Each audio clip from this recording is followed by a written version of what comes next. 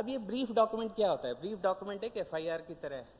आपने पूरी रिसर्च नहीं लिखनी, आपने बस सरकार को रिपोर्ट देनी है कि भाई वेटलैंड बाउंड्री कहाँ पे है, जोन ऑफ इन्फ्लुएंस कहाँ है, और उसके मोटे तौर पे इकोलॉजिकल इन्फॉर्मेशन क्या है, प्री एग्जिस्टिंग राइट्स है।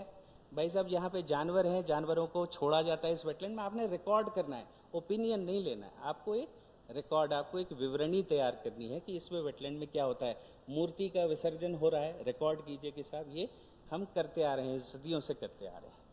साइट स्पेसिफिक एक्टिविटीज़ कौन सी रेगुलेट करनी है वेटलैंड के अंदर और जोन ऑफ इन्फ्लुएंस के अंदर। और एक और चीज़ लिखनी कि कौन करेगा, फिशरीज डिपार्टमेंट करेगा, टूरिज्म डिपार्टमेंट करेगा, सिविल आपको अर्बन डेवलपमेंट के पास जाना है, वो भी लिखना है। और उसके बाद ड्राफ्ट नोटिफिकेशन। अब ये सारी जो ब्रीफ डॉक्यूमेंट होती है वो एक इकोलॉजिकल इन्फॉर्मेशन की तरह फाइलों में दर्ज हो जाती है, और उसके बेसिस पे हम बताते हैं कि भाई इतना बड़ा वेटलैंड है जिसका जोन ऑफ इन्फ्लुएंस ये 10 हेक्टेयर का वेटलैंड है, 100 हेक्टेयर का इसका जोन ऑफ इन्फ्लुएंस है, इसमें ये चीज़ें जो है ये प्रतिबंधित हैं, ये चीज़ें जो है ये रेगुलेटेड हैं, और इसके लिए आप फलाने से परमिशन ले सकते हैं, और ये एक्टिविटीज़ परमिटेड हैं, इसके ऊपर हम ध्यान रखेंगे, लेकिन आपको हमारे पास आने की ज़रूरत नहीं है।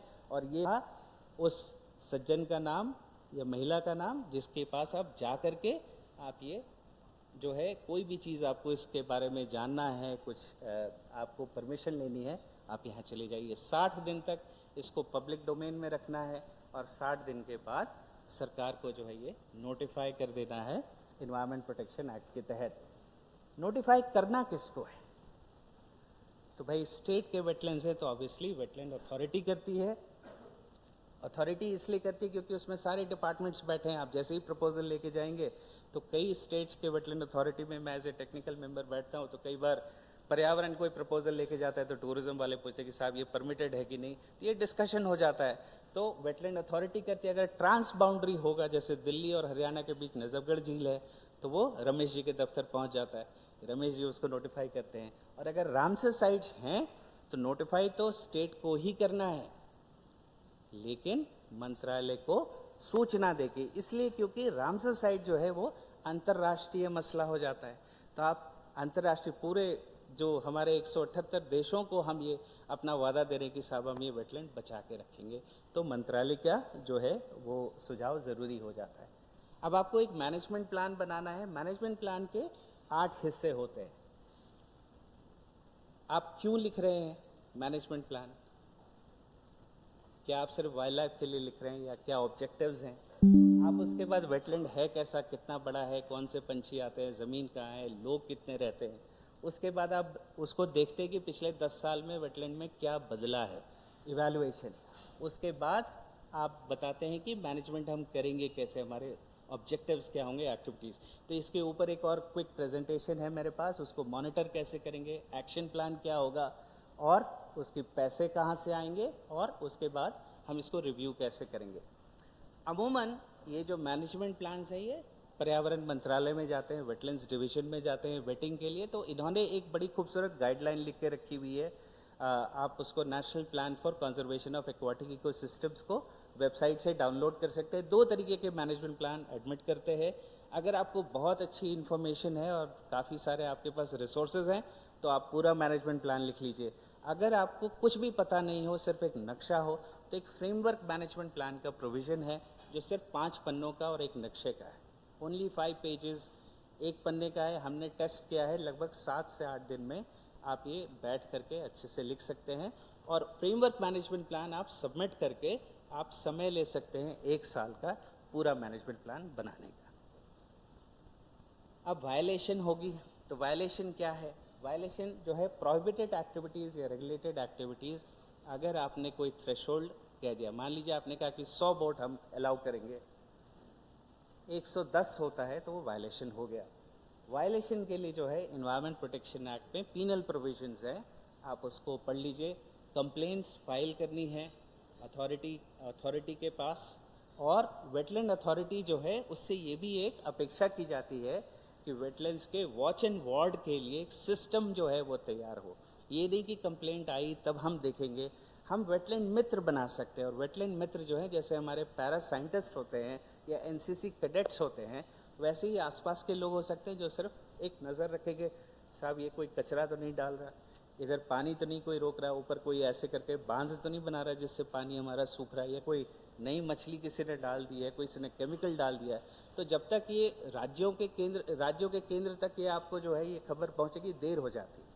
तो एक नेटवर्क तैयार किया जा सकता है, एंड ये नेटवर्क में जो ग्राम पंचायत है और डिस्ट्रिक्ट कमिटीज़ हैं वो बहुत ही ज़्यादा अहम रोल प्ले करते हैं। और दूसरा, राज्य सरकारों से एक प्रोफॉर्मा है, उस प्रोफॉर्मा में केंद्र सरकार को एक समरी रिपोर्ट जाती है कि हमने इतने जो है ये नोटिफिकेशन कर लिए, इतने वायलेशंस की रिपोर्ट हमारे पास आई, हमने इतने सुलझा लिए, इतने अभी सुलझे हुए हैं। तो ये एक प्रक्रिया है। एंड अंत में जो है कोई भी रूल जो है उसका इम्प्लीमेंटेशन को, चूँकि भारत में जो पर्यावरण के जो रूल्स हैं वो मोटे तौर पे लोगों ने यही देखा है कि लोगों को एक्सक्लूड किया जाता है।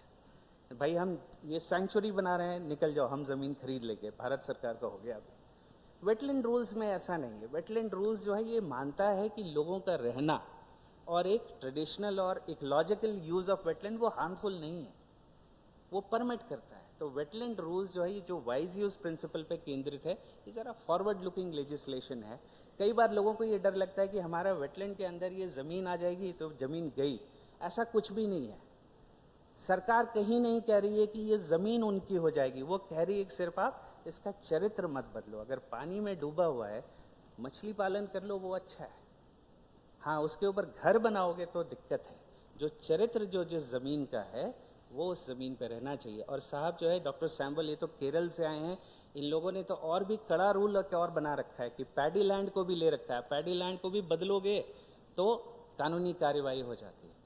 देश का सिर्फ 4.86% हिस्सा जो है वो वेटलैंड है, जिसके ऊपर आप जो टेबल पे पानी रखा है ना, ये पानी इसी वजह से आपकी टेबल पे है क्योंकि वेटलैंड जिंदा है। ये कहानी अगर आप सोच रहे हैं कि वेटलैंड जाएगा तो कोई दूर के किसान को इम्पैक्ट पड़ेगा, नहीं। बैंगलोर में देख लीजिए, ये BMW वाले लोग ट्रैक्टर में चढ़ करके ऑफिस जाते हैं जिस दिन वेटलैंड जो है जब फ्लड्स आता है, क्योंकि जब वेटलैंड्स भर भर करके बड़े बड़े कॉरपोरेशंस के ऑफिसेज बन गए हैं। अब पानी जो आता है तो पानी जाएगा कहाँ, वो तो अपना रास्ता खोज ही लेगा। और जब पानी वहाँ जाता है ना, तो चेन्नई का एयरपोर्ट 10 दिन तक बंद पड़ा रहा था। तो बाढ़ और सूखा का जो ये जो निरंतर चक्र इतना तेज़ी से बढ़ रहा है कि हमें जो है ये बताने की ज़रूरत नहीं पड़नी चाहिए कि वेटलैंड को बचा करके रखना है। कई लोग ज़मीन का वैल्यू देखते हैं कि साहब ये ज़मीन जो है 10,000 रुपये स्क्वायर फीट बन जाएगी तो हमारे जेब में कुछ आ जाएगा। अगर पानी ख़त्म हो जाएगा ना तो वो 10,000 किसी काम का नहीं है। बहुत सारे लेक व्यू अपार्टमेंट्स आपको दिख जाएंगे हर शहर में जिसके आगे सूखा पड़ा है, बिल्डिंग ऐसे खड़ी है, उसमें रहने वाला कोई नहीं है। तो आज की देश में ये जो पानी है इसको बचाने का एक बहुत ही बढ़िया पहल भारत सरकार ने किया है। गोवा में जो राज्य है वहाँ पे वेटलैंड्स छोटे, वेटलैंड्स का कोई साइज़ नहीं होता। आपके गांव के पीछे का पोखर जिसको मैं कहता हूँ जो छोटा, वो भी वेटलैंड है, उसको भी इस रूल से संरक्षण मिल सकता है। तो गोवा में जो मेंबर सेक्रेटरी हैं वेटलैंड अथॉरिटी के, उन्होंने इसको सरकारी कार्यक्रम तो बनाया ही नहीं। वो चले गए साहब लोगों के बीच कि भाई ये रूल्स हैं, अब अनुपालन करना है। तो लोग सामने आए कि साहब हाँ, आप मेरे भी वेटलैंड को डाल दीजिए वेटलैंड रूल्स में। ये जो 25 आपने देखा कि गोवा ने कर लिया, कैसे किया? क्योंकि उन्होंने कानूनी प्रक्रिया, कानून का डर नहीं दिखाया, उन्होंने इनेबल किया, सबसे चर्चा की और पंचायतों को आगे किया। पंचायतों ने इसका नोटिफिकेशन कराया। सेम राजस्थान में भी है।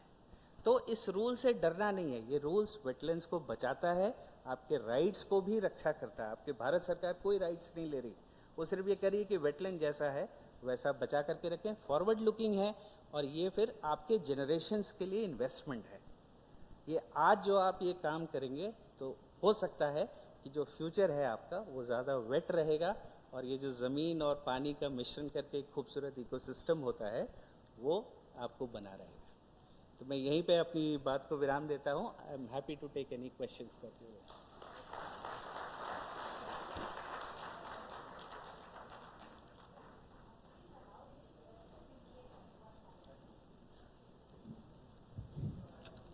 जी सर,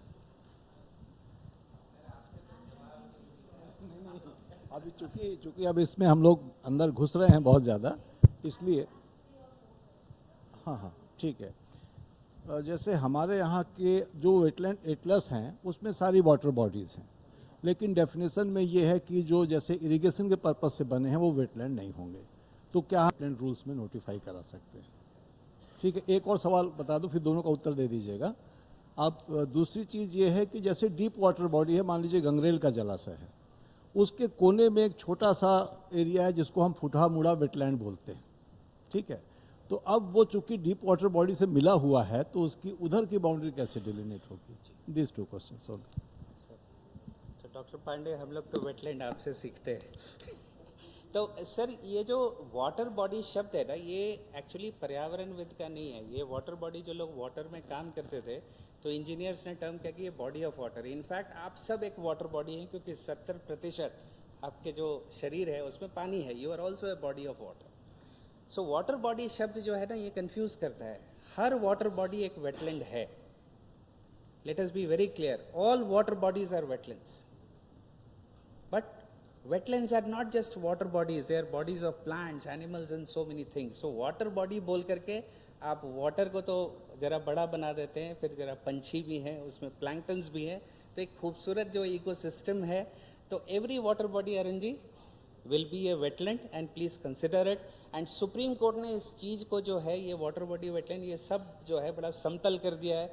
अगर वो 2.25 हेक्टेयर के ऊपर है तो उसके ऊपर वेटलैंड रूल्स लागू हैं। तो ये हुई पहली बात। अब आप दूसरा सवाल ये है कि ये आप कह रहे हैं कि बाउंड्री कैसी बना जाए डीप, तो डेप्थ का भी कोई बाउंड्री नहीं है। ये जो 6 मीटर वेटलैंड का डेफिनेशन है, ये तब लगाना है जब हम समंदर की तरफ देखते हैं। तो वो इनके लिए ज़रूरी है, मुरुगानंदम जी के लिए, जब ये तमिलनाडु में बैठे हैं तो जब समंदर की तरफ वेटलैंड की बाउंड्री कहाँ बनाएंगे, वरना तो सारा समंदर ही वेटलैंड हो जाएगा। तो एक 6 मीटर जो है वो बाउंड्री बनाई गई है। और 6 मीटर के पीछे भी एक राज है। 6 मीटर में आप पूछेंगे कि 5.5 में ऐसा क्या है जो 7 में नहीं है और 6 में। तो ये चिड़िया के अतिक्रमण से रोकते हैं, एक्टिव भी है कई जगह पे, तो कैसे उसको हम आगे बढ़ा सकते हैं बाकियों को भी, और उसको कैसे रामसर साइट्स के लिए कर सकते हैं? तो मेरा एक जो रिक्वेस्ट रहेगा जो पंचायत पदाधिकारियों से, कि सबसे पहले ये जो किताब की कॉपी है, एंड मैडम माय रिक्वेस्ट है कि इसको हिंदी अनुवाद करा दिया जाए और सबको डिजिटली या आपके चिट्ठी के माध्यम से सबको प्रेषित कर दिया जाए, और इस कानून को हम समझें कि ये कानून क्या है। और जो हमारे आसपास जितने भी तालाब हैं, नदी हैं, कुछ झील बने हुए हैं जहाँ पे पानी किसी भी तरीके से एक डिफरेंट ज़मीन से एक डिफरेंट तरीके का कैरेक्टर लेता है, तो आपके जो गांव के आसपास कितने वेटलैंड्स हैं और अंदर कितने वेटलैंड्स हैं, सबसे पहले है उसको जानना कि मेरे पास 5 हैं, 10 हैं, 100 हेक्टेयर हैं, 150 हेक्टेयर हैं। उसको जानने के बाद ये समझना कि ये वेटलैंड्स किस तरीके से अभी तक जीवित हैं, पानी का इसका संचालन कैसे होता है, इसमें चिड़ियाँ कब आती है, कौन सी चीज़ करने से इसका ह्रास होता है, कौन सी चीज़ों से करने से ये मेंटेन रहता है। और तीसरा जो है वेटलैंड मित्र की कमेटी का गठन। वेटलैंड मित्र जो है वो एक ऐसे सदस्य हैं जो अपने आप को कहते हैं कि मैं अब वेटलैंड का दोस्त हो गया, वेटलैंड को कुछ बुरा होगा, अच्छा होगा, मैं वेटलैंड की बात आपके सामने रखूँगा। तो गांव में जो कमेटियां बनती हैं डिफरेंट, जो पंचायत की जो पानी की कमेटी है, सैनिटेशन की कमेटी है, ये समझना जरूरी है कि आप सैनिटेशन कभी भी अच्छा नहीं कर पाएंगे अगर सैनिटेशन का सारा पानी जो है तालाब को गंदा करेगा, क्योंकि तालाब का पानी फिर आपके नल में जाता है। तो ये चक्र को समझना जो है ये सबसे बड़ा ज़रूरी है।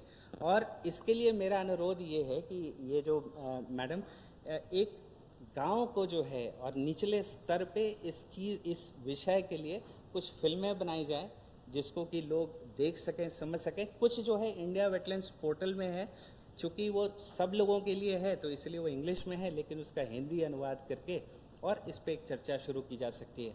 और लास्ट में मैडम एक और भी किया जा सकता है कि ऐसा ही एक जो है एक प्रोग्राम उनके लिए भी हो जाए जो सिर्फ उनके लिए हो, वही लोग आएँ, और उसमें हम ये शहर में ना करके हम उनके पास जा कर के ये प्रोग्राम कर सकते हैं।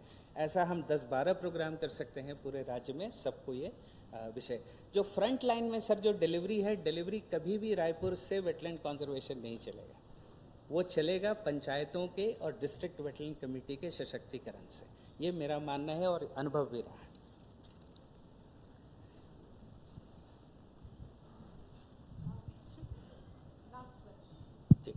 But Rohit ji, every wetland के लिए एक कैचमेंट एरिया रहता है, but we are very silent about those catchment areas. So sir, मेरे पास एक दूसरा प्रेजेंटेशन भी है कि जो मैनेजमेंट इसका प्रबंधन है वो कैसे किया जाता है। जो जोन ऑफ इन्फ्लुएंस जो है, चूँकि वो कैचमेंट कई बार होता है कि जब हम बिहार में कैचमेंट डिफाइन करने लगते हैं तो वो नेपाल तक चला जाता है, और कुछ जगह बड़ा डिफाइंड है। जैसे आप रायपुर में, चूँकि आप हिली एरियाज़ में जाएंगे तो वाटरशेड कैचमेंट बड़ा वेल डिफाइंड होता है। तो शब्द है जोन ऑफ इन्फ्लुएंस, और जोन ऑफ इन्फ्लुएंस में भी इसी तरीके की प्रोहिबिशन, रेगुलेशन और परमिशन की जो है वो प्रस्तावना इन रूल्स में है। तो दोनों है। अब इसमें कई बार होता है, जैसे ये मनोज आए हुए हैं भोपाल से, इनका शहर जो है झीलों का शहर है, इनका जो पूरा कैचमेंट है ये पूरा भोपाल शहर कैचमेंट है। तो इनका जो है जो एक्सपीरियंस है, किस तरीके से इन्होंने कैचमेंट बचा के लेक बचाया है, वो बड़ा सुनने वाला है। Thank you so much. किसी भी विषय में मेरा कांटेक्ट वेटलैंड अथॉरिटी के पास है, मैं हमेशा आपके लिए उपलब्ध रहूँगा। मैं भी एक वेटलैंड मित्र हूँ, और किसी भी समय वेटलैंड के बारे में कोई भी चर्चा करनी हो, मेरा मोबाइल नंबर, ईमेल आप अपने पास रखें। मुझे बहुत ही खुशी होगी मैं आपके किसी काम आ सकूँ। धन्यवाद।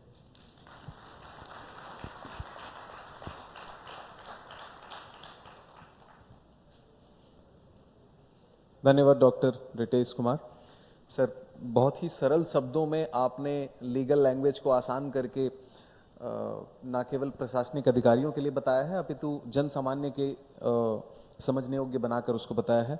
हम आपका धन्यवाद करने के लिए मैं निवेदन करूंगा member secretary Shri Mishra sir को कि सर एक छोटा सा मोमेंटो देकर,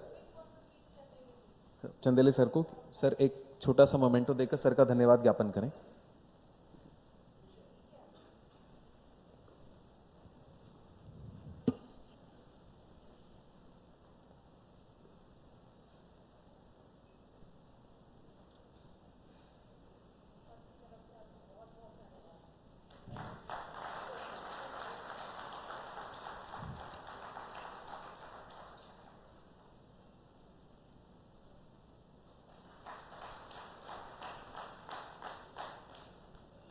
धन्यवाद सर। जैसे कि चर्चा प्रारंभ हुई है कि वेटलैंड का कंजर्वेशन न केवल किसी प्रशासनिक अमले का उत्तरदायित्व है, अपितु जन सामान्य का है। मैं इस स्टेज पे बताना चाहूंगा कि छत्तीसगढ़ का एक बहुत ही महत्वपूर्ण अंग रहा है वेटलैंड्स का, तालाबों का कंजर्वेशन। मैं बीच में कुछ छोटे से रोचक तथ्य भी बताते रहूंगा। रतनपुर का वेटलैंड कॉम्प्लेक्स 1065 से 1095 में कलचुरी वंश के पृथ्वीदेव प्रथम के द्वारा बनवाया गया था, जो एक बहुत बड़े कॉम्प्लेक्स के रूप में आज स्थापित है। दलपत सागर लगभग 400 वर्ष पूर्व 350 हेक्टेयर में राजा दलपत देव के द्वारा बस्तर में बनवाया गया था। छत्तीसगढ़ वेटलैंड को हमेशा से अपनी संस्कृति का हिस्सा बना के रखे हुए है। हम आशा करेंगे कि लीगल प्रावधानों के अंतर्गत नई टेक्नोलॉजी को यूज करते हुए जो छत्तीसगढ़ के जन सामान्य ने नॉर्म्स स्थापित किए हुए हैं उनको साथ में लेकर हम वेटलैंड्स का कंजर्वेशन करते रहेंगे। इसी क्रम में मैं अनुमति से अगले स्पीकर के रूप में आमंत्रित करना चाहूंगा एडवोकेट श्री अनिरुद्ध कुलकर्णी साहब को। आपका प्रस्तुतिकरण आज एनजीटी के और ऑनरेबल सुप्रीम कोर्ट के वेरियस ऑर्डर्स के ऊपर रहेगा। मैं सर का प्रस्तुतिकरण लोड करने के लिए टीम से रिक्वेस्ट करूंगा। मैं अपॉर्चुनिटी लेना चाहूंगा सर को इंट्रोड्यूस करने के लिए भी। श्री अनिरुद्ध कुलकर्णी जी वर्तमान में एनजीटी पश्चिमी क्षेत्रीय पीठ पुणे में पर्यावरण एवं जलवायु परिवर्तन विभाग SEIAA, SEAC और Maharashtra coastal zone management authority के लिए स्टैंडिंग काउंसिल के रूप में कार्यरत हैं। वे central pollution control board, Maharashtra शहरी विकास विभाग, मत्स्य विभाग और भारतीय विमानपत्तन प्राधिकरण जैसे विभिन्न संस्थानों की ओर से भी अपीयर होते रहे हैं। वकालत के साथ साथ वे भारतीय विद्यापीठ विश्वविद्यालय के न्यू लॉ कॉलेज और ILS लॉ कॉलेज पुणे में विजिटिंग फैकल्टी के रूप में कानून पढ़ाते हैं। उन्होंने संविधान और प्रशासनिक कानून में LLM की डिग्री विश्वविद्यालय में प्रथम स्थान कर पूरी की है। प्रैक्टिस से पहले उन्होंने नेशनल ग्रीन ट्रिब्यूनल में लीगल इंटर्नशिप भी की है। वे कई शोध पत्रों के लेखक हैं और पर्यावरण कानून क्षेत्रों में क्षेत्र में उनके विशेष योगदान के लिए उन्हें जाना जाता है। सर, मैं पुनः आपका एक बार स्वागत करता हूं और आपको आपके प्रस्तुतिकरण के लिए आमंत्रित करता हूं। सर, धन्यवाद। नमस्कार। मेरी हिंदी उतनी अच्छी नहीं है, तो प्रेजेंटेशन तो इंग्लिश में है, पर जहाँ कहाँ पॉसिबल होगा मैं बीच में हिंदी में बोलने का प्रयास करूँगा। और आप सब लोगों को विश्व पर्यावरण दिवस की शुभकामनाएं। सिर्फ 4 ही दिन हो चुके हैं, 5 जून को ही विश्व पर्यावरण दिवस था, तो उसकी शुभकामनाएं देके मैं मेरा प्रेजेंटेशन शुरुआत करता हूँ।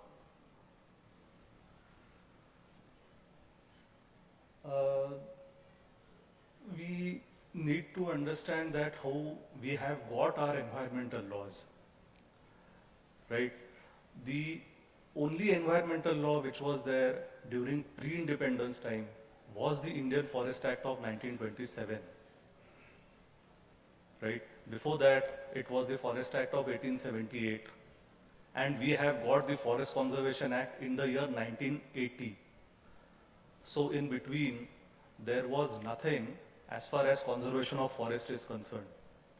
The aim and objective of Forest Act was not at all for forest conservation. कौन लाया? अंग्रेज लाए, not for forest conservation. The aim of Forest Act is for imposing of the transit fee for the forest produce which is coming out of the forest checkpost. And for easy movement of this particular forest produce and other natural resources, they laid down the railway lines. Railway lines were not for Indians.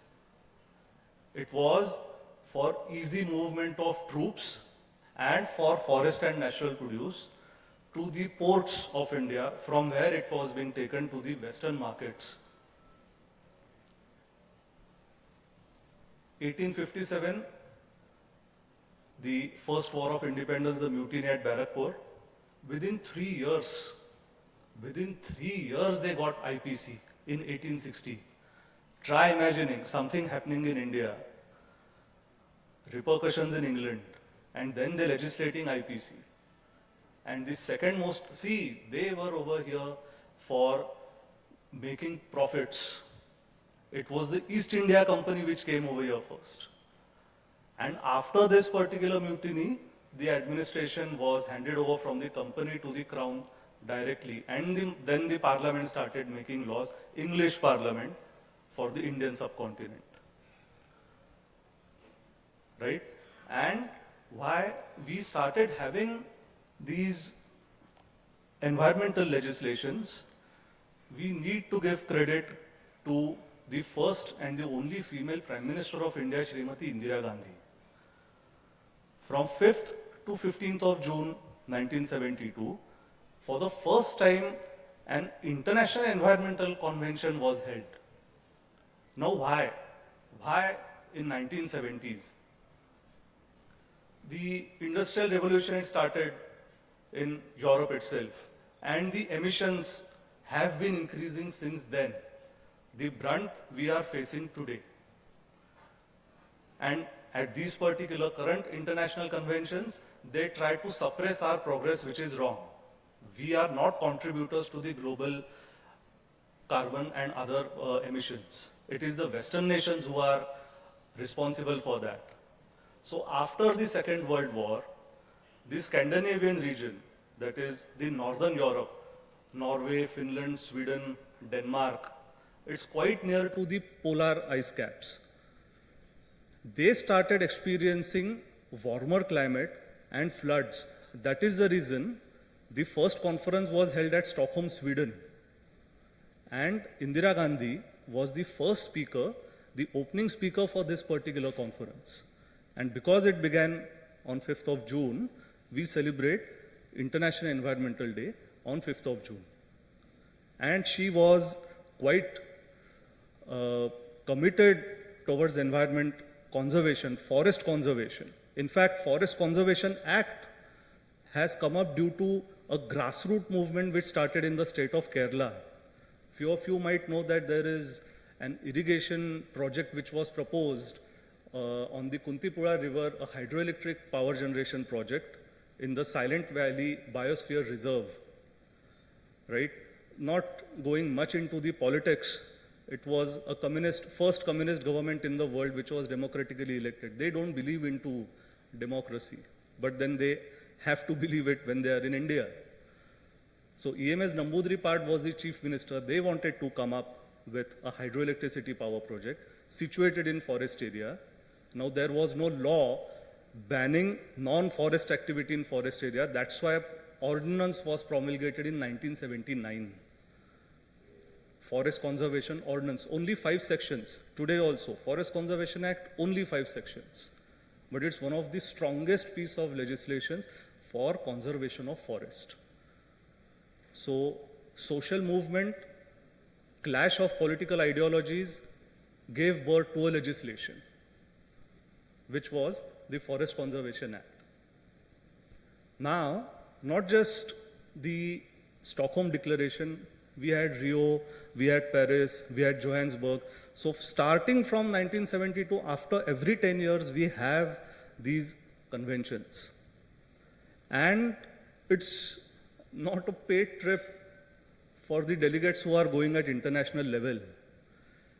There is binding upon the member states that they have to legislate and give effect to that international declaration in their domestic territory. So Article 253 of the Constitution, it says that whenever Government of India signs these international declarations and conventions at international level, Parliament can give effect to them. So if you see, it is not there in Water Act, right? But in Air Act, Environment Protection Act, then you have NGT Act, you have Biological Diversity Act. In the preamble, there is reference to these international conventions as to why we have legislated these laws, right? Water Act, it has come through all the states, whereas the other statutes, they have come from the Parliament. And then you even have, of course, I mean, emergency was a dark period, but there were few good things which were done. Article 48A, 51AG, and entry number 17A and 17B in the concurrent list of the Constitution. So Union as well as states can make laws on these. So these are the amended constitutional provisions during the emergency which were done and which continue even till today, because there were many changes which were brought in later on by the Janata Party government. Many were reversed, but these have sustained. So we should be thankful to her.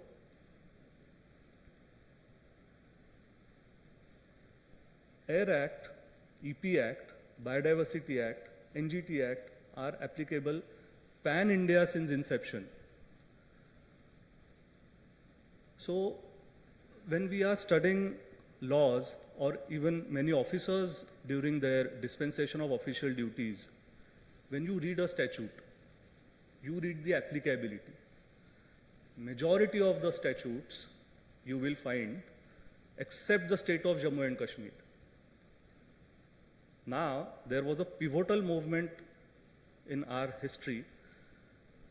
5th August 2019, the abrogation of Article 370. Then people started saying that from now on, laws made by the Parliament will now be made applicable to the state of Jammu and Kashmir. To them you can tell that you are wrong, because these environmental statutes, even before 5th of August 2019, were made applicable throughout India, including the state of Jammu and Kashmir. Biodiversity and NGT Act. The exceptions are Forest Conservation and Water Act. Again, because Forest Conservation Act 1980, it was not made applicable to the state of Jammu and Kashmir. Now the process is going on. And our focus is the wetland rules notified under EPA, and hence they are applicable to the entire territory of India since inception.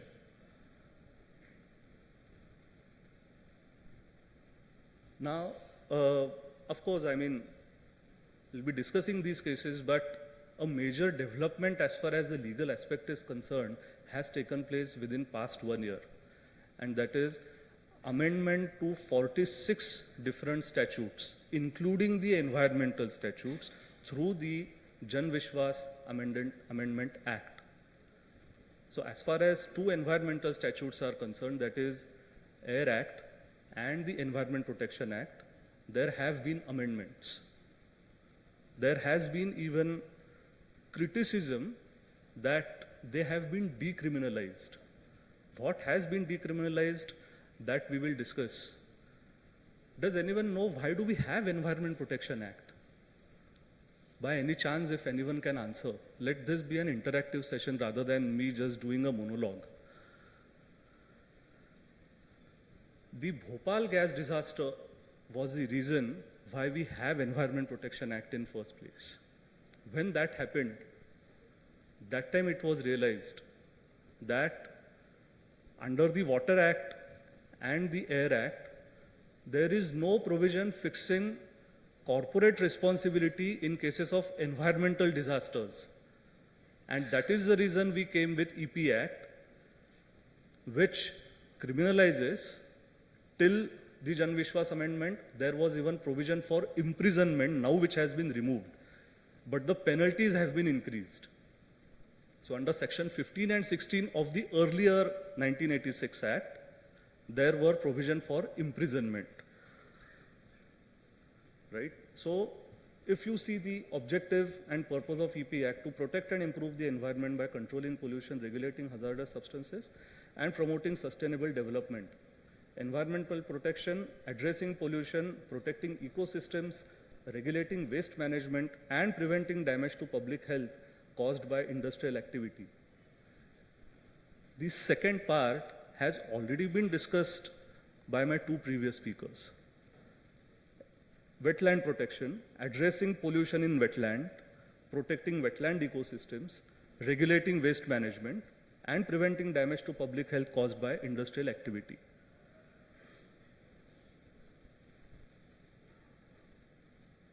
Now, what is the objective and purpose of Jan Vishwas Act? Simplifying and decriminalizing various provisions under multiple laws to encourage ease of doing business in India. The Act focuses on reducing burdens on businesses by easing regulatory requirements and penalties, thereby boosting investor confidence. Ease of doing business is a term which you might have come across, which the government has been promoting vociferously, right? So under that, this amendment has been brought. Promoting ease of doing business, reducing the regulatory burden on businesses, and improving the governance. This is the major difference between the two. Now, salient features of the Jan Vishwas Act.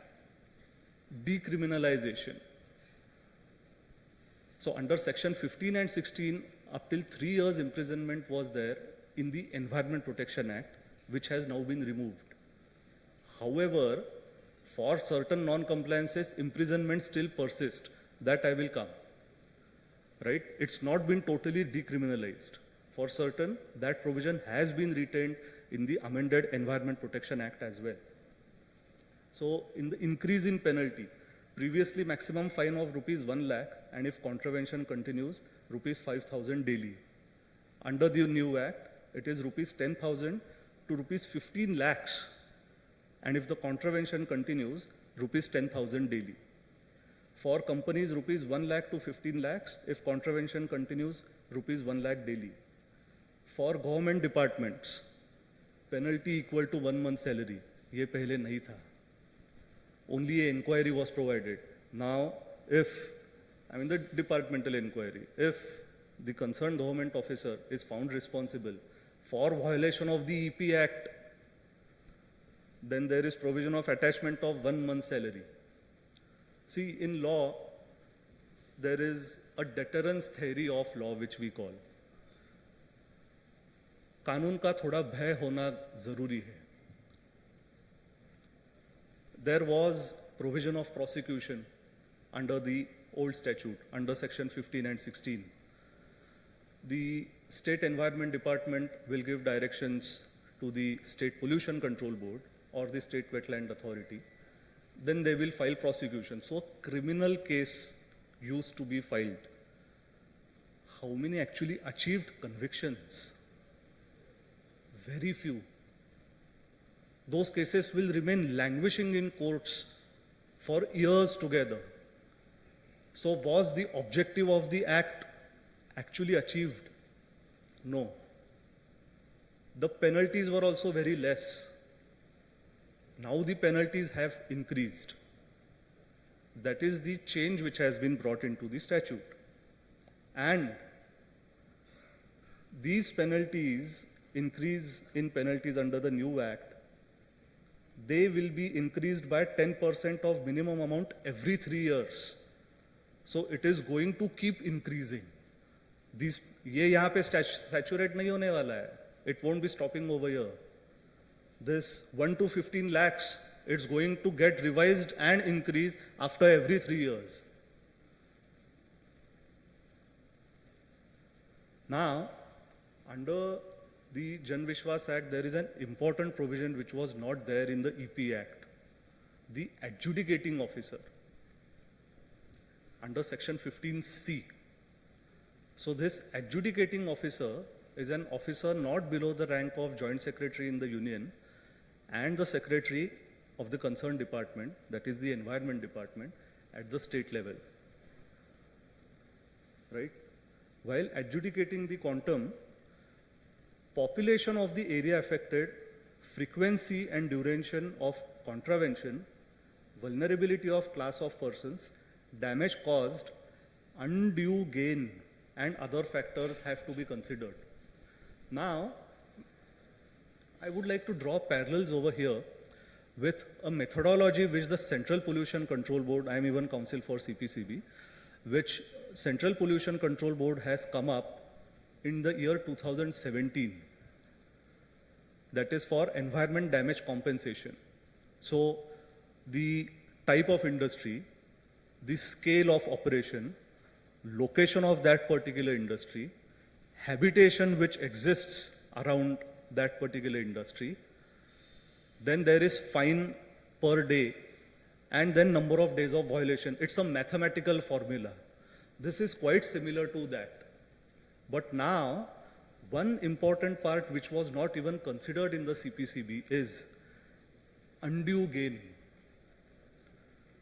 Undue gain matlab, without authorization, if somebody has made any profits which have been illegal by destruction of environment, that will henceforth now be considered in calculating the quantum of the penalty which will be imposed.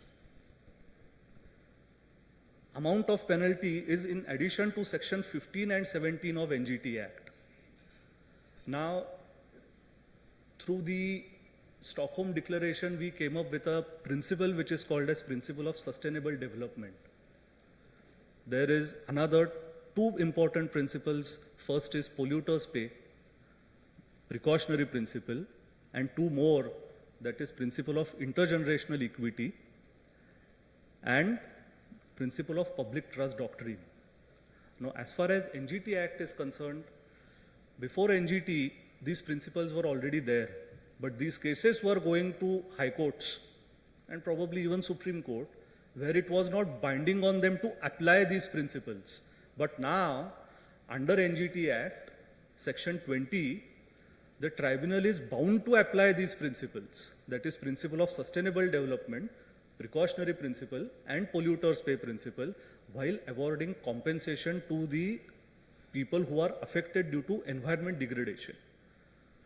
So for claiming personal compensation for loss of life or property, one can approach NGT.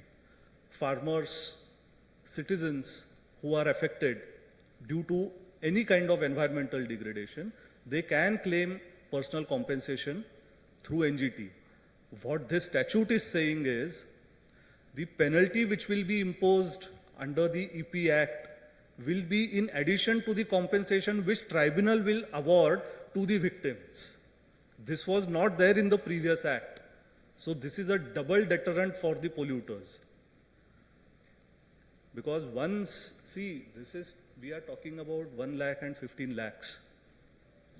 By considering the CPCB formula, the tribunal imposes fines which goes into crores. I come from Pune. There was a real estate developer who had environment clearance for only 4 buildings. They constructed 1 more building. The case went along. Finally, NGT came up that they should be made liable to pay a fine of rupees 110 crores. This was first time in India that for violation of environmental norms, such humongous amount of fine was calculated. Further, it was even confirmed by the Supreme Court. When the builder appealed to the Supreme Court, see, NGT, why it matters and why it has become a very powerful tribunal in a very short span of time. You have tribunals in various sectors. You have state administrative tribunal, you have central administrative tribunal. You have consumer forums. You have national company law tribunal, you have national company law appellate tribunal. You have armed forces tribunal, you have armed forces appellate tribunal.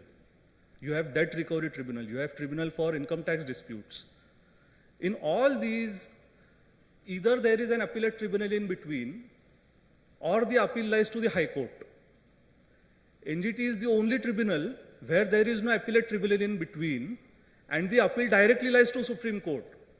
So you can't appeal NGT order in High Court. This is necessary.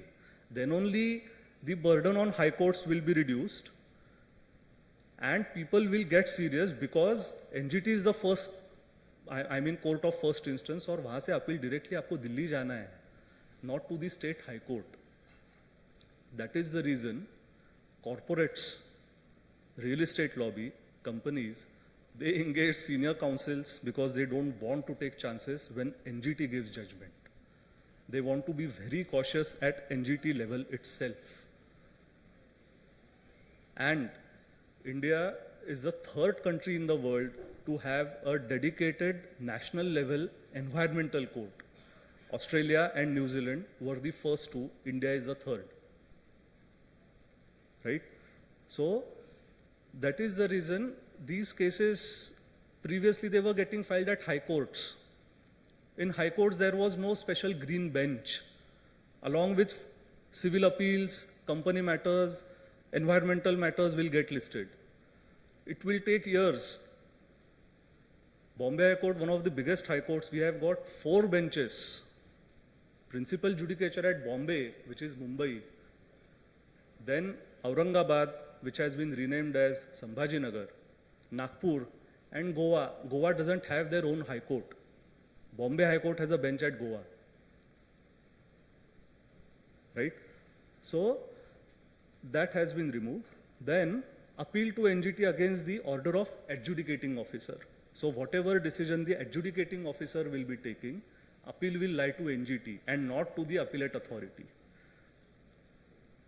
This is again important. 10% deposition of the penalty at the time of admission. So when an appeal to NGT is being admitted, NGT will ask the violator first to deposit the 10% of the penalty, then only your appeal will be admitted. In case of the previous real estate Goel Ganga case which I was discussing, Supreme Court told Goel Ganga first to deposit 90 crores in the Supreme Court registry, then we will admit your appeal. Later on it got confirmed and 110 crores was confirmed. As far as the changes in the real estate laws and environmental governance is concerned, NGT Western Zone Bench based in Pune where I practice has played a crucial role through progressive judgments which have been rendered, due to which directions were even issued to MOEF that they need to keep coming up with increased and improved SOPs. Recently you would have come Justice Abhay Oak, who even belongs to Maharashtra, who retired just 3 weeks ago from Supreme Court. They have quashed and set aside that particular OM which was granting post facto environment clearances. They have said, even in future you can't come up with such system. There was an amnesty scheme in 2017, then there was an SOP in 2021. Amnesty scheme was a one-time scheme of only 6 months. But everyone was taking undue advantage of the SOP which came in 2021. because it said that if you have violated, deposit 1.25% and obtain an environment clearance. Whereas under the EI notification, I guess at least 27 times there is the word prior environment clearance. Prior mane, you have to take it before you commence the activity, not afterwards. You can't regularize just by paying fine. But now they have said, not only they have quashed that particular OM of 21, they have even said that in future also you can't come up with is tangent to the parent legislation, which is EI notification, right? Then penalty to be credited to an environment protection fund. This is also an important feature of the Jan Vishwas amendment. And failure to pay penalty, imprisonment up to 3 years, or with fine twice the amount of penalty, or with both. ये जो or with both है ना, this is very peculiar to EP Act, because under many different penal statutes, एक तो penalty है, penalty नहीं भरी तो imprisonment है. ये दोनों सिर्फ EP Act में ही है, penalty भी भरो और जेल भी जा. It is both. So this is deterrence theory of law.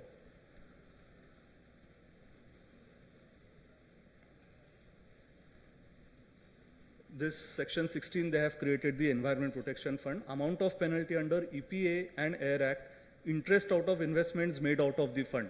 ये सब वहाँ पे credit होगा. Fund to be utilized for promotion of awareness, education and research. 75% of penalties to be allocated to state or UT. So whatever amount is getting credited to the fund, that has to be allocated 75% to the states and UTs. Audit by the Comptroller and Auditor General of India, and the annual report has to be tabled before the Parliament. Now, violation under the wasteland rules. Procedure under the EPA from 7 to 11 has not been touched in the Amendment Act. Now, there was a lot of discussion going on that what exactly will be the role of this adjudicating officer and how they have to take cognizance of these issues and who will be filing complaints under section 7 to 11. Nobody is going to file complaints. It is the inherent power given to the state to file complaints if there is violation of from section 7 to 11, right? Then penalty for contravention is given under section 14A, which is a new section introduced in the amendment, Jan Vishwas amendment. Penalty for contravention of provisions of section 9, 10 and 11 given in section 14B. These were not previously existing. Powers under 7 to 11 are inherent powers conferred on the authority. Government will have to become proactive. You can't keep waiting for someone to file a complaint with you or at NGT. No. Why cases increase? I'm not blaming, but at times it is made evident due to lack of government focus, cases increase. And government has to defend these actions. So if government is proactive, if it strictly enforces Rule 4 of the wetland rules, then probably citizens don't have to knock the the doors of courts, right? And states should protect wetlands by invoking public trust doctrine, enforcing Rule 4 and utilizing the above provisions. Now, public trust doctrine is very important principle, which is creation of Indian judiciary. You might have heard about politician Kamal Nath. He was, I guess, even chief minister and even he was that time Minister for Environment and Forest. So there is a case, MC Mehta versus Kamal Nath, right?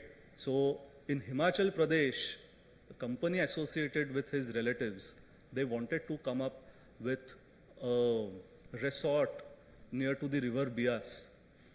And for having a better view, they diverted the course of the river, which resulted into flooding of villages downstream. You have many cases which MC Mehta has filed, and he should also be credited for creating progressive environmental jurisprudence in country. So he filed this particular case in Supreme Court, right? Supreme Court was surprised that without a forest clearance, which is accorded by the central government through MOEF, this project was being undertaken and having detrimental effect to environment. State is the custodian of the natural resources, and it should be used to the benefit of the people, not for the benefit of the few. So by invoking this public trust doctrine, they said that not only they quashed and set aside all the illegalities, but through that particular case, they laid down this particular principle wherein state holds all natural resources in trusteeship for the betterment of the society. And it has to be preserved in such a way so that even future generations are able to experience those particular natural resources. I'll just give you an example how principle of intergenerational equity plays and how there is even habitat loss. Cheetahs, Indian variety of cheetah, got extinct many decades back. What we had to do? We didn't even have the stem cells preserved. We had to get cheetahs from Africa. Because that species, Indian species, went extinct due to indiscriminate hunting. So they are there in Madhya Pradesh itself, the Kuno National Park, 2 years ago you would have seen in the year 2022. Namibia and South Africa, we got those cheetahs and we have introduced. We will see how they are able to survive and we hope they survive. So at least the future ranges. Have you people seen a live cheetah in India? Never, because it was never present. And still the public viewing has not been allowed of those cheetahs unless because they are in enclosed spaces, big enclosed spaces in forest area. Only forest officers are allowed to tend to them. Now I come to these, the first being M.K. Balkrishnan versus Union of India. This was in the year 2017, due to which you have the rules which you have in your hands, right? Directions were issued for notification of the rules. The 2010 rules were already existing, but there were major changes which were required. For almost more than 1 year, it was pending with the ministry, and the Supreme Court issued directions to the ministry that you need to notify these rules. It will have to be, they gave a deadline. 30th June 2017, you have to notify. There was some extension granted. Ultimately in September, they were notified, right? And coincidentally, in this case, all the states were appearing. And my bua's husband, my uncle, he was representing state of Chhattisgarh in Supreme Court. Aniruddha Mai, even his name is Aniruddha. Now he is a sitting judge of Gujarat High Court. A second case, again a well-known case, Anand Arya versus Union of India, just latest, one and a half years ago, right? Each of the state and UT wetland authorities shall complete ground truthing and demarcation of wetland boundaries of all wetlands as identified by Space Application Center Atlas 2021 as expeditiously as possible, but definitely within a period of 3 months from 11 December 2024. Now, under this ground truthing and demarcation, Revenue Department plays a major role. Just now, before the start of conference, I was having a word with Madam. In Maharashtra, Revenue and Forest Department is a one combined department. Forest and environment are not combined, unlike Chhattisgarh. Why? Because the major land holding is by the Revenue and Forest. Two different departments combined into one. Two ministers, two secretaries, but Revenue and Forest Department into bracket Forest, Revenue and Forest Department into bracket Revenue. That is how you address them. So the land record keeping system happens very easy and both are on a common platform. And because if you see, land record department comes under revenue. So from Patwari level, it is very essential that we need to sensitize the bureaucracy from bottom to top, not from top to bottom. Just what Sir was saying, local participation through Gram Panchayat. It is very essential. Right? Then you have third one, Civil Appeal 760, Rajasthan versus Ashok Malik. It was with respect to, there is a lot of criticism, I won't go into that, but many cities are implementing smart city projects. There are smart city corporations which have been established in many, in fact in Pune also there is one. Ajmer, many lakes. Supreme Court, again Justice Abhayok, they questioned how come Ajmer city can be called smart by destroying its wetlands. You need to conserve these. Just the previous two speakers have said, and even Madam highlighted it during her discussion, wetlands act as carbon sinks. They have the capacity to absorb maximum carbon and reduce that particular carbon level in the atmosphere, which is causing increase in the atmospheric temperature, causing climate change. So global warming induced climate change.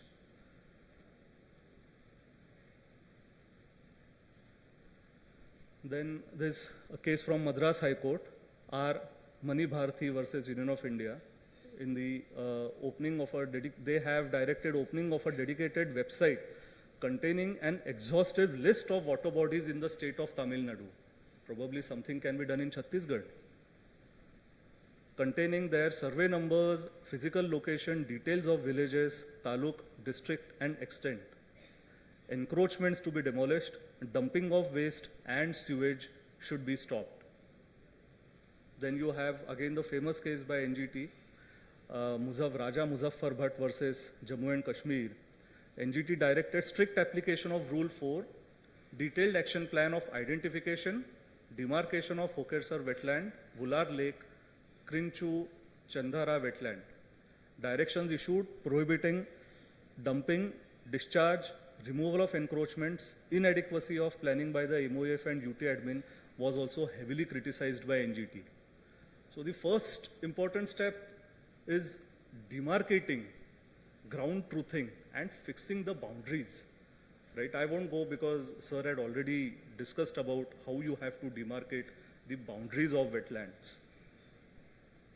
Then you have Gajendra Rawat versus Union of India from Himachal Pradesh. The Himachal Pradesh High Court directed no mining activities can occur within 10-kilometer radius of the Asan wetland without prior approval from the Standing Committee of the National Board of Wildlife or the MOEF. Right? With respect to mining, I've not included, but then I wanted to discuss, doesn't directly concern wetlands, but it concerns principle of sustainable development. This is probably one of the first cases regarding sustainable development which Supreme Court had to adjudicate upon. Right? Rural Litigation and Entitlement Kendra versus State of Uttar Pradesh. This is 1982. And this is of the erstwhile unified state of Uttar Pradesh because this issue pertains to Mussoorie, which is now in Uttarakhand. But that time it was within the state of Uttar Pradesh. So you have got a lot of natural limestone reserves in that particular region in the hills. And there was mining, there was authorized mining, there was illegal mining, right? But this NGO based in Dehradun, Rural Litigation and Entitlement Kendra, they had to file this particular case. there were many people, including Adivasis. You might have come about Chipko Andolan. So Chipko Andolan was during this particular period. They were cutting down trees for mining into forest. Adivasis, particularly women, and our environment department in Chhattisgarh is headed by a woman. So we should be proud of that particular fact. It was being led by women, Adivasis. It ended in Supreme Court giving directions that all this mining activity has to be stopped. Courts have to take a balanced approach. Not every time all industries are shut off. Some industries have to be regulated, but some, if they are not at all permissible in that particular area, they have to be stopped. If this mining wouldn't have been stopped, probably those hills wouldn't have existed. So, this sustainable development and principle of intergenerational equity is necessary.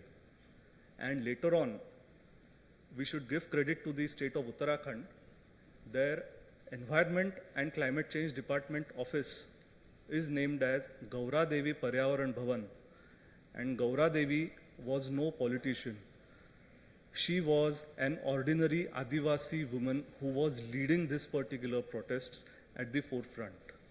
So even recognizing the indigenous contribution of the people at grassroots, they named it after her. And next case, you have Kumaresan Soluran Thiruvullar versus Tamil Nadu Coastal Zone Management Authority. The NGT directed the state to remove invasive species of charu mussel from Kattupalli, Pulu, Thivakkam and Attipattu lakes. Sir had also discussed about invasive species, right? We have a lot of problem of these invasive species across everywhere in India. Invasive species are species which are foreign to a particular environment habitat. In Maharashtra, since past few years, we are having especially farmers, and that too up now, it's already raining there. When I landed over here, I was 10 degrees lesser in Pune than Raipur. Raipur is almost 40 right now. Pune would be around 27, 28, right? During monsoons, we have a problem of a particular type of snail, right? So that particular snail, it has come all the way from Caribbeans in Central America. They get attached to the ships which are harbored at ports, and they start getting out whenever these ships are docked. So we are having a huge problem of invasive species. Now, these are few cases in which I myself have appeared. The first case is Omkar Ajit Keni versus Deputy Conservator of Forest Savantwadi. NGT directed removal of garbage as a continuous activity, deploy forest guards to maintain vigil and desist people from throwing garbage in Dhamapur Lake. Second is Vanashakti versus MCGM. NGT, so in Mumbai, sir was discussing that there is a lake in IIT Delhi. Similarly, there is a lake in IIT Powai in Mumbai, right? So the Municipal Corporation of Greater Mumbai wanted to come up with a cycle and jogging track which was around 10 kilometers in length around that particular thing. They directed that it has to be demolished. NGT as well as subsequently it's the connected case, Omkar Mahadev Supekar both, that was decided by the Bombay High Court. NGT directed that water quality of that particular lake has to be monitored, aquatic life including fish and crocodiles, install aeration system prohibiting use of detergents, and the Bombay High Court directed removal of the cycle and jogging track. Again, in this particular case, sir was discussing about cage aquaculture. So in this case also I had appeared. NGT directed that not only the cage aquaculture has to be brought under revised regime of consent, but MOEF should also explore the possibility of including it under the EI regime. Probably it might need an environment clearance in future. It is still under consideration. It is from my home district, Pune district itself. Then Himachal Pradesh High Court, this particular case, it took suo moto cognizance of conservation and management of 5 wetlands in the state, that is Chandratal, Khajjar wetland, Pongdam wetland, Renukaji and Rawalsar. It directed that these sites should be preserved for future generations. Encroachments have to be removed, dumping of garbage and effluents need to be stopped, anti-poaching vigil needs to increase to protect aquatic migratory birds. The background, by the way, is the Chandratal lake itself. In this Belandur lake from Karnataka, the situation was so bad that citizens started observing blue glow over the top, over the surface of the lake. You know what was the blue glow? The garbage which was being dumped in the lake was decomposing underwater. It was emitting methane, and then that methane was getting inflamed when it came into touch with the atmosphere. This was a very critical issue. And sir also talked about the flooding issue in Bangalore, right? Urbanization. Majority of the people who are migrating to Bangalore, they are not localites, especially people from the IT industry. How are they supposed to know that from their hard-earned life savings, they have purchased a flat in a society which has been built atop a reclaimed wetland? Just like you said, water finds its own space, right? Then you have Swachha Association versus Maharashtra. Supreme Court, by applying public trust doctrine and precautionary principle, directed Maharashtra Metro, Mahametro and Nagpur Municipal Corporation that no activity should be undertaken which will affect the Futala Lake in Nagpur. Climate change affecting wetlands, rising temperatures, changing rainfall patterns, droughts, increased sea levels, human intervention and deforestation. Way ahead, climate resilient infrastructure, sustainable land use management, community-based conservation efforts, strict enforcement of guidelines, and the most important, proactive government. You know, they say that the Third World War might be fought for water, and we already have this crisis brewing in India at many places. In the year 2019, Chennai Madras Metropolitan Municipal Corporation, they had announced Zero Water Day. You know what is Zero Water Day? The corporation announced, from tomorrow, we won't be able to supply you drinking water. This has happened in India in 2019. And the same place gets flooded immediately in the next monsoon. So bad that the government had to deploy boats to rescue people in city. Can you see the irony? A place which is not able to have proper drinking water, and it even gets flooded. We are experiencing extreme climatic events. Extreme climatic events which are going to be of unimaginable nature. And just for your information, there is a climate clock which is installed opposite the United Nations headquarters in New York. That is a clock which is now it was installed in 2020. They have given a deadline of 7 years. 4 years are already gone. We are already in 25. 5 years, we can say.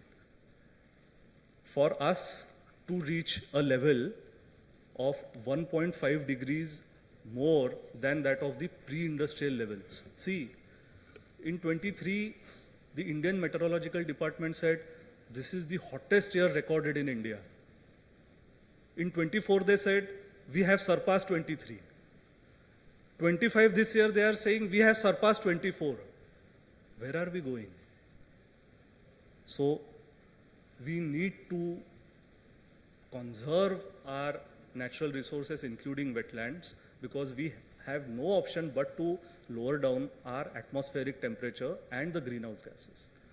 If any questions, I guess I have already exceeded my time limit. I would be happy to have any questions. Thank you, sir. If there are any questions, please.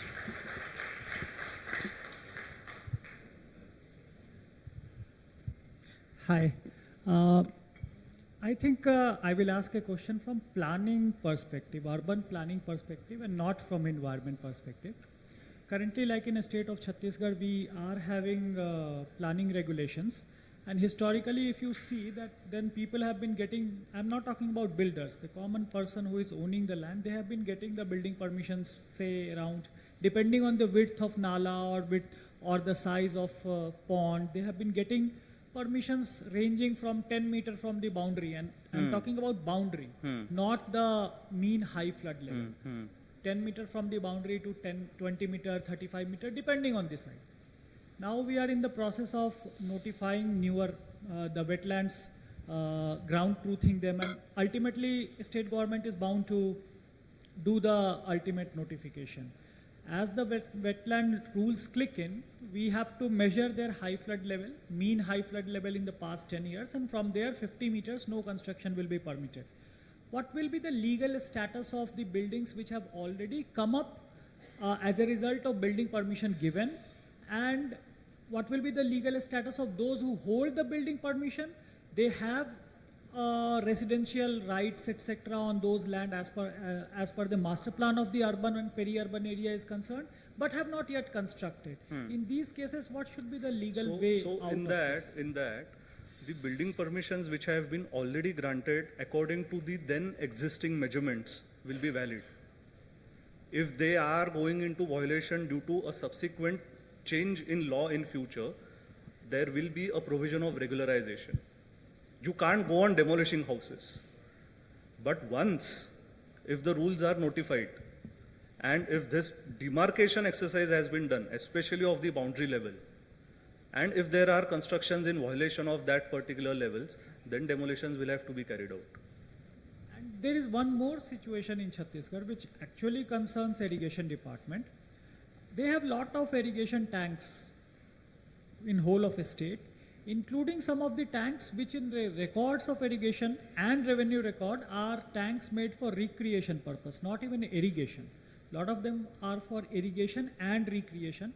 I will suspect they are almost 5% in such number.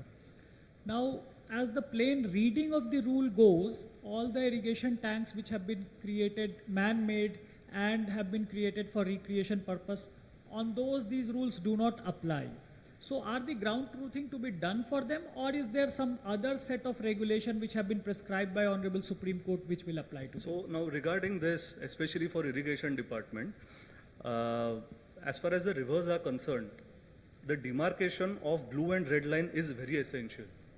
Unless those lines are drawn, it is difficult to ascertain under which zone these constructions are falling. I'll give you an example of Pune itself. The Pimpri-Chinchwad Municipal Corporation, they came up with a sewage treatment plant which was in the blue line of River Indrayani. Citizens approached that this is in violation of the irrigation circular itself, that no construction should be allowed within the blue line. NGT, no matter, the sewage treatment plant was betterment of the environment, but the location and the siting criteria is very essential. NGT directed that STP has to be demolished because it was within the blue line of the river. So identification and see, we have these issues in Maharashtra as well. Few rivers, the blue line and red lines have not been demarcated. The exercise is going on. Right? So unless that demarcation is done, it will be not possible. Thank you. Sir, I have one question which relates to the law. I am trying to address the legality of the thing itself. Like at the end you said one of the way forward is community-based efforts. One of the major problems that we field officers face is that there are a lot of wetlands which are in the forest, and the encroachment activities, which you can understand because they are ready source of water, they happen just not only on the side of those wetlands, but also the streams that feed the wetland. And before, in the last thing, it was seen that the zone of influence, no matter how much practical you make it, they will definitely fall on the zone of influence. Then what happens? We also have a law where we are forced to give not only individual right, but community of that right to those areas. and after people settle there, then we are supposed to give them space for road, because every 250 habitat has to be connected, then electricity, then school.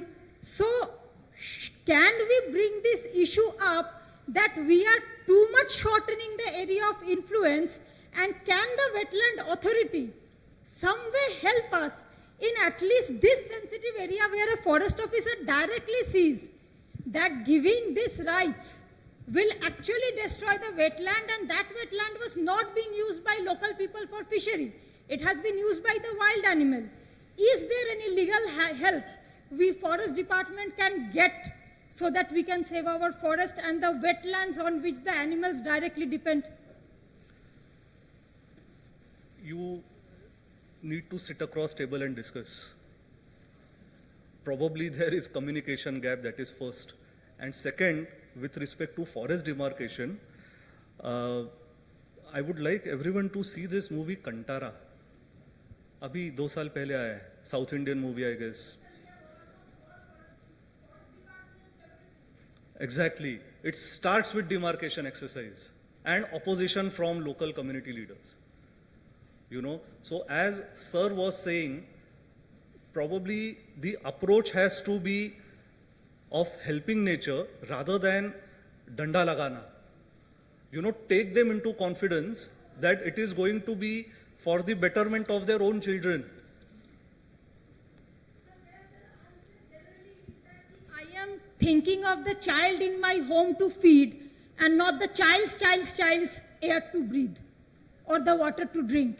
And that's a very difficult question to answer, because we really do not have the danda approach. We also want to help. So when someone comes and say that, ma'am, I am trying to feed my child, so I really cannot think about the water and the air of my child's grandchild, it becomes a very difficult. But it's a real problem, because at the end of the day, when the forest and the wetland gets destroyed, then the only officer who is asked to reply is the forest department.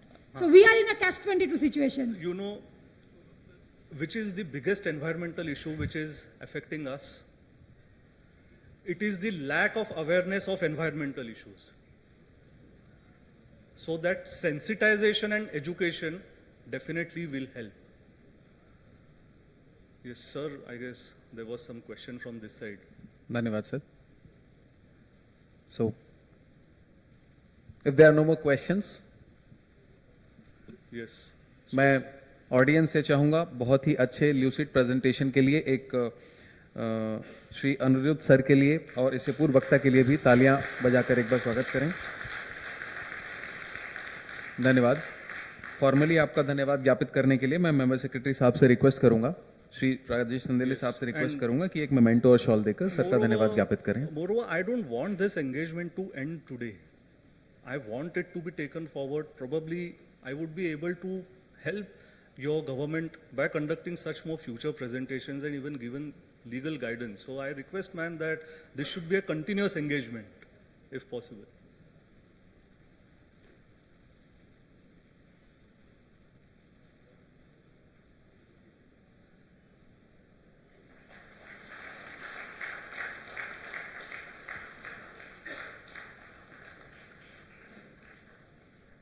धन्यवाद sir.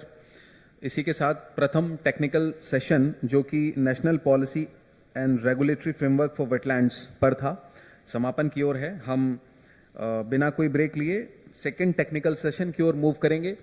मैं एक रोचक तथ्य के रूप में प्रस्तुत करना चाहूँगा. उससे पूर्व रायपुर में हम सभी लोग रहते हैं और तेलीबांधा तालाब के बारे में सभी जानते होंगे.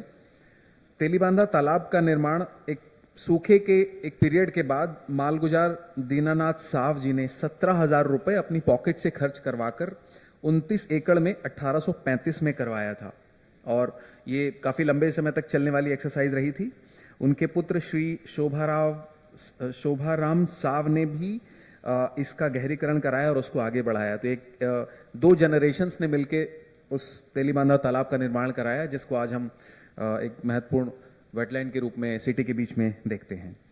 छत्तीसगढ़ की ये परंपरा इन नॉर्म्स के रूप में आगे बढ़ती रहे और वेटलैंड्स का संरक्षण होता रहे. इसी भावना के साथ हम अनुमति से टेक्निकल सेशन 2 की ओर मूव करेंगे. Second technical session wetland mapping और मॉनिटरिंग की दिशा में है, जिसका कार्य आनंद आर्य केस के साथ ही डिलिनेशन और डिमार्केशन ग्राउंड ट्रूथिंग के रूप में शुरू हो चुका है। मैं स्टेज पर अगले प्रस्तुतिकरण के लिए आमंत्रित करना चाहूँगा डॉक्टर मुरुगानंदम को, जो कि साइंटिस्ट हैं, scientist C, geospatial science division, national centre for sustainable coastal management.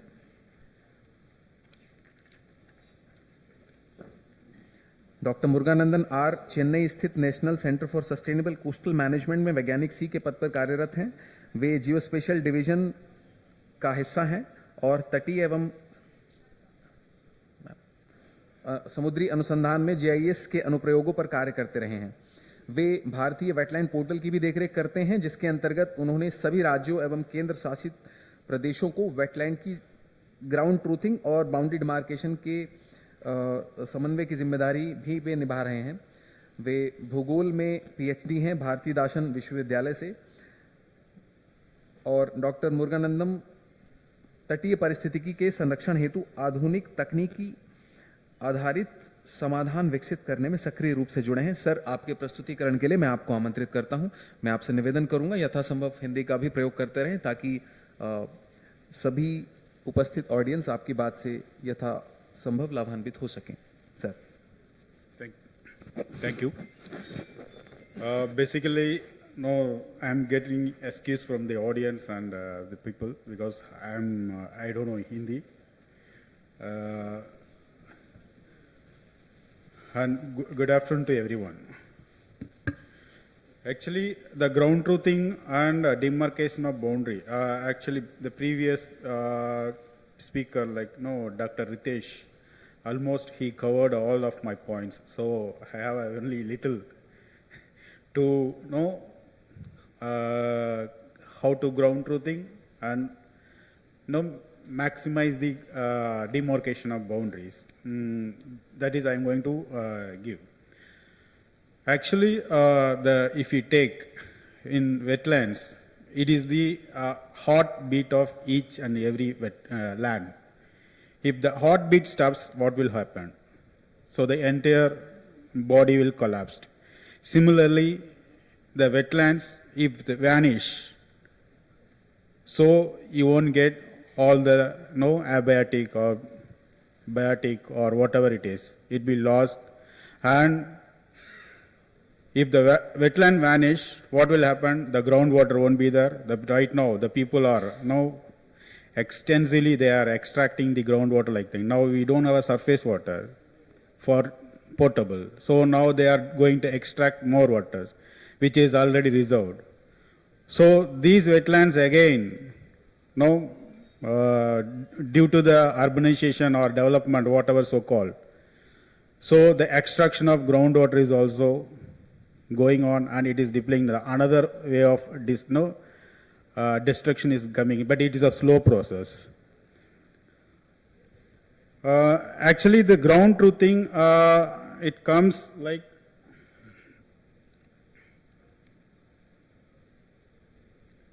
so. As per the Ramsar conventions, the areas of marsh, fen, peatland or water, whether natural or artificial, permanent, with water static or flowing, fresh, brackish or salt, including areas of marine water, the depth of which at low tide does not exceed 6 meters. So these are called wetlands. So this has to be regulated. So we have the notification also.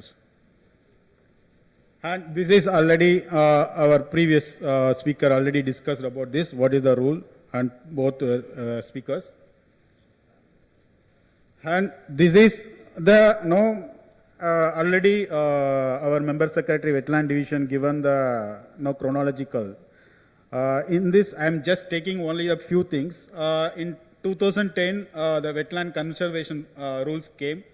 Then the SAC wetlands, which is mapped during 2011, which is published on 2011 and reported, that is 15.26 hectares of wetland. And 2017, the rules came. Then 20 guidelines, that is Indian Wetland Portal has been launched.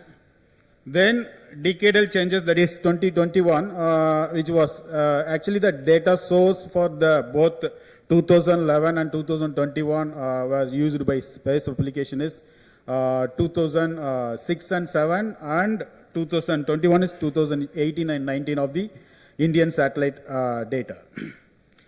And 2023, it is a wetland campaign started, and in between there is Amrit Dharovar and everything. And 2025, the ground truthing and boundary demarcation of wetlands. Actually, this is the crucial. Actually, earlier also there is in 2023, that time JS actually, he insists to do the ground truthing in a, by going to take the, by going to the wetland and capture the latitude, longitude. So in that way, it started that, say, wetland campaign portal. So these are the reasons for the Save Wetland Campaign portal, ground truthing and demarcation of wetlands. These are the OMs issued from the member secretary wetland divisions. And this is the framework, like ground truthing. Why do we need the ground truthing? So we have to identify whether it is existing or overlapping or new wetland and non-existing. And here, the existing and overlapping means it is easy. Already the wetland is, it is by NACRI, you can see that. And non-existing means it is.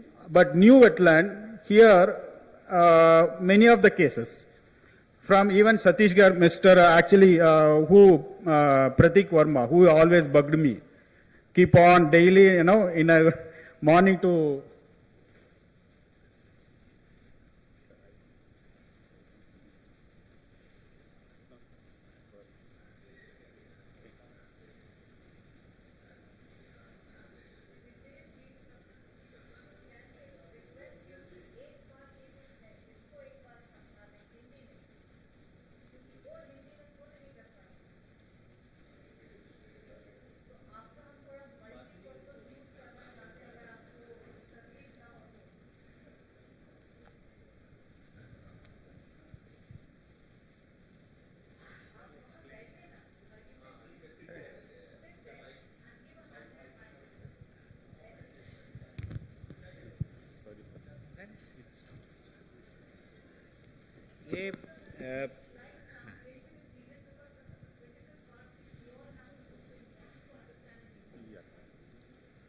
ये जो ground truthing की प्रक्रिया है, जो satellite का जो data होता है, जैसे 2017 में हमने फ़ोटो खींची, आज हम 2025 में जाएंगे तो वो चीज़ें बदल जाती हैं।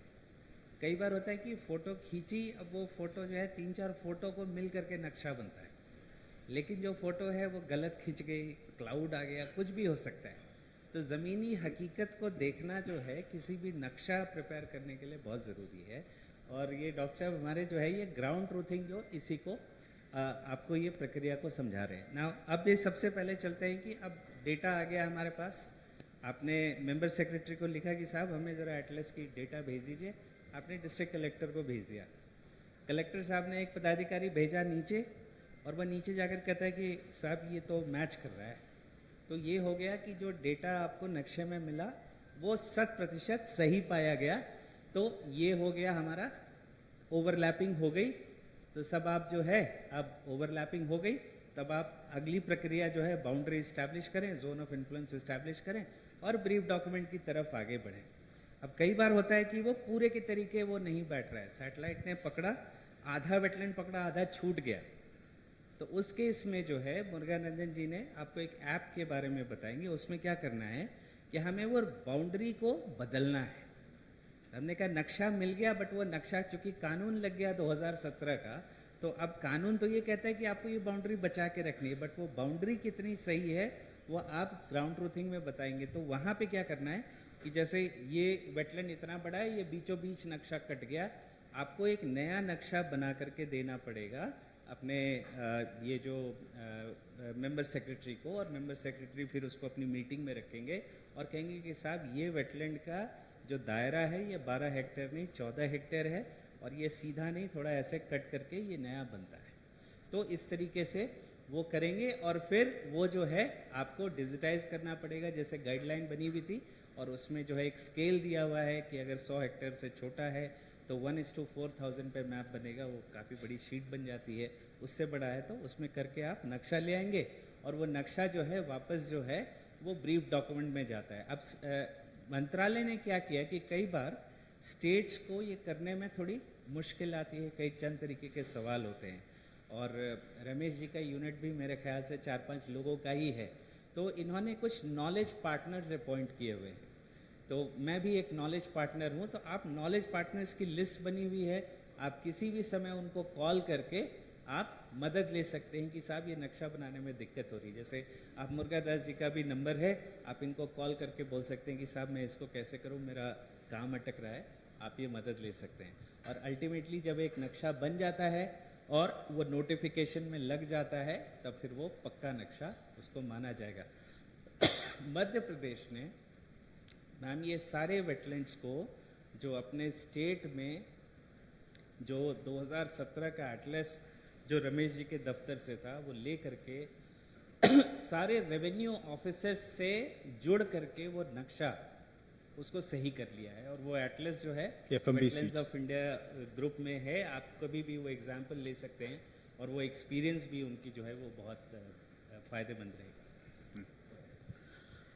Actually, those Madhya Pradesh data and even Tamil Nadu, no, they are having in a cadastral, that is CASA numbers, which is, usually called FMB, Field Map Book. They will draw it in a sheet by taking a survey instrument and demarcate the wetland boundary by each and every corner. Actually, the new wetland, here it is, some of the field staffs went there and they identified which is not mapped by Space Application Center, but it is existing in the ground. So they are asking us whether these wetlands has to be, bring into their notice. And moreover, these wetlands are less than 2.25 hectares. Actually, the survey, the Space Application Center, they prepared the atlas in a 50,000 scale. That is, a minimum mappable area is 2.25 hectares at the 1:50,000 scale. So if the less than 50,000 scale, you cannot map the less than 2.25 hectares that time. Now we have the high resolution images and everything, and you can make it even 1:1000 scale also. तो यहाँ doctor साहब एक बड़ी ज़रूरी बात करेंगे। कई बार ऐसा हो सकता है कि एक वेटलैंड जो आपके एटलस में नहीं था लेकिन हम फील्ड सर्वे कर रहे हैं तो वहाँ मिल जाएगा, तो हम उसका भी जो है उसी प्रक्रिया से, एक जीपीएस होता है, जीपीएस नहीं हो तो फ़ोन में आपके पास एक जीपीएस होता है, उसको ले करके जैसे आप शादी के साथ फेरे लेते हैं, वेटलैंड का एक फेरा ले लीजिए और फेरा लेने से आपको ऑटोमेटिकली जो है वो एक पॉलीगॉन तैयार हो जाता है और वो पॉलीगॉन आप डाउनलोड करके आप अपने मंत्रालय में दे सकते हैं। इसकी पूरी जो है एक स्टेप वाइज जो है प्रक्रिया जो है मुर्गानंदन जी ने जो है वो बना रखी है और आपको पोर्टल पे भी अवेलेबल है।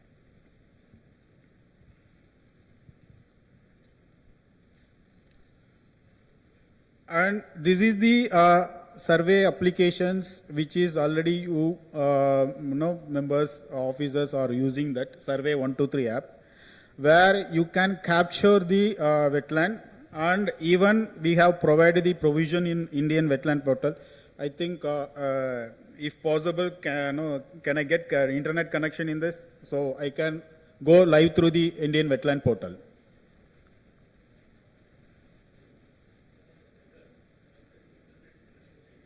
Internet connection.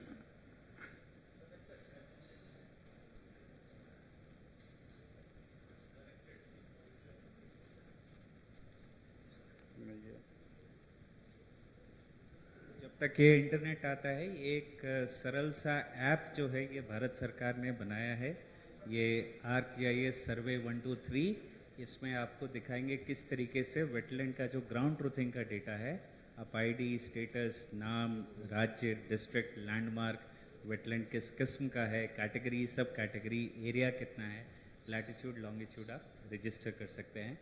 अभी आपको ये Are you able to log in? Yeah.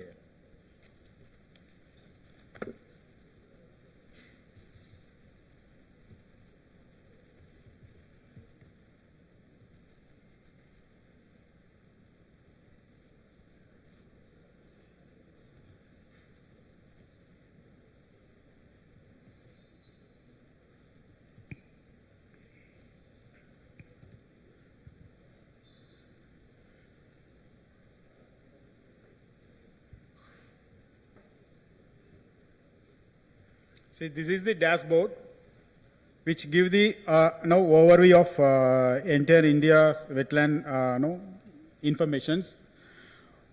Total wetlands, how many there and how many are ground truth, and wetland boundary as per this Supreme Court order. So now recently, every state wetland authority is adding wetland boundary and wetland boundary informations and health code.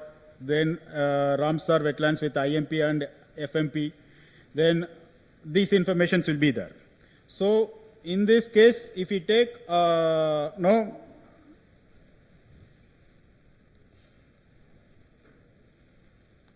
with your permission, I am logging with using the Chhattisgarh informations.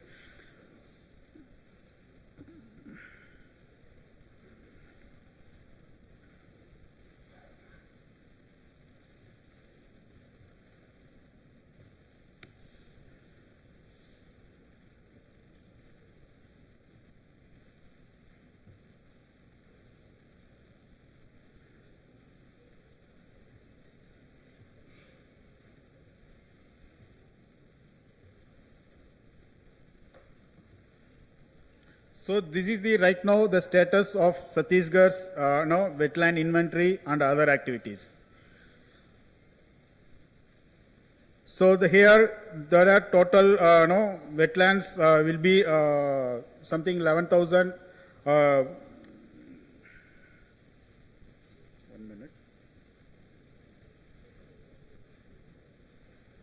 11,245. Actually, this excludes the river channels.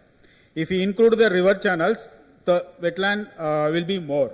Because in the earlier, we got information from wetland division that wherever the wetland boundary, but river channel is not there. Now we are in the process of integrating the river channels also. That will be soon updated.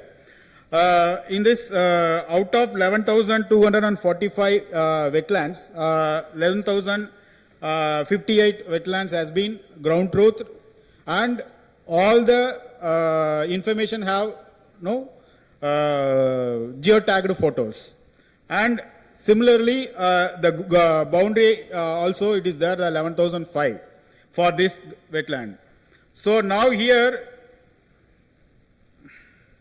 there is a dashboard,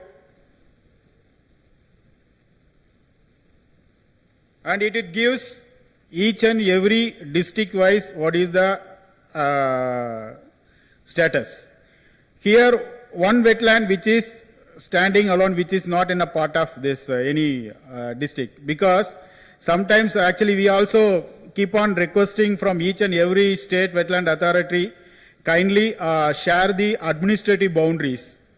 So that the nomenclature of each district can be uniform, because the SAC given in their format. So we put it that district names. So now even Chhattisgarh we got the informations, and somehow it was mismatched one, because that wetland maybe the field staff who have entered missed by wrongly.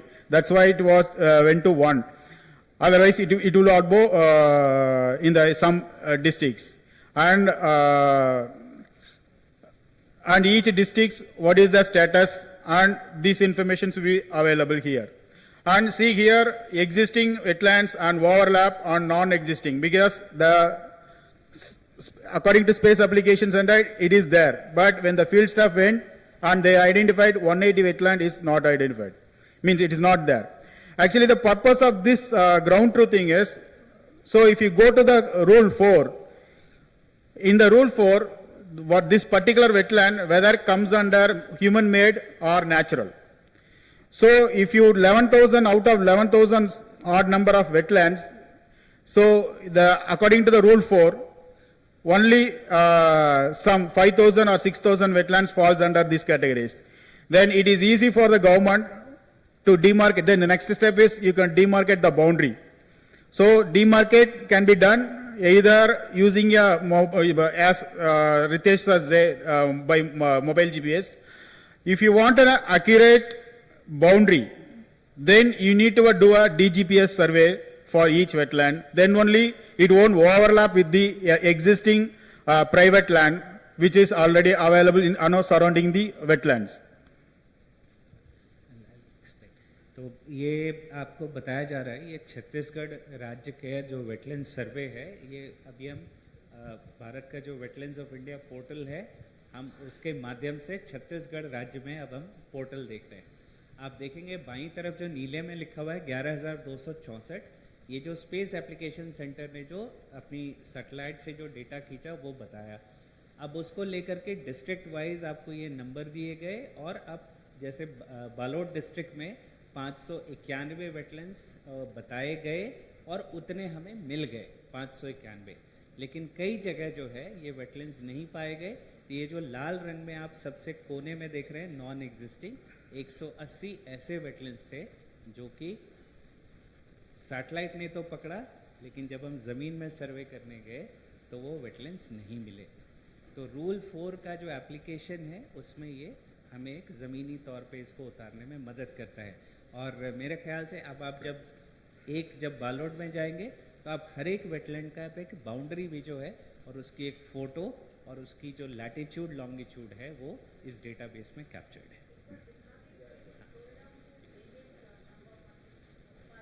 Oh, 1 minute, sorry.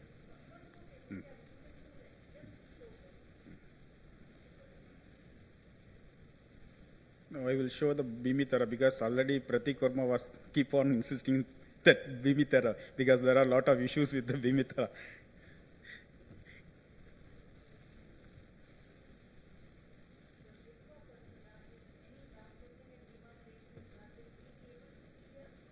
Yes, ma'am.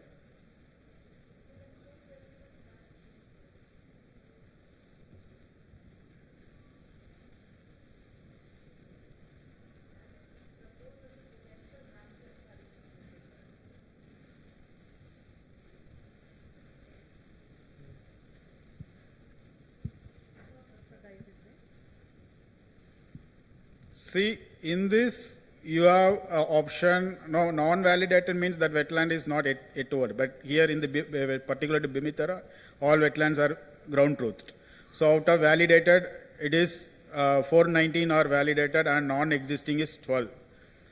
And new wetlands is not reported. Where is Gidwa in this, Arun? Can you see?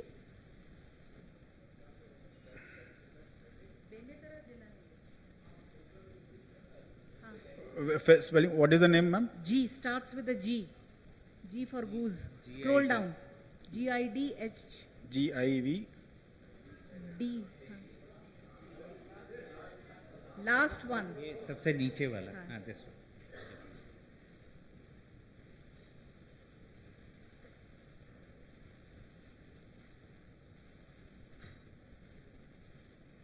So this information will be there.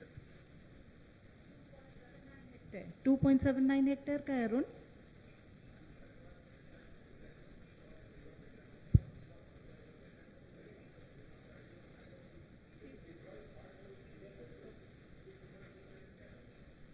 It is reported by field staffs. So therefore, we are trying to do a complete recheck of the demarcation exercise in Chhattisgarh. We have found many wetlands in which, as per the SAC Atlas, the acreage is something, whatever, area. Yes. When we did the ground truthing and the demarcation, we found a significant difference over and even below what is there.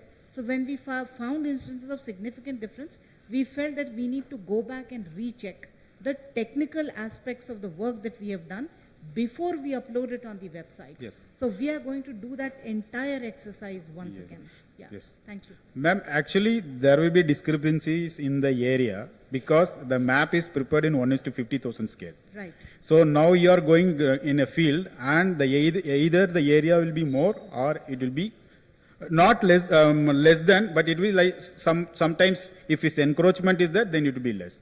Otherwise, it will be more only. So we just want to double check so that there is no error in once data is uploaded and we sign off and submit to the Supreme Court, there is no going back. Yes. So we want to be double checked, doubly sure Yes. that we are demarcating correctly. So we want to undertake the demarcation exercise perhaps ab initio. Yes. Using DGPS, I am now told. Yes. Yeah.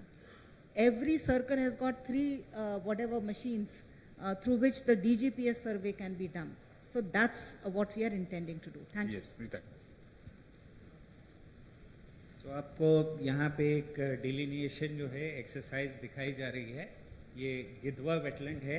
आप यहाँ पे देखेंगे जो surveyor थे उन्होंने wetland का सिर्फ एक छोटा हिस्सा पकड़ा है, जबकि आंखों से देखने से लग रहा है कि ये वेटलैंड जो है ये काफ़ी बड़ा हो सकता है।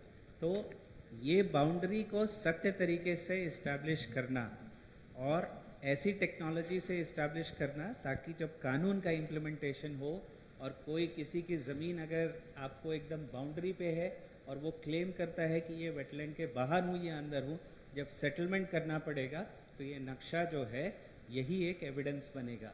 तो इसीलिए बाउंड्री को सही इस्टेब्लिश करना बहुत ज़रूरी है। इसके प्रिंसिपल्स जो हैं वेटलैंड रूल्स की गाइडलाइंस में लिखे हुए हैं और ज़मीनी हकीकत आपको ये जो है ये बाउंड्री बताती है।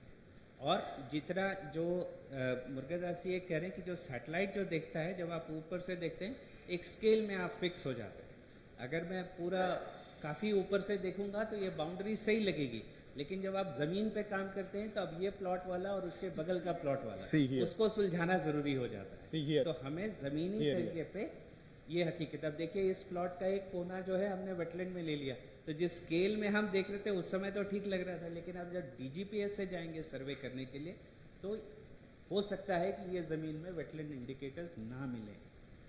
तो इसीलिए ये बाउंड्री इस्टेब्लिश करना और रूल 4 या वेटलैंड रूल्स को इम्प्लीमेंट करने के लिए ये सबसे पहला कदम है। नक्शा अगर नहीं सही होगा तो रेगुलेशन नहीं हो सकता। Okay.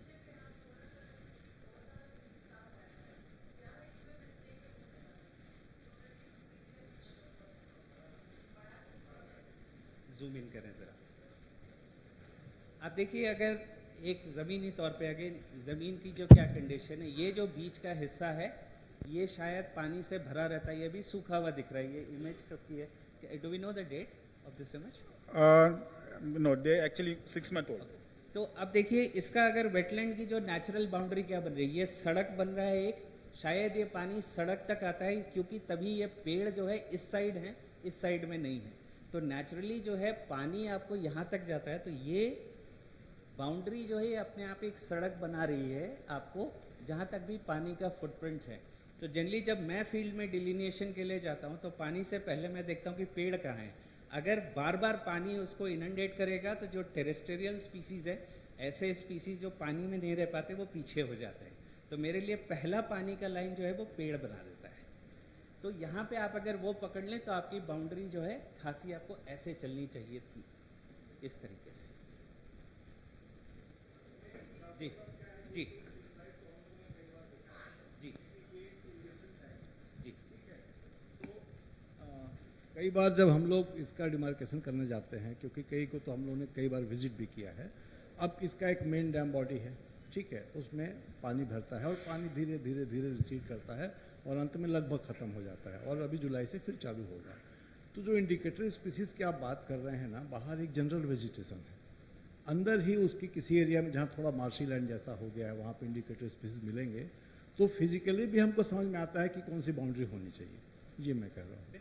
बिल्कुल बिल्कुल डॉक्टर साहब। और पानी का जो है ना, सबसे बड़ा पानी की आप कौन सा समय, हमेशा पोस्ट मानसून आप देखिए, क्योंकि इनंडेशन जो है बारिश के तकरीबन 15-20 दिन के बाद इनंडेशन जो है वो अपना रूप दिखाता है। सर यही, सर एक सेकेंड सर, टेक्निकली फिर मैं यही बोलना चाहता हूँ, it's not a very costly surprise.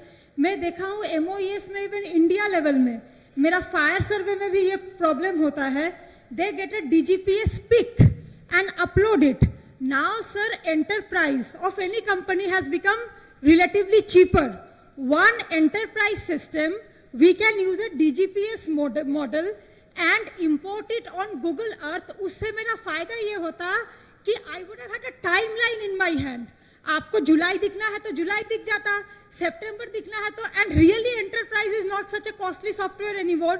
Like मैं GIS section देखता हूँ सर स्टेट में, and it is the major problem I have with MOEF is that they are still not using any enterprise, not importing it on Google Earth. So which time they are taking in the picture becomes a very difficult proposition. So it's a sincere request. One simple enterprise software, every state is almost having it now, but MOEF is not adopting it. बहुत आसानी हो जाएगा sir, वरना यही problem होता रहता है.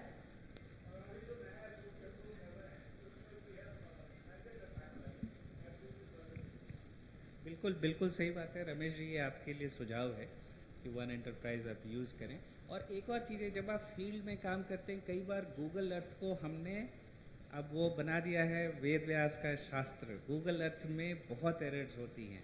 कोई भी सैटेलाइट डेटा हमारे लिए एक रिप्रेजेंटेशन होता है, जो ज़मीनी तौर पे आप डिमार्केशन करके आते हैं, उससे बेहतर कोई नक्शा नहीं हो सकता.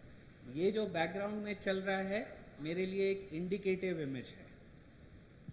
हो सकता है ये पेड़ यहाँ ना हो, ये यहाँ पर हो. ये रेक्टिफिकेशन एरर जो लोग GIS करते हैं, जब आप GPSs को यूज़ करते हैं बढ़िया, तो आपको ये रेक्टिफिकेशन एरर्स जो हैं ये पकड़ में आ जाती है.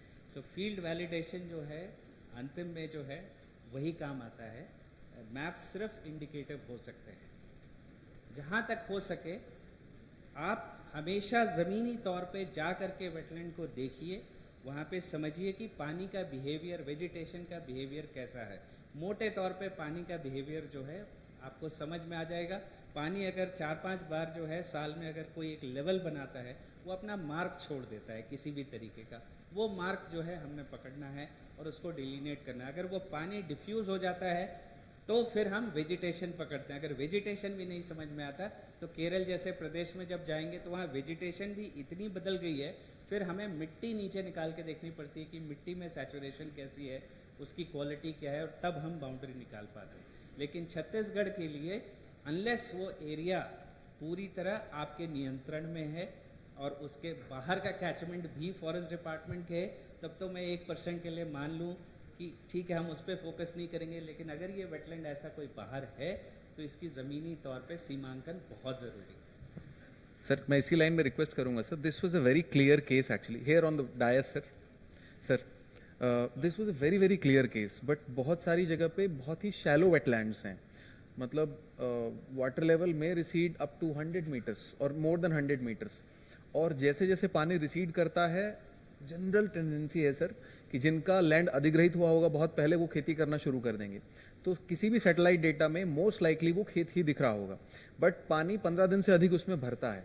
तो ऐसे में वो लाइन डिलीनिएट करना बड़ा कठिन है कि किस खेत तक हमको लेना है, खेत लेने हैं कि नहीं लेने हैं. इफ़ यू सजेस्ट सर एक आध कोई एग्जांपल हम देख सकते हैं अगर कहें तो. आप अगर खोलना चाहेंगे सर. देखिए इसमें आपको ये समस्याएं ज़रूर आएंगी कि मैं नक्शे में क्या लूँ और क्या छोड़ूँ. पहला सवाल यह है कि आप जो 3 गाइडलाइंस में 3 इंडिकेटर्स कही गई हैं, आप सिर्फ अभी उसको फॉलो करके मैप बनाइए. जब आप नोटिफिकेशन करेंगे तब आप डिसाइड करेंगे वेटलैंड कमेटी में कि हम ये बाउंड्री इसको ऑल्टर कर रहे हैं या नहीं कर रहे हैं. पहले अपनी ग्राउंड रिपोर्ट सही होनी चाहिए. ग्राउंड रिपोर्ट का मतलब नक्शा जो है वेटलैंड का रिप्रेजेंटेटिव होना चाहिए. हिंदुस्तान का कोई भी खेत ऐसा नहीं है जो वेटलैंड के बाहर होता है, कोई नहीं. बिहार, उत्तर प्रदेश, जितनी जगह आपको धान की खेती हो रही है वेटलैंड्स में हो रही है. आपको सिर्फ अभी डेटा रिकॉर्ड करना है. आप अपना नक्शा बनाइए और नक्शे से समझिए कि ये जो है, अगर मान लीजिए यहाँ पे मुझे खेती हो रही है जी, मेरा काम है वेटलैंड का बाउंड्री इस्टेब्लिश करना. आपको हो सकता है यहाँ पे एक्वाकल्चर हो रहा हो, यहाँ पे पॉन्ड्स हो रहे हैं. अगर आप मणिपुर में होते तो यहाँ पे आपको मछली पालन हो रहा हो जी. बाउंड्री बनानी है अभी, और बाउंड्री के साथ आप हैबिटेट्स रिकॉर्ड कर लीजिए. फिर ये जो चर्चा जो है ये अथॉरिटी के मीटिंग में होनी चाहिए. अब हम रेगुलेशन में क्या करें. सर ये डेटा अथॉरिटी की मीटिंग में शायद कभी आ ही नहीं पाएगा कि कितने दिन तक पानी भर रहा है. पहली चीज़ ये देखना. दूसरा, एक्वेटिक कल्चर संभवतः नहीं होगा, पौधा वहाँ पे नहीं होगा, जो कि वो रेगुलर खेती ही हो रही है. जैसे ही 15 दिन नहीं, संभवतः 2 महीना भी पानी रहेगा, पानी उतरेगा, उसके बाद खेती शुरू हो जाएगी. तो अपने को फौना तो सॉरी फ्लोरा तो कुछ लगभग मिलना ही नहीं है वहाँ पे सर। पानी की बात करें साहब, आप तो खुद ही अपनी बात तो करें ना सर। वेटलैंड में क्या किया जाता है जी ये तो आपका मकसद है ही नहीं। आप तो सिर्फ रिकॉर्ड कीजिए बाउंड्री का, बाउंड्री के अंदर आपने क्या रेगुलेट करना है वो दूसरा सवाल है। पहले बाउंड्री इस्टेब्लिश कीजिए। पानी उतर रहा है, चढ़ रहा है, वेटलैंड में वेट भी है, लैंड भी है, वो सूखता ही सूखता है। वेटलैंड का साइकिल है, वो सूखेगा। वही चीज फुटबॉल फील्ड नजर में आती है। दिल्ली में चले जाएं, सारा कुछ यमुना का फ्लड प्लेन फुटबॉल फील्ड की तरह लगता है। आप जाएं बारिश में, वो पानी में डूबा रहता है, वही साइकिल। तो जो वेट है ना, पानी का नहीं होना, वेटलैंड का नहीं होने का उदाहरण नहीं है। एक मिनट सर, मैं भी कुछ कहना चाहूँगा। छत्तीसगढ़ वेटलैंड की तरफ से हमने पूरा डिवीजन का सर्वे किया है और हमने जो सर्वे किया है वो वेटलैंड का गाइडलाइन जो एमएफसीसी ने दिया था कि उसका बाउंड्री कैसे होता है, तो उसको लेके हमने सर्वे किया है। जीपीएस को लेके वेटलैंड के पूरे बाउंड्री पे हमने घूमे हैं और वहाँ से हमको वो जो केएमएल फाइल मिला है उसका कंपैरिजन हमने सेक एटलस से जो हमको फाइल मिला था उससे किए ओवरलैप करके। तो आज के स्थिति में 50% जो है कि जो अंतर आ रहा है वो सेक एटलस और इसमें आ रहा है। 50% का अंतर है सब में। लेकिन सर मेरा कहना ये था कि जो सेक एटलस का है वो अलग अलग सीजन में लिए होंगे, जब पानी का भरा होगा उस समय लिए होंगे। हम जो है हम जो वेटलैंड गाइडलाइन को फॉलो करते हुए ले रहे हैं, तो हम जो है फील्ड में सही ले रहे हैं।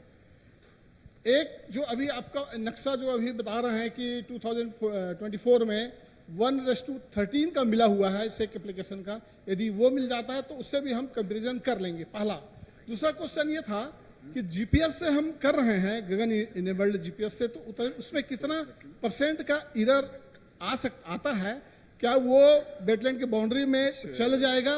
क्योंकि वेटलैंड की बाउंड्री का जो हम जहाँ पे यूज कर रहे हैं वो मैनेजमेंट पर्पज से कर रहे हैं, मैं जैसे समझता हूँ।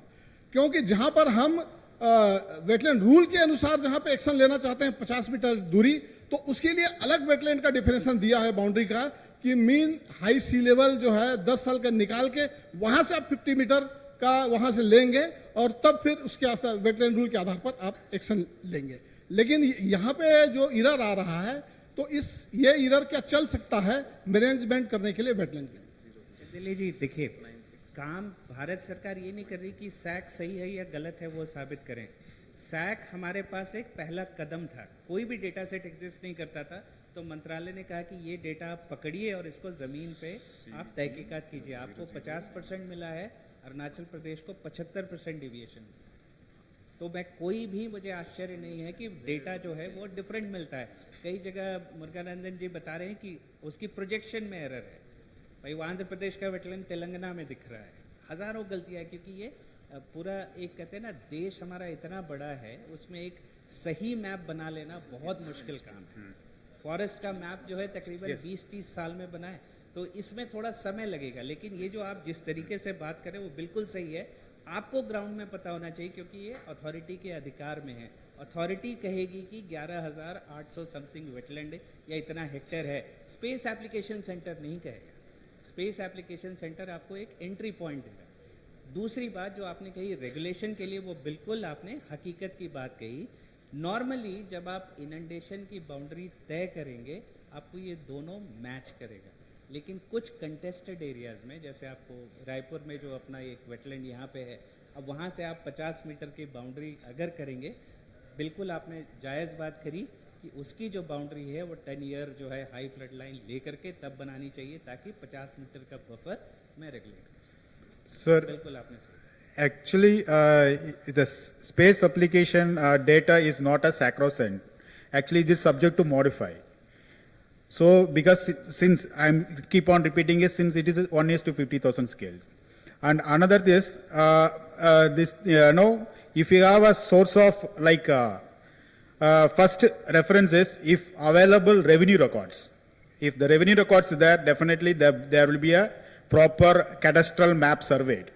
So that will be there in the records. So you can refer it.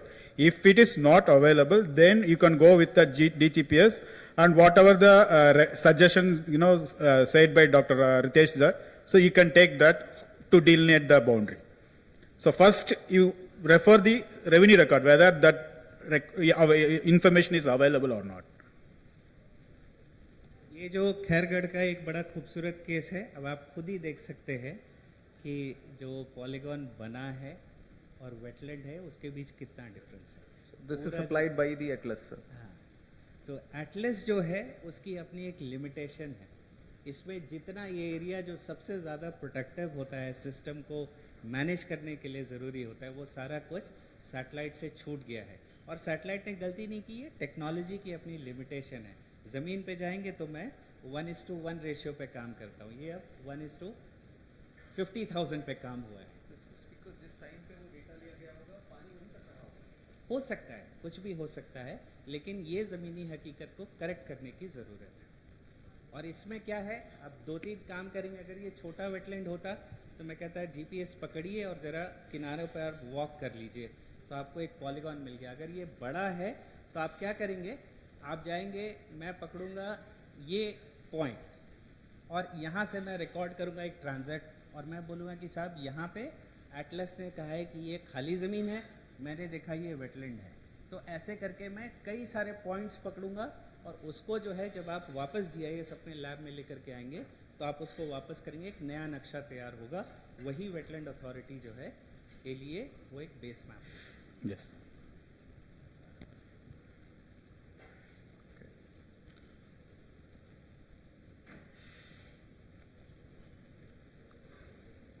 So the purpose of ground truthing is to identify the SAC records. So we cannot take the SAC is the sacrosanct, because even I spoke to the space application center people. Madam was referring that to Google, actually enterprise, because since the data was prepared in 2021 and another is 2006 and 7. That time they used the different projection system. That time they don't have a higher resolution informations. So to keep the same line, the same reference system, they adopted the 2021 also. So that's what there is whenever if you put this data in the Google map, definitely there will be a overlap, or it will be either it will be small, or it will be out of the wetland, or it is shifted somewhere. So for that purpose only we are going to do the ground truthing, then take the demarcation. So the demarcation is first thing is, if you already available revenue record is available, you can take the revenue record. Then as Dr. Ritesh sir said, no, so you can follow the procedures. So go around the wetland boundary and fix one particular year of the data. It's not like you have to every 6 months, if you now you are going one particular wetland, and if you are going the next 6 months, then obviously there will be a water shift will be there. Means there will be a full level of water. Now the water will be drained to little less. So you have to be follow one method to demarcate the boundary. यहाँ पे जो मूल बात करें, कोई भी wetland का डिलिनिएशन hydrology पे किसी भी नॉर्मल हाइड्रोलॉजिकल ईयर पे करना चाहिए. और ऑस्ट्रेलिया में मुरे डार्लिंग बेसिन है, 10 साल तक बारिश नहीं हुई. अगर आप उस समय डिलिनिएशन कहते तो कहते कि मुरे डार्लिंग बेसिन में एक भी वेटलैंड नहीं है. 11वें साल बारिश आ गई, वेटलैंड अपनी जगह आ गए. तो कोई भी नॉर्मल हाइड्रोलॉजिकल, ना तो वो बाढ़ वाला साल हो, ना तो वो सूखे वाला साल, तो लॉन्ग टर्म क्लाइमेट रिकॉर्ड से हमें मिल जाता है कि कौन से साल में बारिश जो है नॉर्मल रहा है. उसमें जो है अगर हम अपने वेटलैंड इंडिकेटर्स को लें तो एक सही पैमाने पे आपको एक डिमार्केशन मिल सकता है. एक जो अभी मैप दिखाया गया छुई खदान का, उसमें फील्ड अफसर्स के लिए ये भी इम्पोर्टेंट है कि जैसे ये इरिगेशन का टैंक है, तो आपको जब डिलिनेट कर रहे हैं तो पहले जो ओनर है, जैसे इरिगेशन डिपार्टमेंट है, उससे आप ओरिजिनल रिकॉर्ड लीजिए जो खसरावार उनके पास होता है कि एक्चुअल उन्होंने कितना लैंड एक्वायर किया था या कितना लैंड डाइवर्ट कराया था. That will be the basis of your delineation. उसके बाद फिर आप जो बोल रहे हैं कि आपका कितना ग्राउंड फ्लोरा कहाँ तक है या जो भी आपका वाटर सेट है वो होगा, लेकिन एरिया के लिए वो बेसिस भी बहुत जरूरी है. This is where you can upload the surveyed boundaries. So Either you can do it for entire district in one single KML file or shape file in a zip format, or individual wetland also you can possible for the district levels. This is about ground truthing and demarcation. Thank you.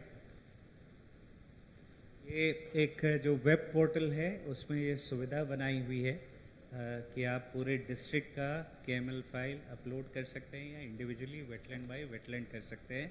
मंत्रालय को ये दायित्व दिया गया था कि एक web portal का एक स्थापना करे। डिलिनिएशन अपने आप में एक प्रैक्टिस का चीज़ है और वो आपका डिलिनिएशन जो है आप ही कर सकते हैं। आप वेस्ट बंगाल को बोलिएगा आपको आगे बढ़ा दे, बहुत मुश्किल होता है। हर राज्य का वेटलैंड जो है उसके टोपोग्राफी, उसके क्लाइमेट से डिफाइन होता है।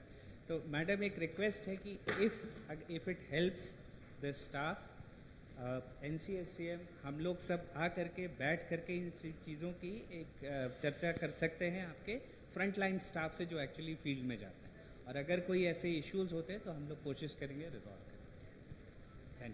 Thank you.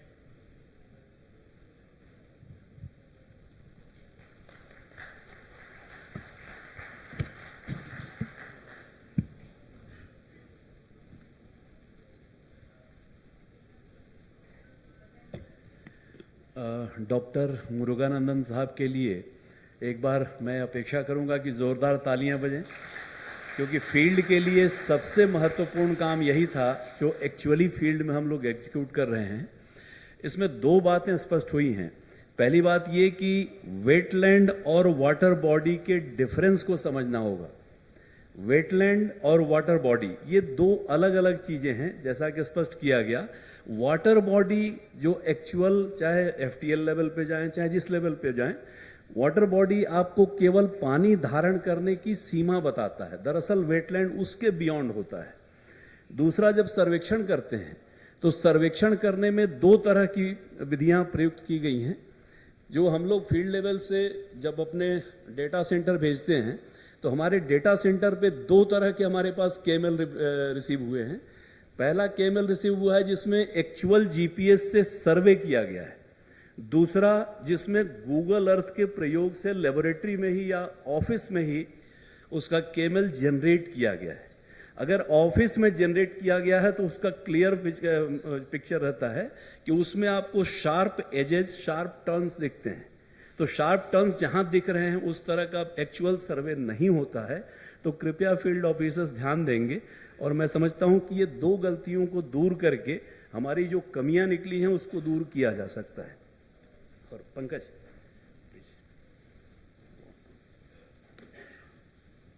धन्यवाद सर। डॉक्टर मुरुगानंदन के बहुत अच्छे प्रस्तुतिकरण के पश्चात उनको धन्यवाद ज्ञापित करने के लिए मैं मेंबर सेक्रेटरी साहब श्री राजेश चंदेली साहब से रिक्वेस्ट करूंगा कि वो एक मेमेंटो और शॉल उनको भेंट कर धन्यवाद ज्ञापित करें।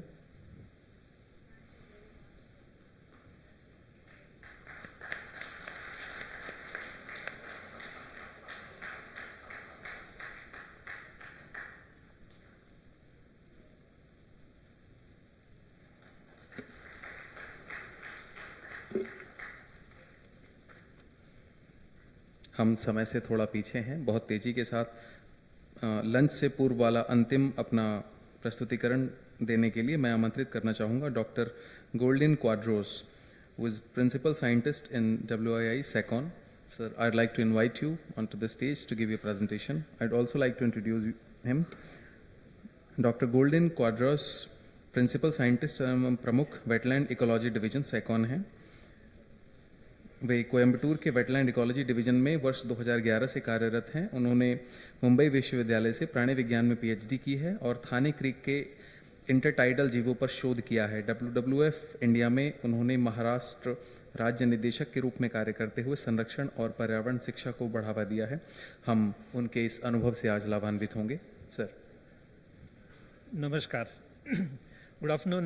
मैं हिंदी में प्रेजेंटेशन करने का प्रयास करूंगा। मेरी हिंदी उतनी अच्छी नहीं है, पर मेरे से पहले जो अभी प्रेजेंटेशन डॉक्टर रितेश ने करा है, डॉक्टर अनिरुद्ध ने करा है, मैडम ने भी जो बताया वो बहुत सारा कुछ इस प्रेजेंटेशन में इंक्लूड हुआ है। तो मैं आपका लंच का समय ज़्यादा नहीं लूँगा। I will try and complete as soon as possible. तो दिस इज़ अ वेरी मतलब एक महत्वपूर्ण बात है कि हम सवेरे से बोल रहे हैं कि इतना सारा काम करना है, पर करेगा कौन, है ना। मैपिंग करना है, बायोडाइवर्सिटी देखना है, बहुत सारी चीज़ें हैं जो रिक्वायर्स ह्यूमन रिसोर्स। तो अगर लोग ही नहीं है तो करेंगे कौन। बहुत बार ऐसे होता है कि फॉरेस्ट डिपार्टमेंट पे प्रेशर आ जाता है, मिनिस्ट्री से भी आ जाता है कि ऐसे ऐसी ग्राउंड ट्रूथिंग करा के दे दो, डेटा दे दो, करेगा कौन। That is the most important thing. And जब भी हेल्थ कार्ड बनाना है तो वेरी इंपॉर्टेंट होता है कि मित्र हो। हम वेटलैंड्स के अराउंड लोगों को देखते हैं, पर लोगों को वेटलैंड्स का मित्र कभी समझते नहीं है। बहुत कम बार होता है कि ऐसे ही लोग अपने इंटरेस्ट से जाते हैं और काम करने लग जाते हैं। तो या वेटलैंड्स स्टडी इसलिए करते हैं क्योंकि स्टडी या वेटलैंड्स का जो भी संरक्षण करना है वो इम्पॉर्टेंट इसलिए है क्योंकि वहाँ पे बहुत सारे जीव जंतु है, बहुत सारा बायोडाइवर्सिटी है। मैडम ने सवेरे भी बताया कि कैसे सभी लोग न सिर्फ मैमल्स या इंसेक्ट्स और वो सब नहीं, तो इंसान भी उसके ऊपर डिपेंडेंट है। और देखने जाओ तो सूक्ष्मदर्शी जो भी प्लैंकटन और होता है, जिनके वजह से पूरा लाइफ साइकिल कंटिन्यू होता है, वो आधारित पानी में होता है। एंड पोल्यूशन इंडिकेटर्स बोलो, छोटे कीड़े मकोड़े जो भी है डिपेंडेंट ऑन वेटलैंड्स, वो यहाँ पे मिलते हैं। मच्छी मिलती है, टाइगर्स मिलते हैं आपको। और अगर वेटलैंड्स में देखने जाओ तो ये छोटे छोटे चीज़ें जो मियोफाउना मैंने लिखा हुआ है, वो जैसे एरोप्लेन में आपका ब्लैक बॉक्स होता है, वैसे ये वेटलैंड्स के ब्लैक बॉक्स होते हैं जो डेटा बहुत अच्छी तरह से रिकॉर्ड करते हैं और आपको बता सकते हैं कि क्या हो रहा है, क्या संभालना होता है। तो ऐसे सब होते हुए भी पानी का वैसे प्रदूषण होता है, वो फिजिकल टाइप होता है, केमिकल होता है, बायोलॉजिकल होता है। और बहुत सारे केमिकल्स में तो बहुत सारे चीज़ें होते हैं, मैं ज़्यादा डिटेल्स में नहीं जाऊंगा, बट देन ये इम्पैक्ट करता है पानी को। पानी में जो जीव जंतु होते हैं, मच्छी होती है, चिड़िया आती है, उनको सबको इम्पैक्ट करता है। और वैसे देखने जाओ तो एक पॉइंट इम्पॉर्टेंट है जो हमारे पूर्व ह्यूमन रिसोर्स डेवलपमेंट मिनिस्टर ने कहा था कि 85% proportion of sewage in India is dumped untreated into the water bodies, which is very important to know कि अगर हम पानी का संरक्षण नहीं करते, एंड इट हैपन्स कि हम लोग डॉक्टर रितेश ने सबरे कहा था कि हाइड्रोलॉजिकल कनेक्टिविटी ब्रेक करते हैं। There are lot of things that happen around the wetland. अभी भी चर्चा हुई थी जिसमें ये हुआ था कि ये है क्या वेटलैंड है, पर उसके अराउंड पेड़ है या कुछ कंस्ट्रक्शन हुआ है, कोई रोड बन रहा है, दैट डिस्टर्ब्स द कनेक्टिविटी। और ये सब इंपॉर्टेंट है जानने के लिए कि कैसे इंपॉर्टेंट है।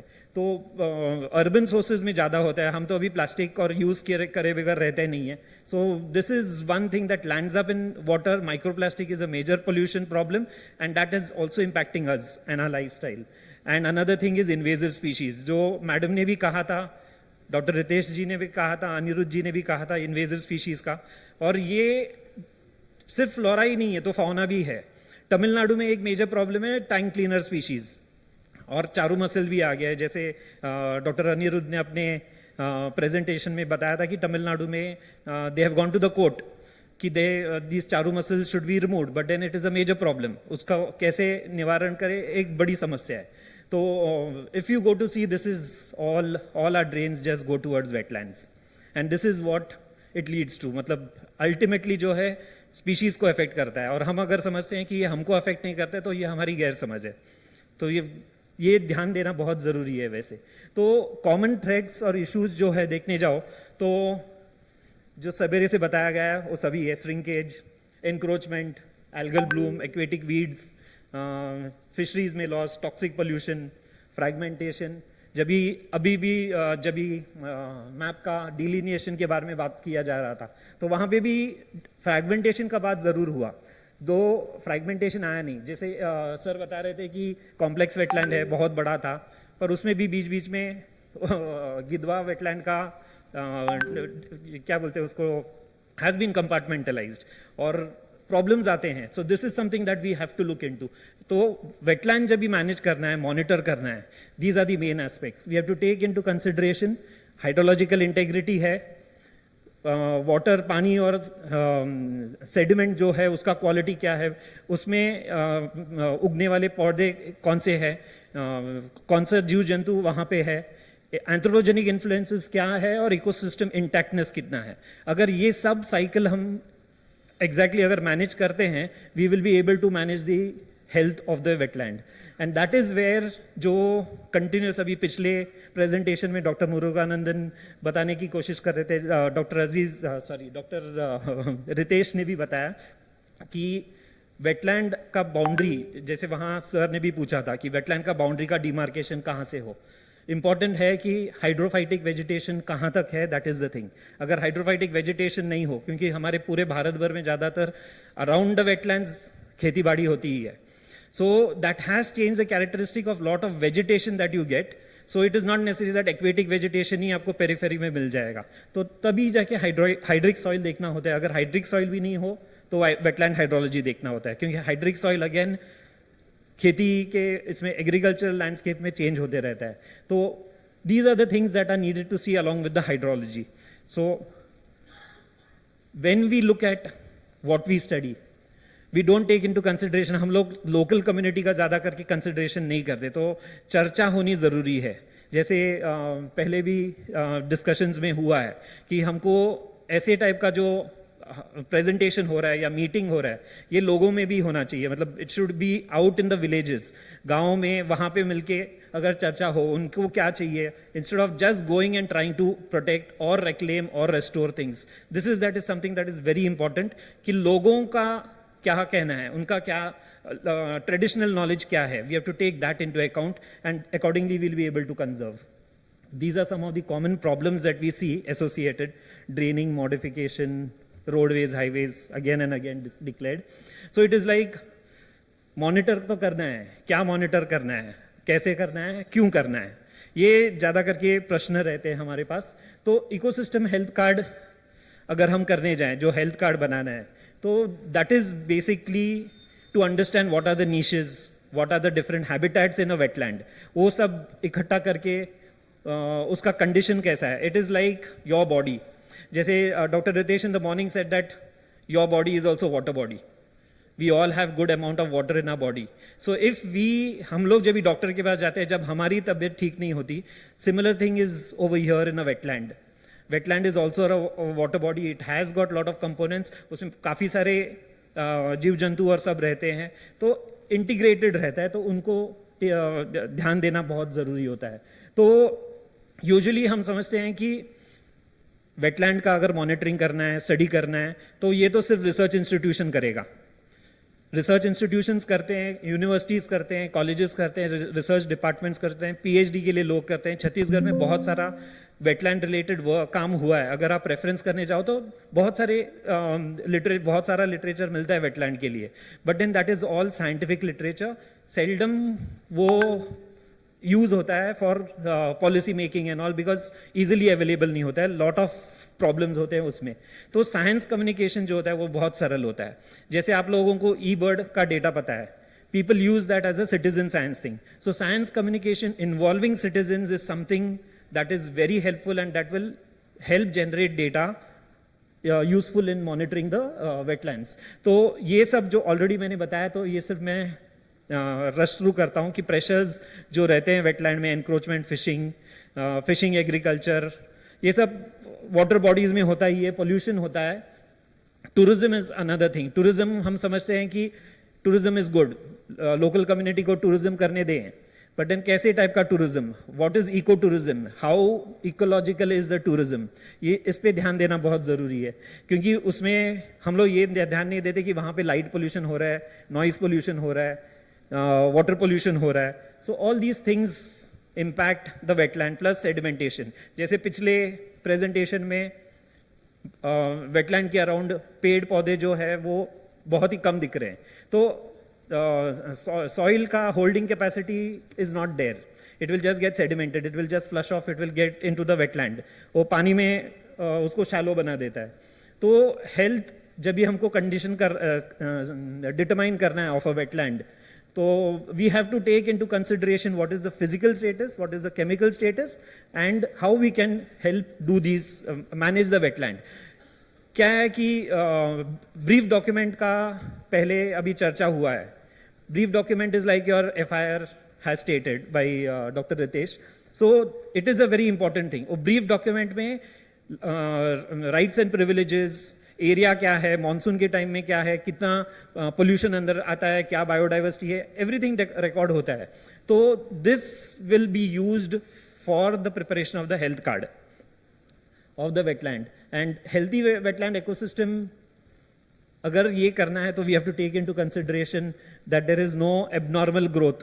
कोई ऐसे ही एक्सोटिक वीड्स और ग्रो हो रहे हैं, एक्सोटिक प्लांट्स आ रहे हैं, ये सब नहीं आ रहे, ये इनका ध्यान देना है.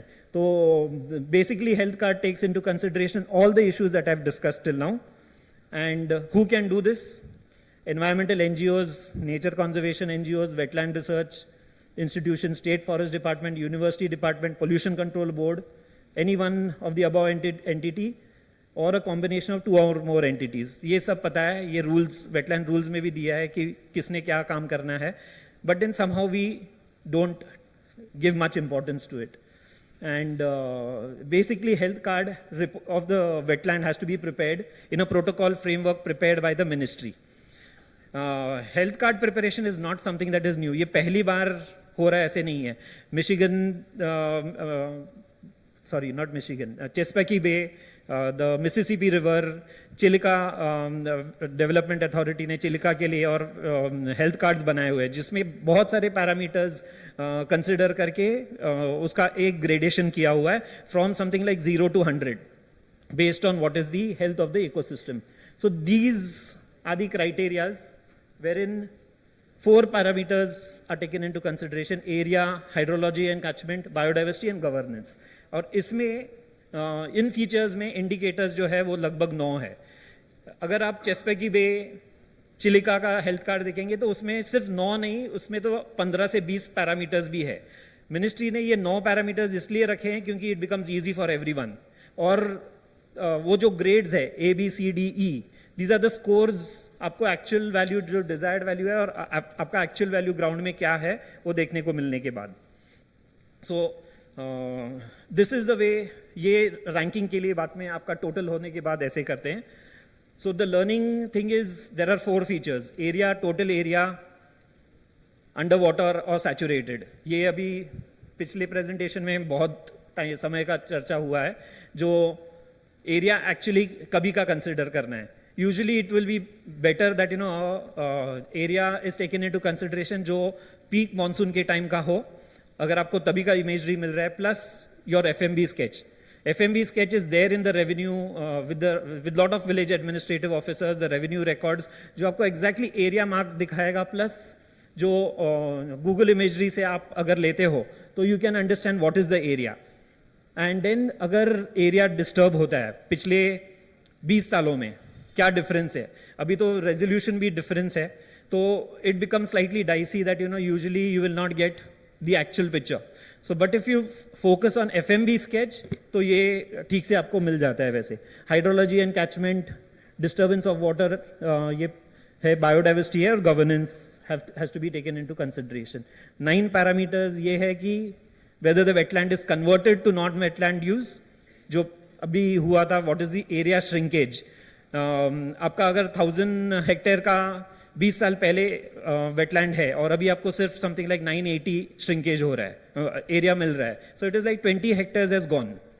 सो what would be the reason, whether it is encroachment, whether it is some other reason that is there. So you have to evaluate that.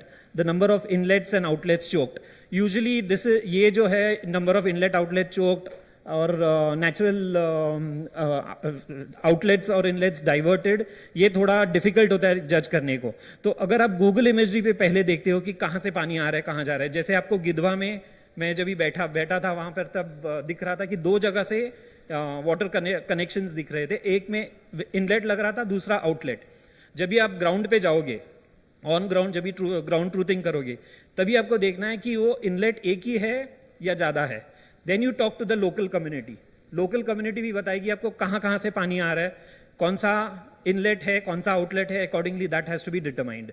नहीं तो ये फीचर जो है आपका ठीक से नहीं आएगा, because as it is said that Google imagery is something that is Google imagery or imagery technology has to be verified. It has to be ground truthed. Without ground truthing, you cannot take it just like that. Then there are other parameters like the biological parameters. BOD is something that is difficult for everybody to do.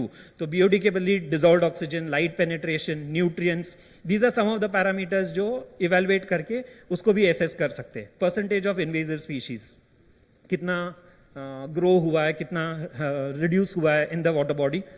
That can be determined based on the Google imagery.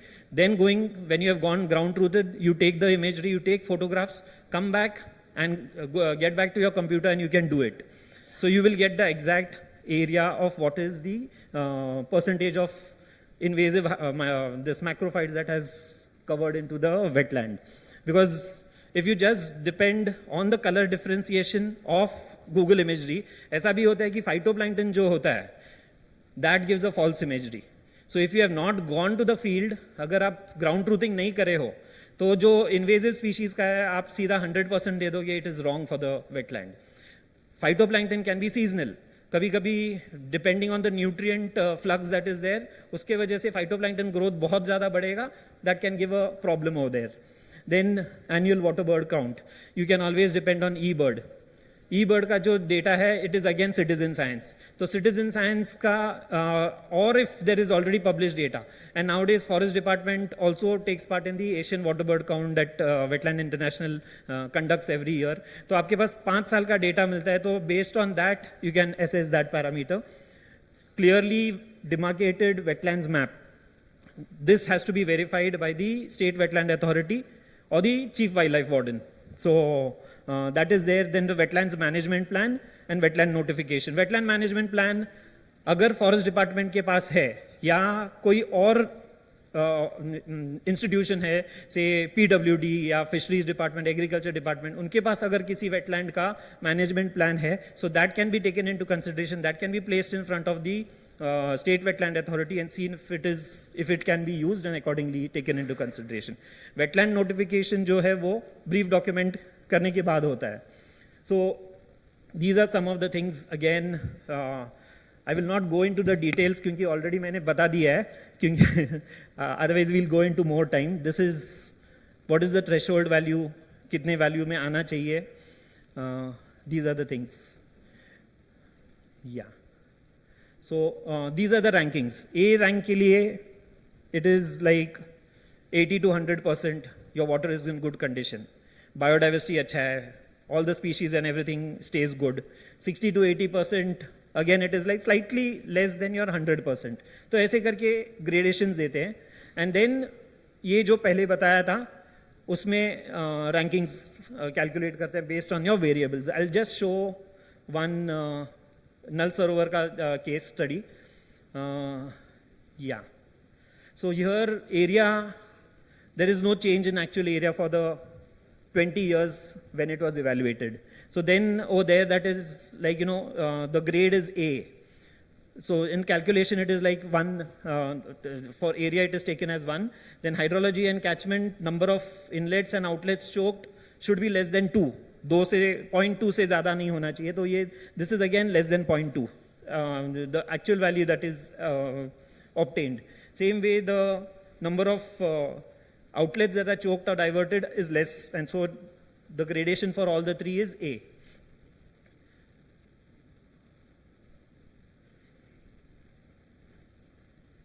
Yeah, this is hydrology and catchment. जैसे मैंने पहले कहा कि BOD अगर नहीं होता है तो आप pH, DO, nutrients, ये parameters भी assess कर सकते हो, and accordingly you can give the gradations. So for Nal Sarovar actually some 11 parameters were assessed, और उस basis पे जब भी calculate किया गया है for all the 10 parameters, the value comes to something like 0.96, which is A+. अभी A+ मिला, so it is very good. But then at times it so happens that कुछ कुछ वेटलैंड्स का सी आ जाता है, सी माइनस आ जाता है, तो लोगों को लगता है कि अरे हमारा ये इतना बुरा कैसे क्या आ गया, देर इज समथिंग रॉन्ग हमारे वेटलैंड में. That is not the thing. It is like okay, if you have got C, it gives you an opportunity कि आप और काम कर सकते हो, बेहतर कर सकते हो, वहां पे प्रॉब्लम क्या है उसका सोल्यूशन निकाल सकते हो. अगर आपके पास सीधा ए आ गया 100% या पूरा A+ आ गया, इट बिकम्स लाइक मुझे अभी और कुछ करना नहीं है. But then that is not the thing. There is lot of things, lot of scope to be done, but we just take it for granted. यहाँ पे overall assessment ये है कि the lake scored A for the ecosystem health on features like area, hydrology, catchment and biodiversity. A for also indicators like wetland not converted to non-wetland use, number of inlets, outlets are not choked, dissolved oxygen and water bird count is also good. And the lake scored C on the basis of BOD. That was only one criteria. नहीं तो क्या होता था, total A+ आ जाता था, 100 points सीधा आ जाते थे इसके. Ansupa is also similar. I will just go to the last calculation thing.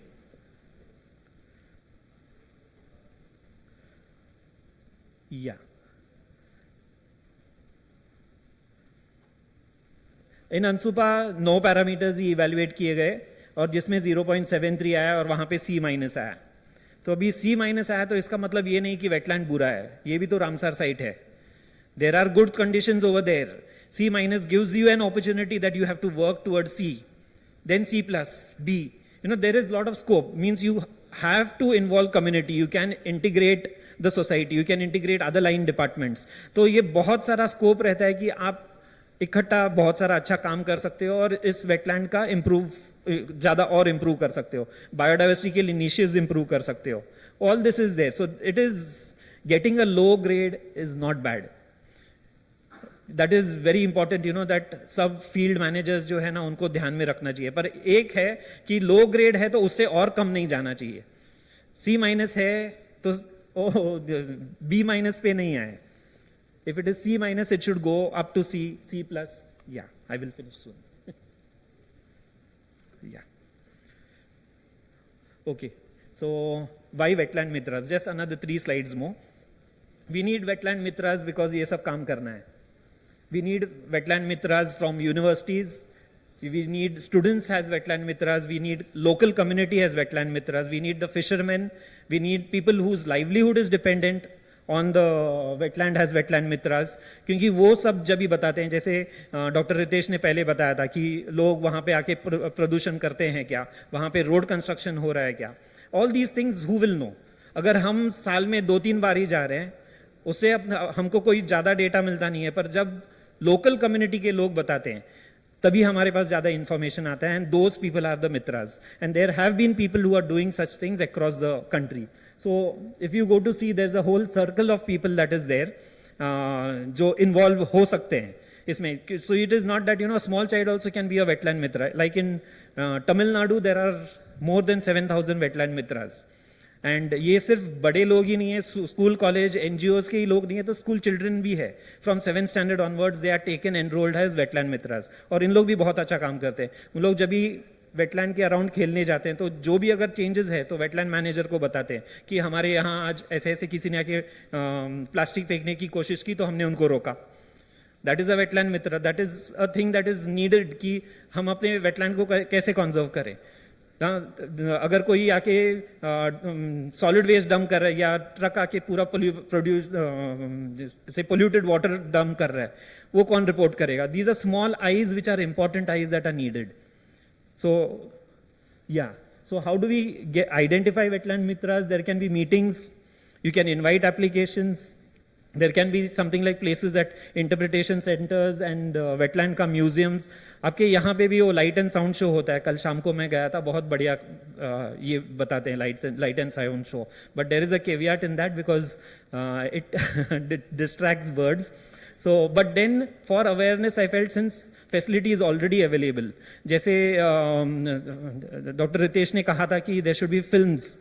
If a wetland conservation film can be incorporated in that light and sound show of the musical fountain बहुत अच्छा रहेगा, क्योंकि लोग पानी के पास ही आए हैं और उनको पानी का महत्व बताया जा रहा है. हाँ, कुछ मच्छियाँ और उड़ते हुए दिखाई थी उन्होंने वहाँ पे, पर there can be more social awareness thing that can be done. So this is how you can increase. And जब भी लोग कमिट करते हैं तो उनसे बेसिक उनका नाम, एड्रेस और सब लेके कौन से एरिया में इंटरेस्टेड है. You have several very good universities in Chhattisgarh. I know there is one madam sitting over there with whom I had interacted for one of the conference, and their department does very good work. Sir is also there, who has done a lot of work for wetland biodiversity and all. So ऐसे लोगों को, you know, if you all enroll as wetland mitras and all, they will help you all collect a lot of data. Then have the pledge. I'm sure, you know, your wetland mitra thing will go up. This is the wetland mitra form that is there, which can be filled. The ground staff can have this. First of all, the forest department should become wetland mitras, and then, you know, it can be extended ahead. और इनका कैसे engage करें, तो communication and outreach. छोटे छोटे बच्चे भी बहुत बढ़िया बात करते हैं, रैलीज भी निकालते हैं, तो वेटलैंड के बारे में अच्छा बता सकते हैं. गवर्नेंस लॉन्ग टर्म मैनेजमेंट के लिए और काम में आ जाता है. So, you know, conservation initiatives, say bird watching के लिए, small things. And then it also develops livelihoods. Local community can be trained as nature guides, you know, around the wetland, जो wetland mitra है. So these things can be taken into consideration. So thank you very much. I've taken a bit more time. Yeah, if any questions, so much, please feel free. And sorry for the Hindi, उतना मैं fluently बात नहीं कर पाया, पर मेरी We can take one question, ma'am, please. Yeah. Mike.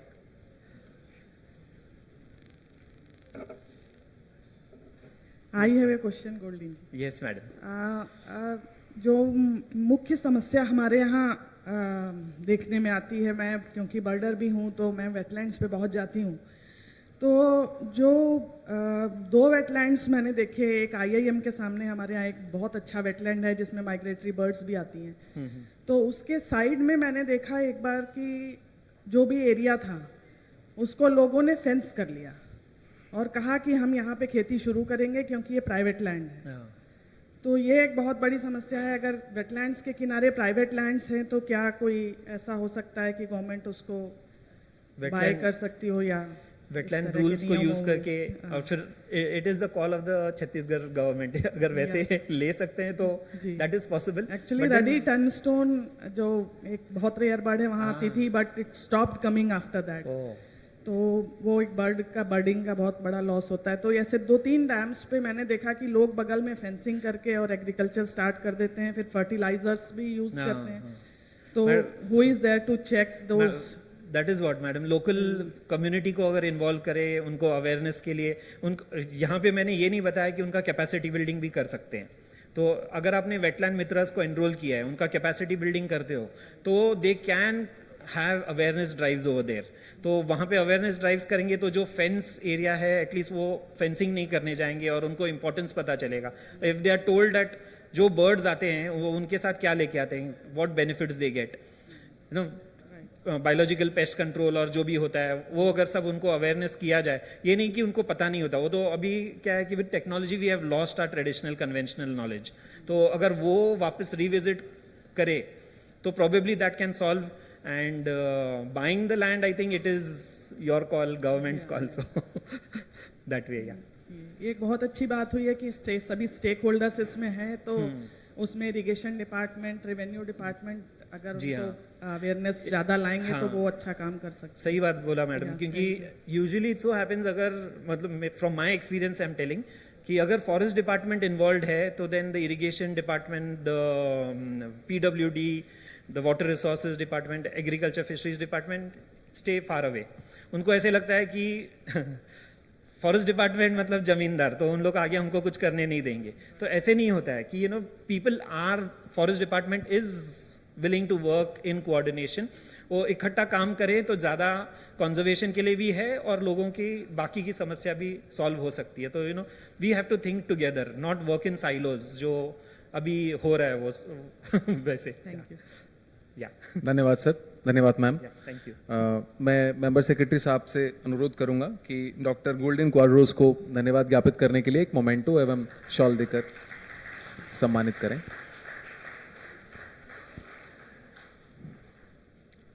इसके पश्चात समय रहेगा लंच का। मैं अनुरोध करूंगा फ्रंट 2 रोज में बैठे हुए सम्मानित अधिकारी, हमारे सम्मानित गेस्ट स्पीकर, सम्मानित सेक्रेटरी साहबान, सम्मानित प्रधान मुख्य वन संरक्षक एवं अपर प्रधान वन मुख्य संरक्षक, आपका लंच ग्राउंड फ्लोर पे रहेगा। आप इस गेट से कृपया निकलेंगे, हमारे वॉलंटियर्स आपको एस्कॉर्ट करके साथ में ले जाएंगे। अन्य सभी अधिकारियों एवं कर्मचारियों एवं श्रोताओं का लंच यहीं लेफ्ट रूम में है। कृपया 1 मिनट का समय देंगे। मैं निवेदन करूंगा फ्रंट 2 रोज से अधिकारियों के लिए, कृपया आपका लंच ग्राउंड फ्लोर पे है। आपको ले जाने के लिए हमारे वॉलंटियर्स यहाँ वेट कर रहे हैं। Please, we will meet exactly at 2:45. We will reconvene, so please gather here 5 minutes before. By 2:40 let us be seated here. We will start by 2:45. We are a little late, let us be on time. Requesting officers, please.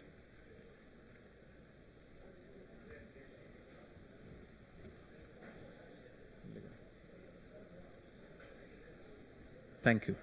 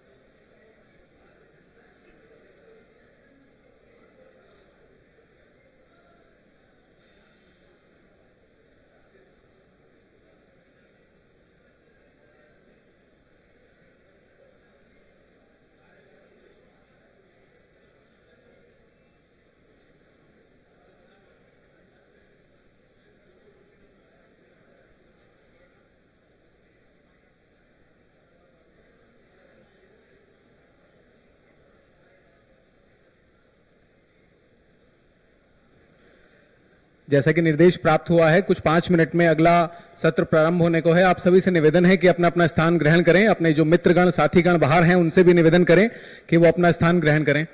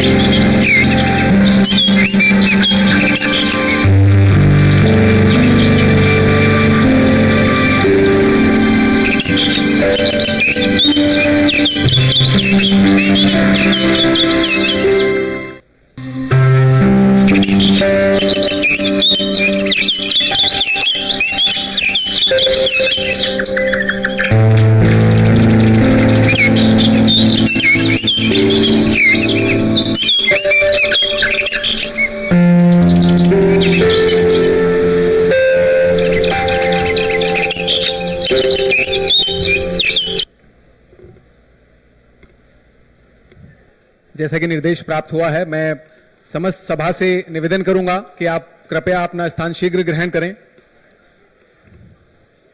अगले सत्र की कार्रवाई प्रारंभ होने को है। मैं सभी प्रबुद्धजनों से रिक्वेस्ट करूंगा, निवेदन करूंगा कि आप अपना स्थान ग्रहण करें और शांति बनाए रखें।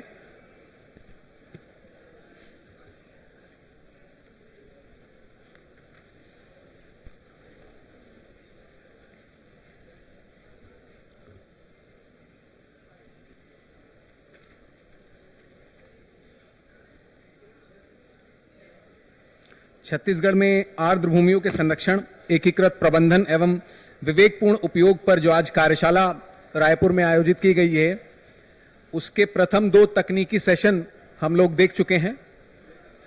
प्रथम session national policy and regulatory framework for wetlands पर रहा। दूसरा सेशन रेगुलेटरी फ्रेमवर्क देखने के बाद दूसरा सेशन सुप्रीम कोर्ट के जो निर्देश हैं, जिसमें समस्त वेटलैंड को मैप और मॉनिटर करने को कहा गया है, उसके तकनीकी पहलुओं पर रहा है। हमारा तीसरा तकनीकी सेशन जो वेटलैंड की गवर्नेंस पर है, अब प्रारंभ होने को है। मैं पुनः एक बार समस्त सभा से निवेदन करूंगा कि आप अपना स्थान ग्रहण करें और अगले सत्र की कार्रवाई प्रारंभ होने में अपना सहयोग दें।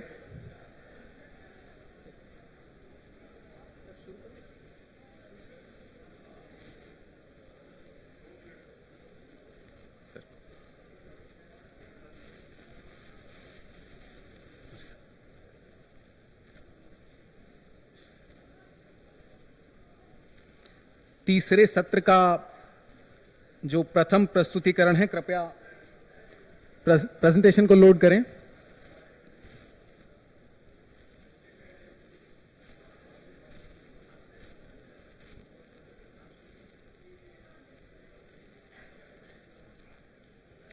जैसा कि निर्देश प्राप्त हुआ है, मैं मंच पर आमंत्रित करना चाहूंगा doctor Manoj P Samuel, executive director, centre for water resource development and management, Kozhikode, Kerala.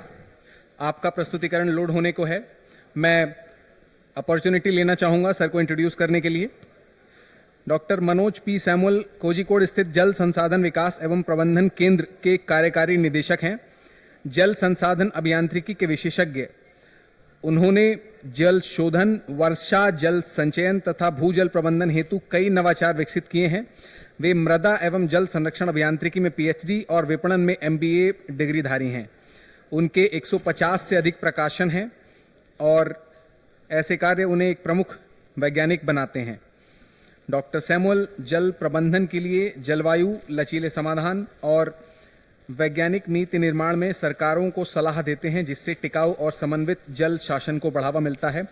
We are glad to have you here sir, please start. Respected dignitaries on the dais and my dear friends, सभी को नमस्कार। Again, मेरा हिंदी भी इतना अच्छा नहीं है, इतना नहीं, बिल्कुल अच्छा नहीं है, but फिर भी I will try to speak something in between Hindi. Actually, this is all about the participation, sabhagida, how we can actually join together, join our hands and minds together and work for the betterment of the wetlands. And we will start with the water resources in Chhattisgarh state. Actually, Kerala में हम क्या करता है, every year हम एक water status report बनाता है. So that this report will be speaking about the amount of water this state is having in terms of surface water, groundwater, wetlands, and rainfall and everything. So this will be a authentic report. So that I suggest Chhattisgarh government also can start making such a report in future. So that आपके लिए 85% of the water you are getting from the rainfall, that is southwest monsoon, जुलाई से शुरू होने वाला है.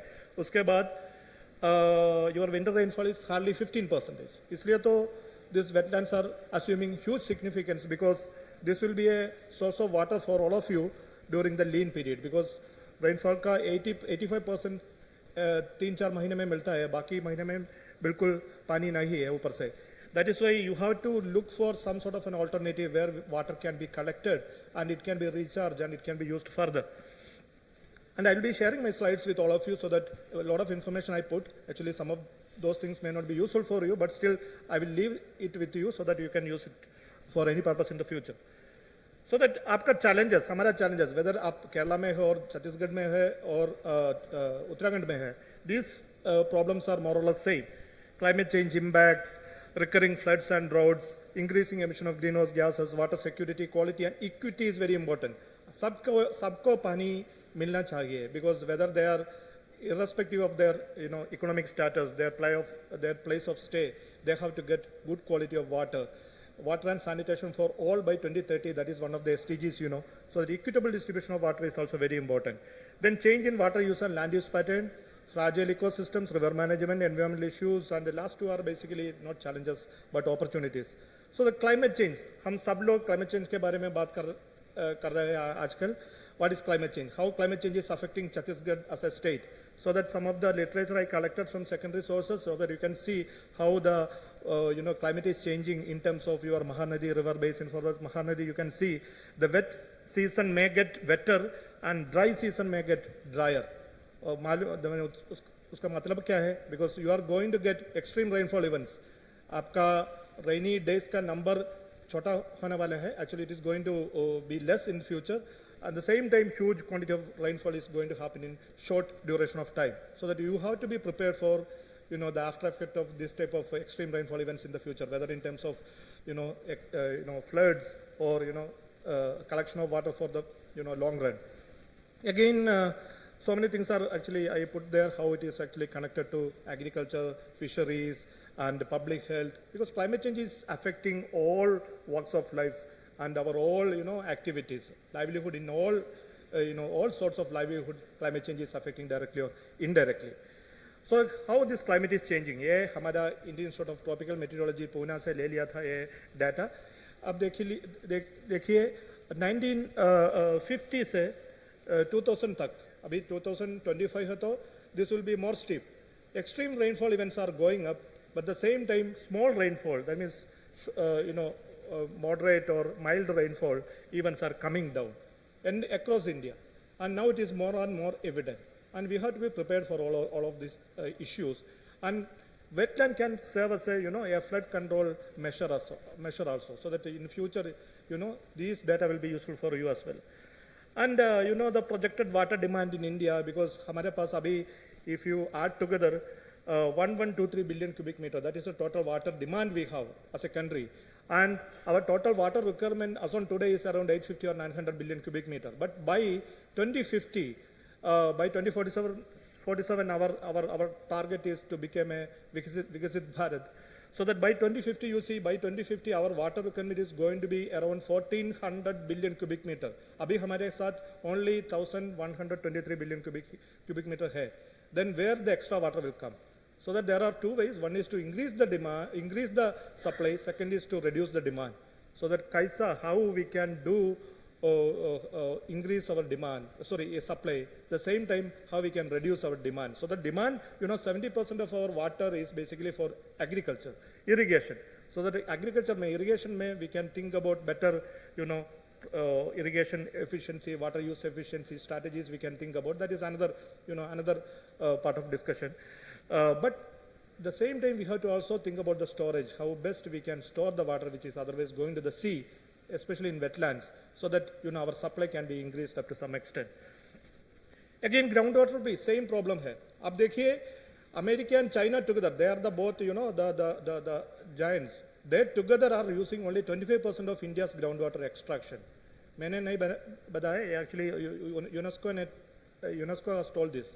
So that is a big challenge before us, because groundwater indiscriminately we are using. And again, another issue, another angle of this is increasing emission of greenhouse gases. We are, digging water extracting water from much deeper by using, much HP, higher HP pumps. A lot of energy we are using, and it is contributing to the greenhouse gas emission as well. And our Prime Minister told that by 2070, Bharat ek net zero Raj होने वाला है. How we have to achieve this target? That is another question. So, climate change mitigation, we have a lot of strategies. We have two approaches. One is to, mitigation, and the second one is adaptation or, resilience. So we have a lot of strategies which is useful for your wetland, which is useful for Chhattisgarh as a state.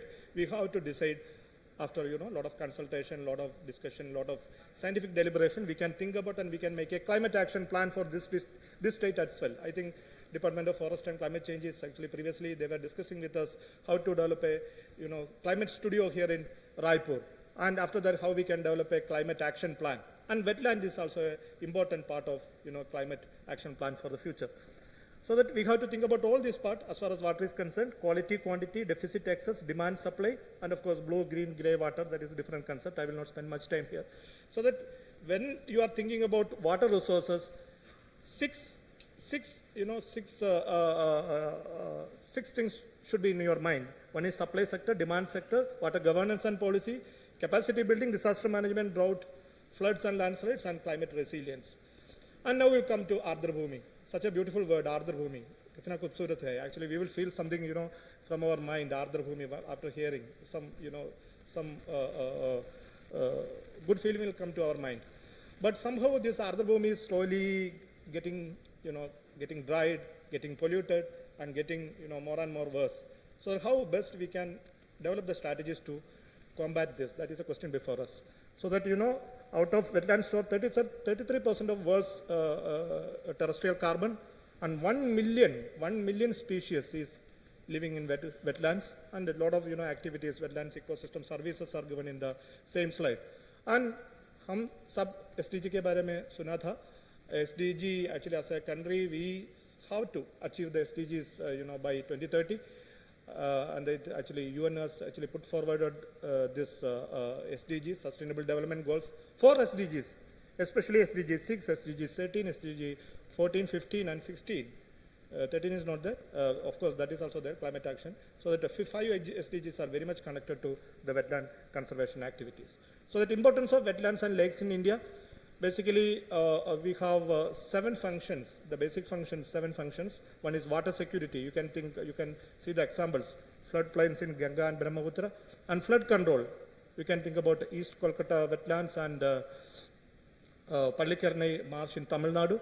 Then biodiversity hotspots, Chilika Lake, and livelihoods and tourism. You come to my state, you can see Vemanad Lake, such a beautiful place, but it is overloaded with tourism, lot of houseboats. Now we are doing a study to find out the carrying capacity of that lake in terms of tourism.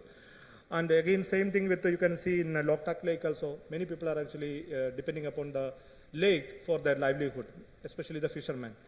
Then climate regulation, cultural and religious value. We heard about Pushkar Lake, we know about Rudrasagar Lake, and urban resilience. So that these are the important functions any wetlands, most of the wetlands, take care of. And, this degradation is happening. No need to explain much, but this is evidence-based information. You see how the wetlands are changing from 1970 to 2025. You can see how the coastline, inland wetlands, the number is coming down.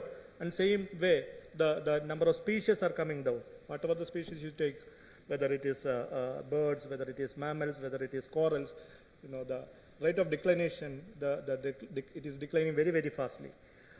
And these are some of the indicators. Whether you take any types of wetlands, you can see these indicators are always, most of them are going up. Some are going in a very faster way, so that you can see the color code there and the angle of the arrows there. And when we come to my state, Kerala, you see it's a land of wetlands. You can see both wetlands आपको देख सकता है केरला आने में. Actually, here also one big thing we are noticing, the number of areas in terms of built-up area is going up. Everything else is more or less standstill. The water surface area is little bit coming down, but the main thing we observe is the red area. You can see that is the built-up area is going up in a very, very faster way. More or less in other states also the things are not different, but in Kerala being highly populated state, this is a reality. And again, pollution, whether it is from agrochemicals, whether it is from urban areas, the pollution is a big issue as far as the wetlands are concerned. And again, the carbon emission, I told, the wetland is a place where the carbon sequestration is happening. But at the same time, if it is kept dry, it is actually a place where carbon emission is happening. So that we have to be very careful in managing the wetlands. Wetlands so dry mat karna, actually you should not keep it dry, because otherwise it will be giving you a lot of problems in terms of carbon emission. So that again we have to think about the lake basin, because as far as a lake is concerned, three things are important. The catchment to lake planning. कहाँ से पानी आता है lake से, कहाँ से पानी आता है lake में, so that all these areas from where the water is coming to the lake has to be mapped, and suitable interventions has to be taken. The source protection intervention has to be taken. And from upstream to downstream, different strategies sometimes we have to take up, because sometimes in the upstreams we have to go for soil and water conservation measures and maybe recharging measures. But in the downstream, the things may be different. So that we have to think about each strip of land. We have to develop different grids, and for each type of grid, we have to develop different types of strategies and plans for managing the catchment. And from catchment, the water is coming to the wetlands. आप देखिए हमारा state में एक wetland है, बहुत बड़ा wetland है, वेम्बनाड. वेम्बनाड में एक पूरा डिस्ट्रिक्ट, आलपी डिस्ट्रिक्ट पूरा वेम्बनाड के अंडर में है. लेकिन अब देखिए, whenever there is a rain in the eastern side, this Kutanad area, the Vemanad area or Alapi district is under flood. The people are actually leaving the district to other districts for settlement, because they cannot they can no longer stay in the district because of continuous floods. So हम क्या करता है आजकल? Now we are doing two projects. One is actually forest hydrology. Forest में कितना rainfall आता है, accordingly what is the stream flow, and within how many days or how many hours it is going to come to the wetlands in the downstream. So we are making a flood forecasting and early warning system. And similarly, some of the citizen rain and river monitoring systems. So that citizens are actually wetland mitra sort of groups are made, and these people are measuring rainfall in the catchment area and towards the wetlands in the downstream. Each stream they are measuring and rain they are measuring, and everything is going to a single server, a central server. There actually we have trained some people. They will be doing some initial analysis, and based on that they are giving the warnings to the communities. So that it is very effectively working, and everything is citizen managed. Actually, there is no government agencies directly involved. They have agencies called MRA, Meenachil Rain and River Monitoring Agency, MRRM. Meenachil is name of a river which is actually leading to the wetland in Alapi district. So that again, these are the main issue as far as lake basin is concerned. So that this Vemanad lake, what we have done, we have whatever the lake, whether Vemanad or any other lake in any other wetland in Chhattisgarh, you have to analyze the problems. The problems can be put it in three categories. One is the natural causes that we don't have much control over that. But the red one actually anthropogeny. Yeah, actually this is actually basically because of my action and your action. So how best we can control it? And the blue ones are actually partially controlled by our actions. So that you can list out the issues in your wetland and accordingly develop the strategies. So that spatial, temporal, and these type of categories, both on spatial and temporal basis, you have to make it. And again, this is the framework to develop a strategy for your wetland.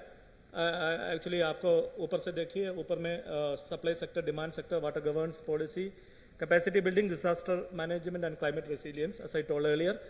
And again, you are putting the problems there. That is the major, focus. That six areas we should have focus.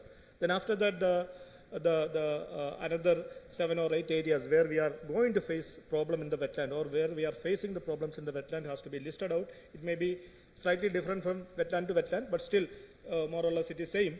And finally, based on these two understandings, we have to have better innovations in organization, systems, policies, rules, participation, technology, information and information dissemination. That is very important. Wetland information and management system is very important. We have a portal, and the economics, from where the fund come, how the fund can be distributed equitably to all the stakeholders in the wetland. And this is the action plan for lake basin. Any lake basin, this action plan is very important. One is we should have a detailed study on the spatio-temporal water availability in the basin and its impact due to climate change and anthropogenic changes. Then wetland information system with the real-time data. This is very important because like RTI, the stakeholders have the right to know about the wetlands. What is the water quality in the wetlands? How much pani aa raha hai? How much pani ja raha hai?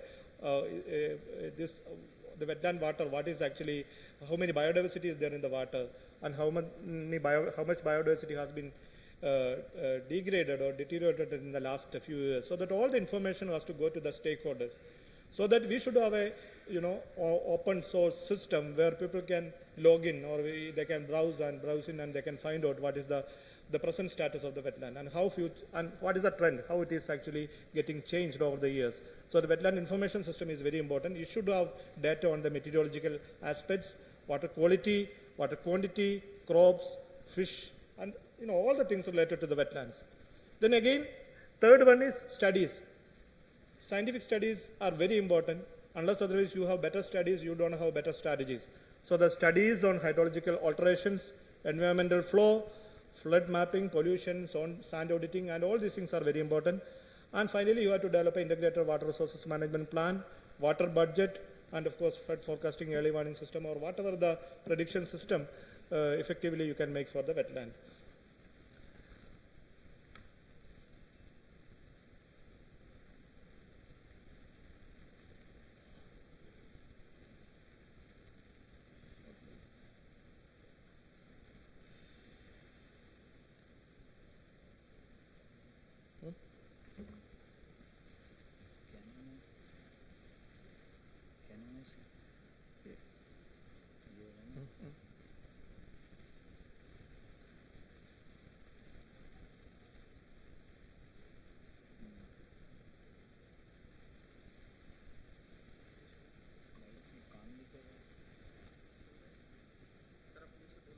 Okay.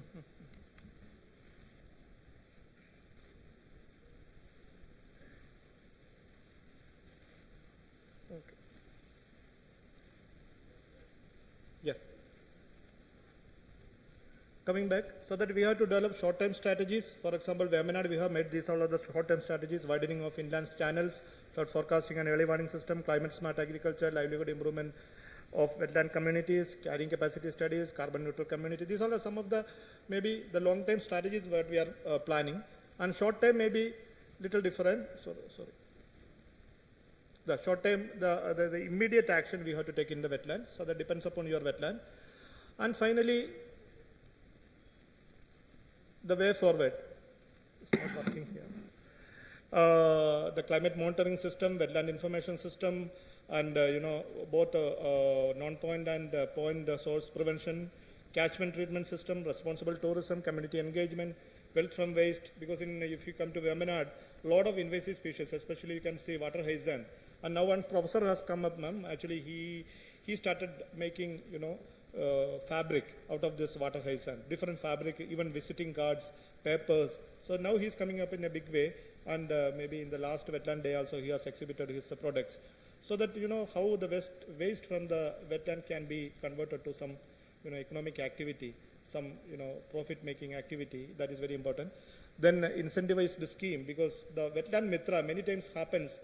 Actually, we mobilized a few people, but the sustainability is a very big issue. How these people will continue to work as a wetland mitra? What is the incentive they are going to get? How they will be benefited out of the time they are spending for the wetland? So we have to devise some sort of a strategy for that. Then tourism and wetland, we have a lot of rules, but how best these rules are implemented in the field? That is also a question before us. Sorry. So this framework already shown previously, and what is participatory wetland governance, and what are the schemes now we have.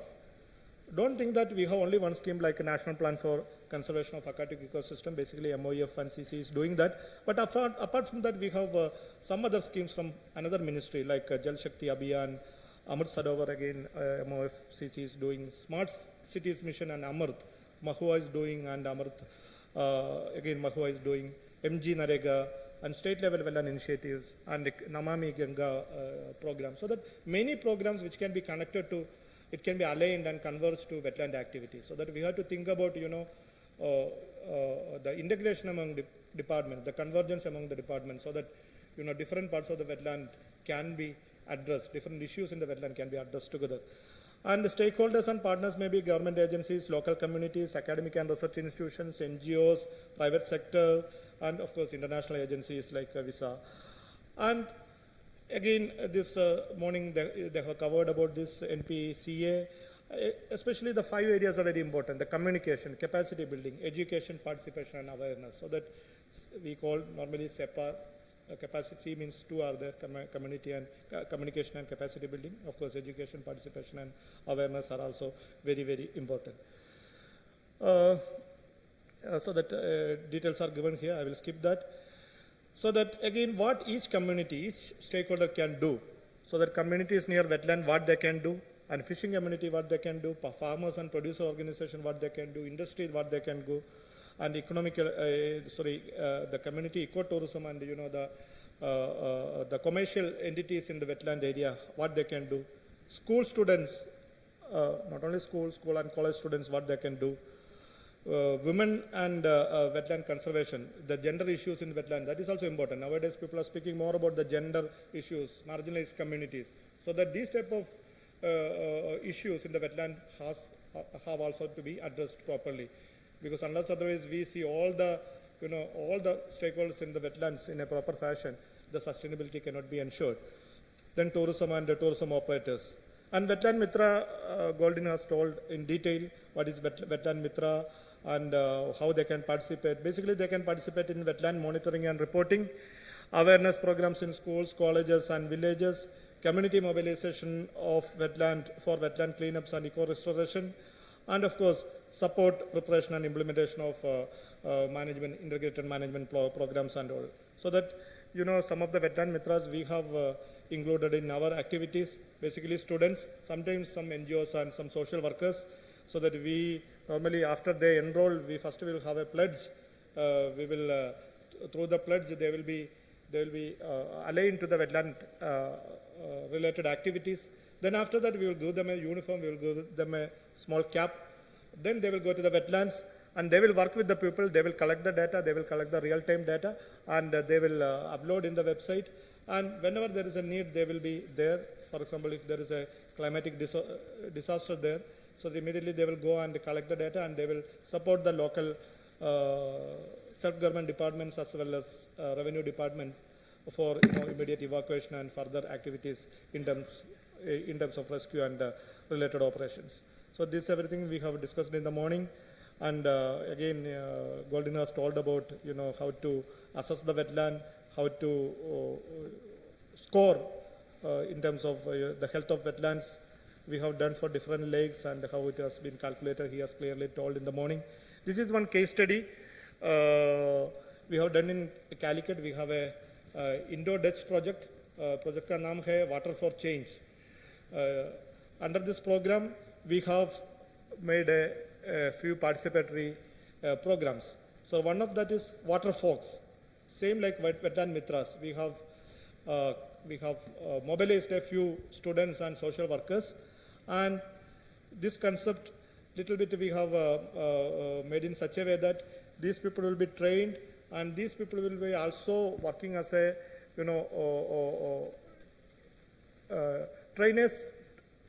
trainers. That means they will train the people. They will also take the data, so that these people will work with the research organization, and they will work with the citizens as well. So we have got a copyright also for this concept, and we developed a mobile application. It is called Water Cat. CAT means Citizen Assessment Tool. So that what is happening is actually these people will go with this mobile app in their smartphone to water bodies where this, especially lakes, where water quality is a problem. Some of the hotspot area we have identified. These people will go there, collect the data, and they will analyze the data using a water testing kit in situ, in the place itself, real time. Then they will put the data in the mobile app, and mobile app is connected to a satellite imagery, satellite map, real time basis, so that the mayor of the city can see which part of her city or his city where wetlands are there, what is the quality, what is the issue with that wetlands. So the real time basis they can monitor this.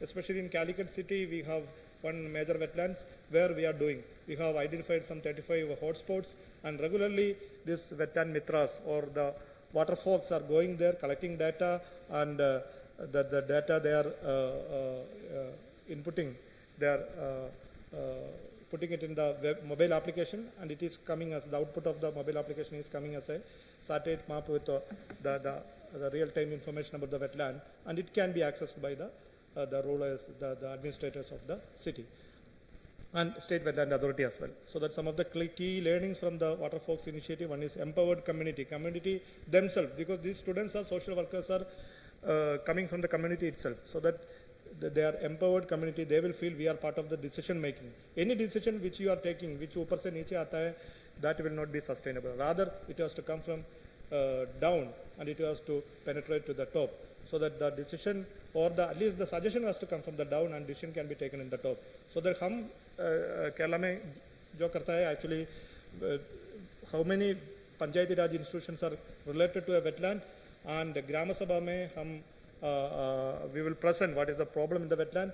After that, people, the wisdom of the ordinary citizen is much above our scientific wisdom sometimes, so that they themselves will come out with the solutions, because they know the wetland in a much better fashion compared to all of us, compared to any scientist working in the wetland. So that we will just collect their opinion about the wetland through this Gram Sabhas, and finally it will be collated, it will be compiled.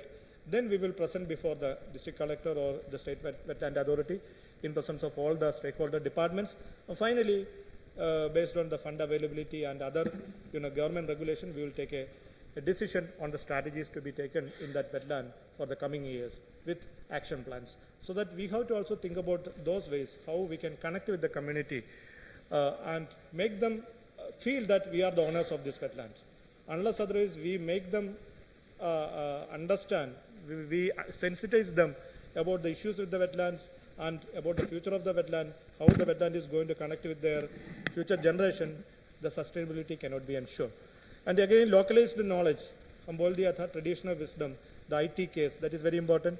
Data transparency, because they should not think that we are creating data somewhere and bringing to them. Rather, उन्होंने data collect कर रहा है, so that they know much about the data, because they are collecting the data about the rain, they are collecting the data about the water quality in the wetland, they are collecting the data about the stream flow, and they themselves, any graduate can do some Excel analysis, so that they are doing their analysis and they are bringing it to the people. We scientists are only just giving some inferences to that, so that here also we can think about how best we can, we can engage the people for collection of the basic data, and of course analysis up to some extent, and adding to some scientific flavor to that, finally giving the right information to the people at the right time.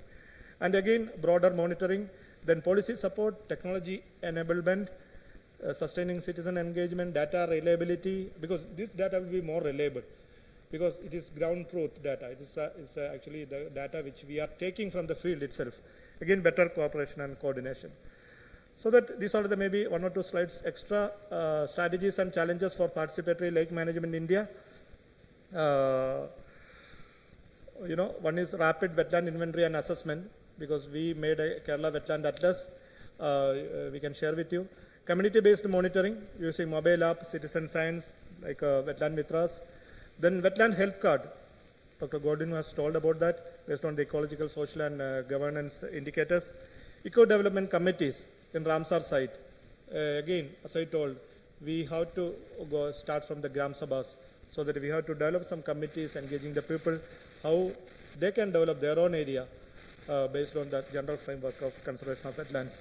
Then policy synergy, the policy, whether it is Amrit Mission or Namami Ganga or our lake and our aquatic system management plan or whatever it is there, all the schemes has to converge, and finally the policy has to synergize so that our target can be achieved. But we have some challenges in Indian context. One is conflicting land use policies, urbanization versus conservation. That is a big question always. Encroachment and population in Kerala में हमारा एक बड़ा problem है encroachment है, because हमारा population density बहुत ज़्यादा है, इसलिए तो the average land holding of a person is less than 25 cents. So that everywhere you can see the houses and places, and there is no area left unless it is protected area. But even though people are encroaching the protected area, and one of the reasons for 2018 flood was basically there was no room for the water to flow. Even the wetlands are actually converted as a habitat. So that encroachment and pollution is a big issue. Pollution is also another issue. Pura pollution, our all waste we are dumping into the water, whether it is a river, whether it is wetland or whatever it is, so that we have to change our attitude. ABC should also happen. Attitudinal and behavioral changes also have to happen. Fragmented institutions, limited capacity at local level, and poor enforcement. These are all the issues, whether it is in Tamil Nadu or in Madhya Pradesh, these issues are more or less same. And another issue now we successfully done, and now Niti Aayog is taking up this in a big way. Actually, this in wetland area we can do. This is water budgeting. कितना पानी हमारे पास है actually in terms of rainfall, in terms of groundwater, surface water, flowing out water. So that what is the water availability, and other side what is the demand. आपका demand कितना है, irrigation के लिए कितना है, ड्रिंकिंग वाटर के लिए कितना है, इंडस्ट्री के लिए कितना है, एनवायरमेंट दैट मीन्स कंजर्वेशन के लिए कितना है, कितना how much you want, so that these two actually finishing in 2 minutes, so that these two has to keep in a weighing balance, and you have to make a water budget. In Kerala we have divided the entire year into 36 segments, each 10 days a segment, so that each 10 day what is the availability of water, rainfall, surface water, groundwater, coming in water, going out water, and what is the demand in that 10 day sector. So that we made water budget in almost all the gram panchayats in block panchayats in Kerala. And now the Niti Aayog is doing in 25 aspirational, you can see the policy document other side, 25 aspirational blocks in India, and we are actually giving them advices on that. And some of the roadmap for Chhattisgarh, you can see participatory wetland assessment and management, climate action clubs you can think about in the wetland areas, including farmers and students and other partners. Carbon neutral, at least in a wetland you should have one carbon neutral or climate resilient village or community, so that the Prime Minister has told by 2070 India should be carbon neutral community, carbon neutral country, so that we have to also put forward aage badhana chahiye, we have to support him. And wetland mitras and water volunteers, as we discussed earlier, climate preparedness programs, campaign in wetlands, climate smart agriculture I told, and community engaged wetland activities, waste management, carbon emission reduction, pollution abatement, rainwater harvesting, groundwater recharge, lake basin watershed management, livelihood improvement activities. And finally, you see wetland branding, commercialization is very important. Any particular product out of your wetland, it can be even GI tagged, so that your wetland can be branded and some sort of an economic angle can be added to that. So you have to think about that, how your wetland can be branded in terms of tourism, in terms of any product out of that, or in terms of some of the geographical peculiarities, so that commercial activities can be. The Amrit Dharovar is always speaking about that, how best we can manage the wetland in a better way in terms of economics as well. And finally, the conclusions are, the final takeaways are, participatory governance is the key to sustaining wetland ecosystems and managing lake basins.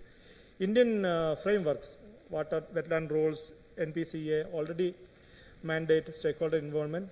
Now need implementation and local ownership. That is very important. The future lies in collaborative, adaptive and ecosystem-based approaches. And the way forward is, first of all, the strengthening participation. Then is institutional reforms, convergence of different agencies, capacity building, then co-management models, good governance models we can take from different wetlands and try to implement in our wetlands as well. Then technology use, then integration with the national programs like I told earlier. Some of the knowledge products I can show which we produced in our wetland, integrated management, this one, VM's portal, there are some other cities including Calicut. Then you can see another products there. This is the dashboard for this VM's, wetland management system in Kerala, so that you can get all the information like the national wetland system he has presented previously. And a mobile app also we developed so that people can go, Wetland Mitra can go and collect the data, and real time they can include the data to the database. Thank you very much. Thank you so much, sir. I'm very sorry, I thought of speaking little more in Hindi, but words are not coming. yeah. Sir.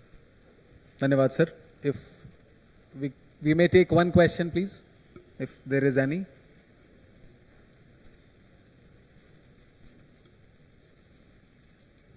All right then.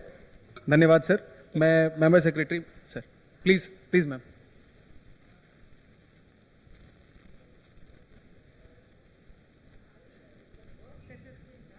Kerala, I mean, when we look at the, extent of work that you've presented, I just wonder, when did work start on wetlands conservation matters intensively in Kerala? Like, when was the State Wetlands Authority formed, and how did you, at what point there was a major push to move ahead for lake conservation? That is my wetland conservation. Ma'am, actually in Kerala, as you know, around 30% of the population is directly or indirectly connected to the wetland, and especially three Ramsar sites, Vemanad, Ashtamudi and Shastangota. These are in the, very sensitive areas, because in terms of population and in terms of, in terms of population and in terms of the political issues are concerned. So that I suppose, ma'am, actually from 2000 onwards, we got a momentum in wetland conservation. Like sir was telling in the morning about the Silent Valley issue. So that time onwards, the environmental, momentum, environmental issues got a little bit more emphasis in Kerala. But the wetland issues mainly started in 2000 onwards, 2000 or 2005, that time onwards. But the last 25 years, it is in the, huge, that means in a bigger pace it is happening. Especially after 2018 flood, this Kuttanad area where this Vemanad lake situates, those areas face a lot of issues in terms of, sustaining the habitats. People are actually moving from that wetlands. Basically, the issue is floods. Again, the issues with the pollution. Once flood happened, again, and their freshwater resources are polluted. So we are now looking towards some solution so that they will be getting some information in earlier, so that they can make some preparatory measures.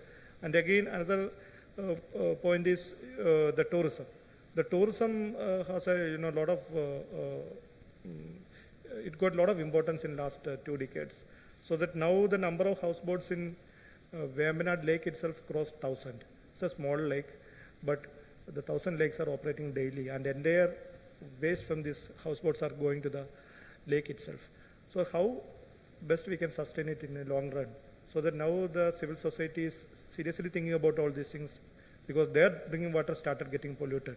They don't have a place to live now. So that nowadays, I think the government is giving a lot of importance. Last 20 years, I'm sure, these activities are getting a lot of pace and momentum. Thank you. Thank you, sir. Thank you, ma'am. This brings us to the first session of third technical session. मैं निवेदन करूंगा member secretary Shri Radhesh Chandele sir से कि वो sir का एक memento एवं गमछा भेंट कर सम्मान करें.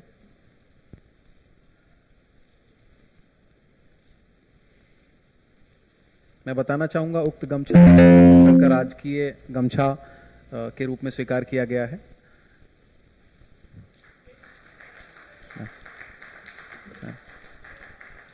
छत्तीसगढ़ी गमछा मैम. धन्यवाद सर. धन्यवाद मैम. हमारे शेड्यूल के अनुसार हमारे अगले वक्ता से मैं अनुरोध कर चुका हूं, डॉक्टर अमित दुबे, कि हम अगला सेशन पहले ऑनलाइन कनेक्ट होने वाले वक्ता का ले लेंगे। अगले वक्ता के रूप में हमारे साथ ऑनलाइन जुड़ चुके हैं डॉक्टर जयश्री वेंकटेशन, जो वाइज यूज ऑफ वेटलैंड, जो कि आज की हमारी इस कार्यशाला का 3 में से एक ऑब्जेक्टिव भी है, उस पर अपने विचार रखेंगी। मैं मैम को इंट्रोड्यूस भी करना चाहूँगा, कृपया ऑनलाइन कनेक्ट कर दें। मैं मैम को इंट्रोड्यूस करना चाहूँगा। Doctor Jayashree Venkatesan managing trustee के रूप में कार्यरत हैं केयर अर्थ ट्रस्ट में, और एडजंक्ट फैकल्टी के रूप में कार्यरत हैं advance institute of wild life studies, government of Tamil Nadu. Biodiversity और बायोटेक्नोलॉजी में पीएचडी के साथ उनके पास वन्य जीव संरक्षण और वेटलैंड्स मैनेजमेंट में 25 वर्षों से अधिक का अनुभव है। उन्होंने तमिलनाडु में कई कंजर्वेशन और रिस्टोरेशन प्रोजेक्ट्स का नेतृत्व किया है। उन्हें 2008 में scope international women achiever award और 2025 में रामसर कन्वेंशन के ग्लोबल चेंज मेकर अवार्ड से सम्मानित किया गया है। मिस डॉक्टर जयश्री जी ने 2017 के ग्लोबल एंटरप्रेन्योरशिप समिट में महिला उद्यमियों के समर्थन में भी महत्वपूर्ण भूमिका निभाई है। We are privileged to be listening to you ma'am. Ma'am, am I audible ma'am? Good afternoon. Ma'am, over to you, ma'am. Thank you, sir. How many minutes do I have, sir? You have about 250 audience offline here, and about close to 100 people online listening to you, ma'am. No, I said how many minutes do I have to present? Ma'am, you have exact 30 minutes, ma'am. Okay, sir. I'll stick to it, sir. Good afternoon, dignitaries, senior officials, researchers, fellow NGO participants, ladies and gentlemen. That was a very nice sounding introduction, although I understood very little of it. My Hindi has become very rusted. My apologies for that. It's been many years since I spoke. I will essentially be talking about wise use of wetlands, not so much sharing what is already available to all of us on the net about wise use. And I am fully aware, fully cognizant of the fact that there are senior officials here, people who are very well versed in this sphere of work, so there's no point in talking about the basics. What I would do instead is use the basics as a framework to talk about what I went through, what my organization went through, in trying to get some sites in Tamil Nadu designated as Ramsar sites. We were very privileged. I should thank the government of Tamil Nadu for entrusting us with the job of preparing 13 of the applications that the state submitted to the Ramsar, and I'm very proud of the fact that 11 of them got selected. It's something that I'm totally over the moon about. Thanks to my colleagues and thanks to long years of working in the same place and diligently maintaining data. So this would be the thing, but I would also take the opportunity to bring to light some points which are normally not discussed because they are a bit uncomfortable to discuss, but I think it's time that when a platform like this has been created with such participation, I think I should use this platform to talk about some issues. These are easily solvable issues that need to be addressed if wetland conservation has to really see the light of the day, and wise use has to become a mandate. Next slide, please. What is wise use? You would be shocked to see some very basic slides. Please bear with me. There is a reason behind these very basic definitions. It's not so much to highlight ignorance or anything like that. Wise use of wetlands is the maintenance of the ecological character. I think the operative word here is ecological character, which you should remember all through the presentation. Achieved through the implementation of ecosystem approaches and within the context of sustainable development. This definition was actually accepted in 1987 itself, this definition of wise use. 3 operative words as far as I am concerned: ecological character, implementation of ecosystem approaches, and the context of sustainable development. These are also words that we hear in other conventions, but here it gets a lot of emphasis. In this context, I think it's also very critical that we remember or recollect or know that the Ramsar Convention and the Convention on Biological Diversity the CBD, which was enacted in 1992, are the only two conventions which make a very explicit statement recognizing the sovereignty of the contracting parties. Most of the other conventions have target-based approach, but these two conventions leave the responsibility of deciding what is important and how it is to be done to the states, the contracting parties themselves, which I think is phenomenal. Next slide, please. So contracting parties, when they become signatories to India's, one of the earliest signatories, commit to work towards the wise use of all wetlands and water resources in their territory through national plans, policies and legislation, management actions and public education. We've done all of this. India has done all of this. And there was a guideline actually issued in the year 1993, which has been subsequently revised many times over for the implementation of wise use concept. The guidelines emphasize the importance of adopting national wetland policy. It says it should not be a standalone kind of a document. It should be mainstreamed into all other conventions, all other programs, environmental programs, development programs, everything. And emphasis is on wetland inventory, monitoring, research, training, public awareness, and what you normally find in all these plans. But this particular guideline makes a distinction in the sense it says every wetland should have an integrated management plan, the IMP. The minute a site gets designated as a Ramsar, an IMP has to be prepared. Now one would assume this is something like a child's play. Given the kind of strong bureaucracy that we have, it would be something very easy. But let me assure you, this has been the most Herculean task that most governments have ever faced, even Tamil Nadu.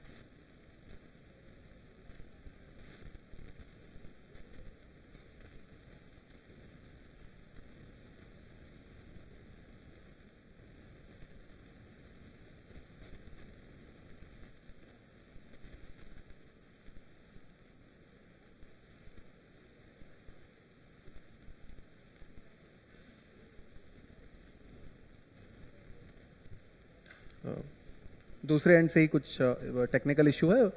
It will be connected in a few seconds.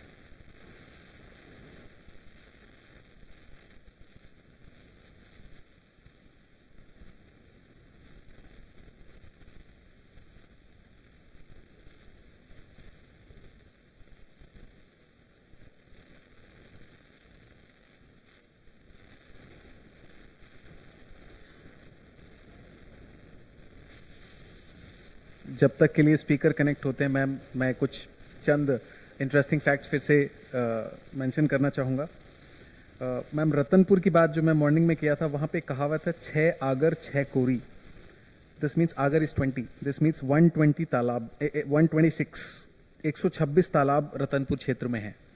और वो कहावत local folklore में आती है, 6 आगर 6 कोरी। बस्तर क्षेत्र में 7 आगर 7 कोरी, मतलब 7 आगर 7 into 20 140 प्लस 7 कोरी 7 147 तालाबों की मान्यता है। तो उस क्षेत्र में 147 तालाब थे। कुछ जगहों पे थोड़ा बढ़ा के बताया गया है इस तरह के नंबर्स को। मैं एक और इंटरेस्टिंग फैक्ट यहाँ बताना चाहूँगा।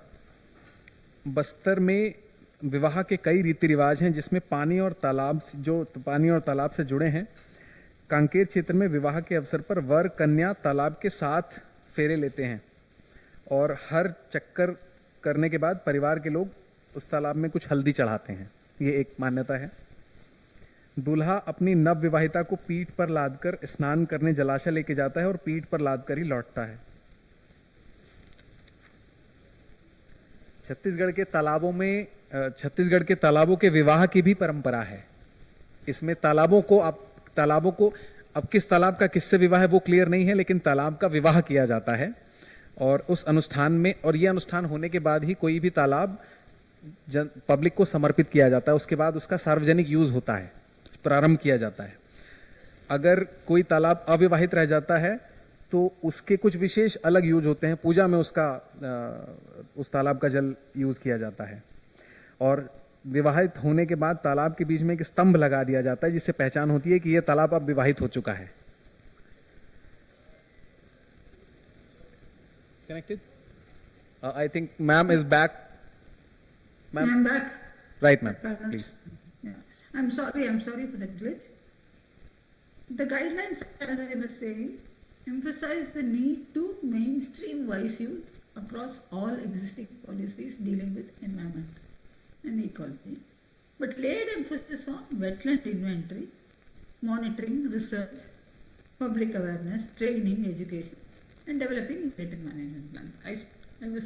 I lost the connection when I was saying that these IMPs, the integrated management plan, although they look very simple in their format, are extremely difficult to execute despite the capability and the commitment of the senior level officers and also researchers.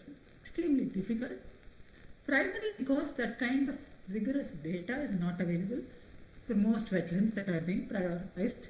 At least in Tamil Nadu, I am fully aware of the fact that such kind of data is not available. Next slide, please. So what are wetlands? Now you must be laughing, saying, why is this big? You must have gone senile. After all, almost end of the day, she's asking something as rudimentary as what are wetlands. Once again, there is a reason.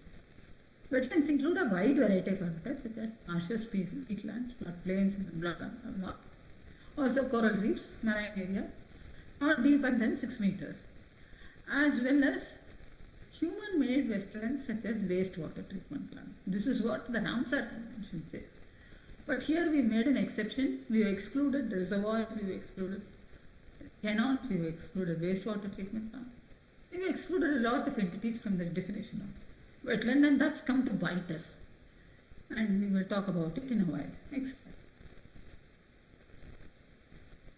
What is wise use? As I said earlier, maintaining the ecological character achieved through implementation of ecosystem approaches all within the context of sustainable development. Next slide.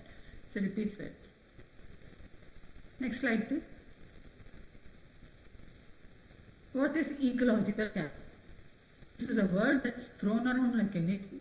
Let us understand that ecological character is a combination of the ecosystem components, processes, and benefits and services.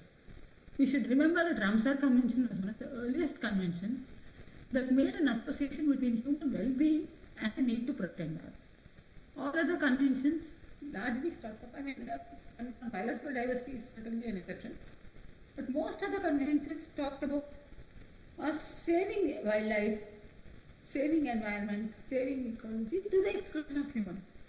Because the popular notion was human beings are highly detrimental to the cause of ecology. That was the original thought till CBD came into place. The Ramsar Convention somehow made this exception right at the beginning. The primary role of the ecological character is to characterize the wetland at a given point of time. The given point of time is when it gets designated as a Ramsar site. How have we identified its ecological character, and how have we described it? Because that is the one that will be monitored And if we are not wanting to keeping that, maintaining that, we will be pushed what is called a want-to record, which is a negative list. That is something not many people know about. But Ramsar Convention is one of those conventions which also has a negative list. If you don't behave yourselves, you get pushed there. It's almost like a punishment. Next slide. So what does wise use guidelines urges countries to do? Adopt national wetland policies, including a review of their existing legislation. It recognizes that most countries already have a start, at least countries like India. There will be enough laws, I mean, they may not directly say wetland, but there will be laws on water, air and everything to deal with wetland matters. And then it also realizes that it will have national biodiversity strategies, targets, strategic planning. So it says your national wetland policy should go into that. Second thing it talks about is the usual wetland inventory, monitoring, research. Third thing it says is take action at wetlands, including development. It says it's not enough if you just develop an integrated management plan. You have to get it into the action point of it. This is probably a very strong statement because we all know that most of the times management plans, although drafted very well, do not really get into an implementation phase. I have been through it recently. We did it for a marsh and the plan is beautiful, but not each chapter of it was implemented, only because it could not be implemented. It exists there. Next slide, please. So contracting parties are encouraged to develop, adopt an appropriate instrument to have an outcome-based approach. It says you can't go on a never-ending mode and pretend that everything is well. You need to have outcomes defined. It also makes a distinction between outcomes and outputs, something many of us in my generation at least find it very difficult to understand. But the point I'm trying to make is it's very visionary in that sense. It takes the latest or the current way projects are managed in Turkey and it has drafted this particular strategic action. And it says the decisions need to be made with awareness. You need to have, even your local stakeholders have to be fully aware of what is being done, why it is being done and what are the consequences. No longer possible for you to come away to assure that we are doing good for you. Displaying God thing somehow Ramsar doesn't like. It says it also should, whatever we plan to do and whatever we do, should enhance the potential of wetland ecosystem services. Because remember, I said the role of wetlands in preserving the well-being of mankind is something Ramsar Convention updated. There is a lot of emphasis on humankind, mankind and their welfare. It says wetland ecosystem services need to be promote intensive sport. So naturally integrated water management is one part of it. So it's wetland restoration. One thing about wetlands, and all of us know this very well, periodic restoration is essential, it's critical. It's not a system which will fix it. It's not a system which will include untended okay. It's regular restoration. So that is emphasized. It's also a system which is very open to invasive alien species, both terrestrial and aquatic. While in India there is a lot of emphasis on a lot of focus on the plant, the animal and the faunal invasive alien species management is not got the attention of people who matter. All our wetlands are infested with African and catfish, sometimes being as big as 3 feet. It almost looks like a mini crocodile. So that's also something that we need to worry about. But we also recorded some piranha. Or these are accidentally released from the aquarium trade that flourishes during the time in Chennai. This needs to be factored in. Then it talks about participatory programs with stakeholders. You would be surprised that despite being a member of a civil society organization, this is one thing I'm petrified of. Because this participation is such a problematic word. Whether not other people want to participate or have them been dragged to the table.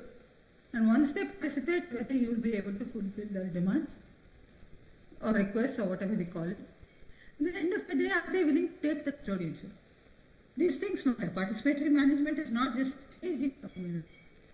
These days, I find at least in Chennai, post the 2015 floods. NGOs, they do not know about space development.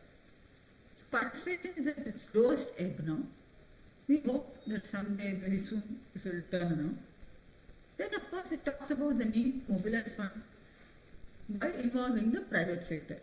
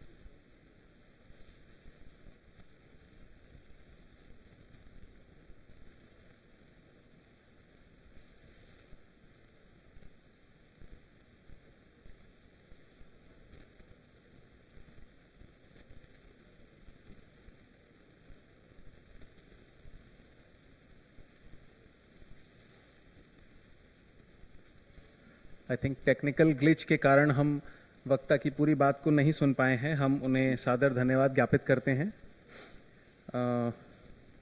उनका presentation as and when required available कर दिया जाएगा श्रोताओं को। इसी के साथ हम इस सत्र के अपने अगले वक्ता की ओर चलते हैं। डॉक्टर दिनेश के मरोठिया, जो डायरेक्टर हैं Indian society of agricultural economics Mumbai. He is also member technical advisory board of global evergreening alliance. Sir आज अपने प्रस्तुतिकरण में मल्टी यूज वेटलैंड्स, उनकी कॉम्प्लेक्सिटीज, इंटरडिपेंडेंसीज और डोमेन्स ऑफ इंस्टीट्यूशनल चॉइसेस विषय पर बात करेंगे। मैं सर को इंट्रोड्यूस करने की अपॉर्चुनिटी भी लेना चाहूँगा। प्रोफेसर दिनेश मरोठिया एक प्रतिष्ठित अर्थशास्त्री हैं जो कृषि एवं प्राकृतिक संसाधन अर्थशास्त्र के क्षेत्र में विशेषज्ञता रखते हैं। यूनिवर्सिटी ऑफ अल्बर्टा कनाडा से वो पीएचडी हैं और कॉमनवेल्थ फेलो भी रह चुके हैं। प्रोफेसर मरोठिया को पर्यावरणीय शासन एवं साझा संसाधनों कॉमन पूल रिसोर्सेज के प्रबंधन में भारत की नीति निर्माण में महत्वपूर्ण योगदान करने वाले के रूप में माना जाता है। वर्तमान में वे Indian society of agricultural economics के अध्यक्ष हैं तथा नेशनल इंस्टीट्यूट ऑफ इकोलॉजी के अंतर्गत एकीकृत प्राकृतिक संसाधन प्रबंधन केंद्र का संचालन कर रहे हैं। उन्होंने इंदिरा गांधी कृषि विश्वविद्यालय रायपुर में भारत का पहला कृषि एवं प्राकृतिक संसाधन अर्थशास्त्र विभाग स्थापित किया। उन्होंने KIIT विश्वविद्यालय भुवनेश्वर, भारत सरकार तथा विश्व बैंक, FAO, DFID जैसी अंतर्राष्ट्रीय संस्थाओं के साथ भी कार्य किया है। उनका नवीनतम प्रकाशन मल्टी यूज वेटलैंड गवर्नेंस है। सर, मैं आपके प्रस्तुतिकरण के लिए आपको आमंत्रित करता हूं। Thank you very much. सबसे पहले तो मैं मैडम ऋचा शर्मा जी को धन्यवाद देना चाहता हूं कि उन्होंने ये वर्कशॉप के लिए इनिशिएटिव लिया और श्रीनिवास राव साहब जो कि बहुत ही इनोवेशंस के साथ कई सीरीज़ ऑफ डिस्कशन में उनसे वार्तालाप होती रहती है। और मुझे बहुत अच्छा लगा कि वेटलैंड पर ये जो रिन्यूएबल जो इंटरेस्ट छत्तीसगढ़ में हुआ है, इसके लिए चंदेले जी और जितने भी साथी हैं इसमें इन्वॉल्व हैं, उनका सबका मैं धन्यवाद करना चाहता हूँ। इस अवसर पे यहाँ में मेरे बहुत पुराने मित्र भी जो दिल्ली और दूसरी जगह से आए हैं, जिनको बरसों से मैं जानता हूँ, उनको देखकर भी उनको सुनकर भी काफ़ी तसल्ली हुई कि अभी भी वो वेटलैंड्स में काम करते हैं। मैं पिछले 4 दशक से छत्तीसगढ़ में वेटलैंड पे काम कर रहा हूँ और 2016-17 में जब मैं स्टेट प्लानिंग कमीशन का मेंबर था तो डॉक्टर रमन सिंह उस समय प्लानिंग कमीशन के चेयरमैन और उसके अलावा चीफ मिनिस्टर थे। सुनील कुमार जी भी उसी समय थे. We have initiated in 2016-17 कि वेटलैंड छत्तीसगढ़ की वेटलैंड में किस तरह से एक कॉम्प्रहेंसिव एक्शन प्लान बनाया जाए, और वो काफ़ी हद तक हमने एक रास्ता तय किया था. लेकिन जैसा आप जानते हैं, न सिर्फ हिंदुस्तान में बल्कि कई मुल्कों में जब रिजीम चेंज होता है तो बहुत अच्छा इनिशिएटिव भी बैक बर्नर पे चला जाता है.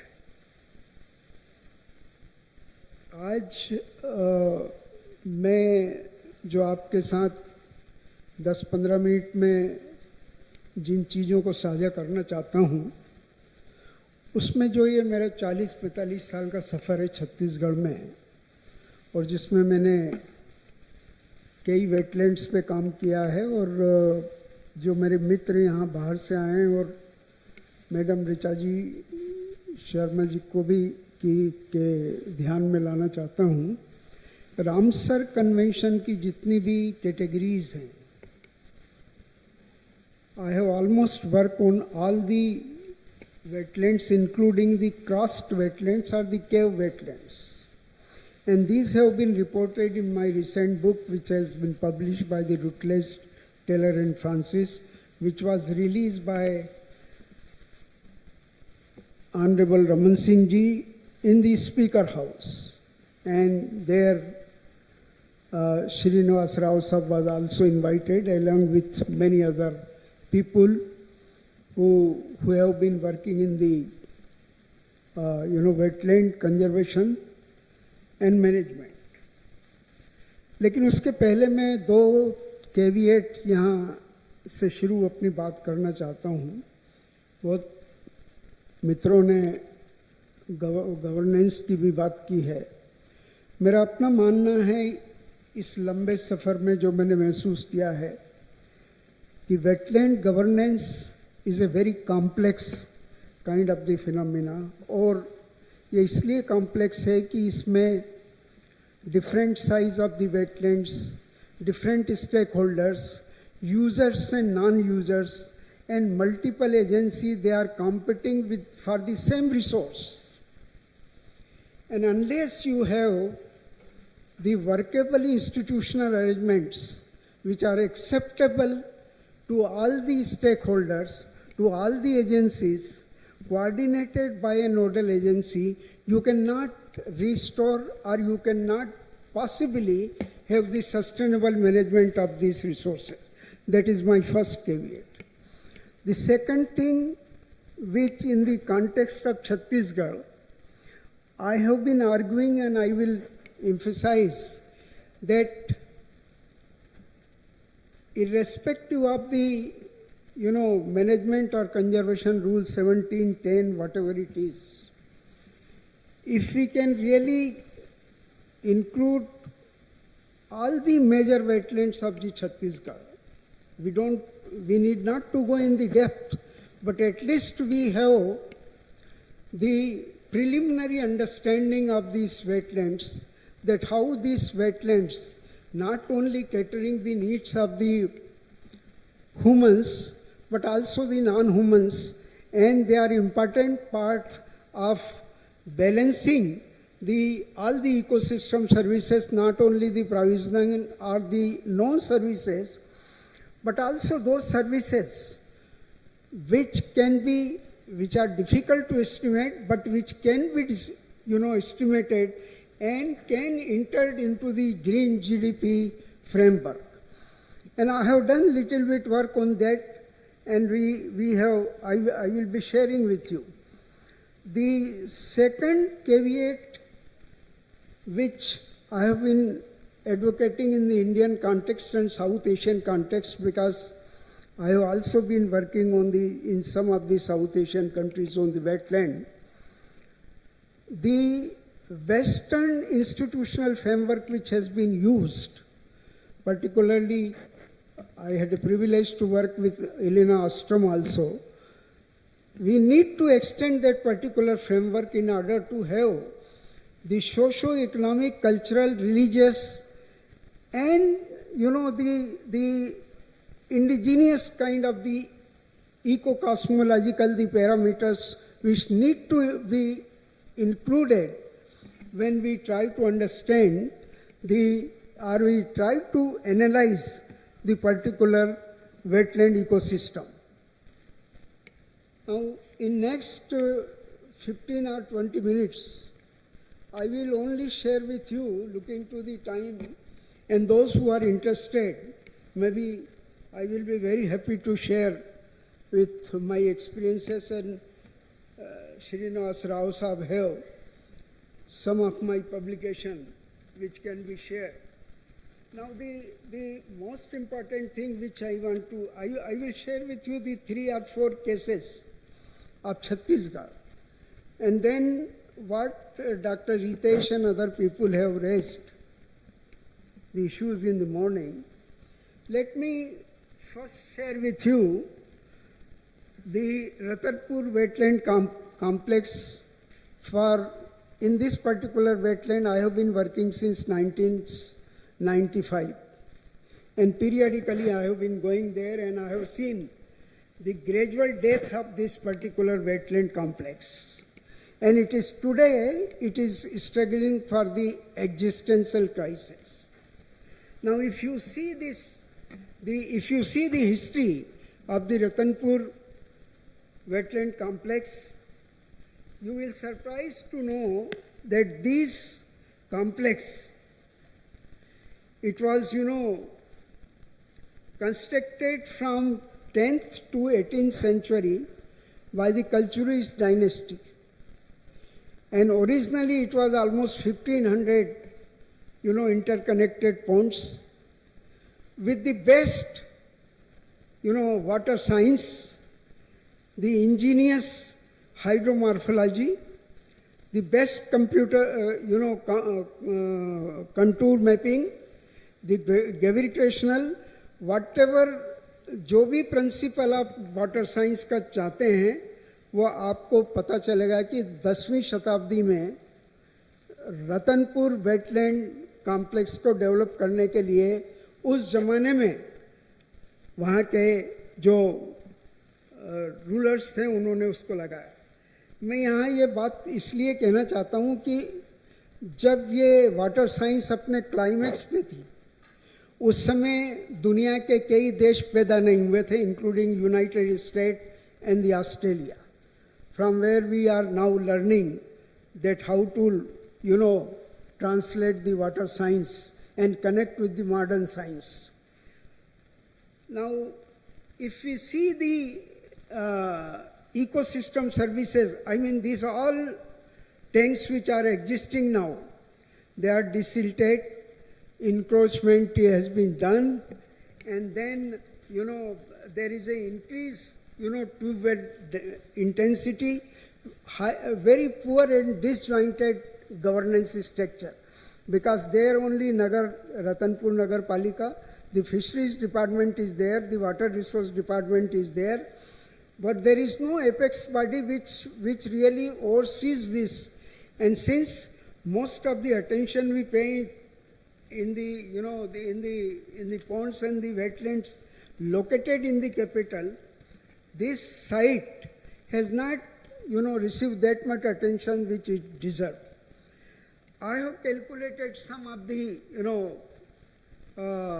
ecosystem services, and you will surprised to know that even under the degraded ecosystem complex, wetland complex, all the activities, that is fisheries, the lotus cultivation, the chestnut, the foxnut, if you put them together, their per rupees investment is much more than any activities in agriculture and allied sector. And the moment you incorporate the pilgrimage visits and their willingness to contribute to have this Mahamaya temple and other temple, because it is also known as a temple town, as a pond town, then the return in per year is almost 1.95 crores, and it generates almost 9 lakhs सारी जरा वो trekking अंग्रेजी में चला गया था, मैं माफ़ी चाहता हूँ इसके लिए।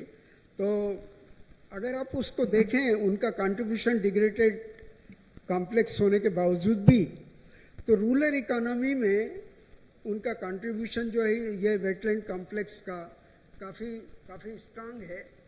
और अगर इसको आप माइक्रो लेवल पर आप यदि जीडीपी, विलेज जीडीपी में कन्वर्ट करना चाहते हैं, तो यू विल फाइंड कि कितना वेटलैंड का ज़बरदस्त कंट्रीब्यूशन उसके डेवलपमेंट में है।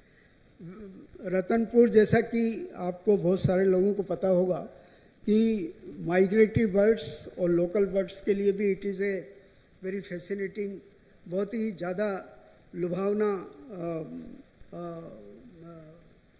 साइट्स है।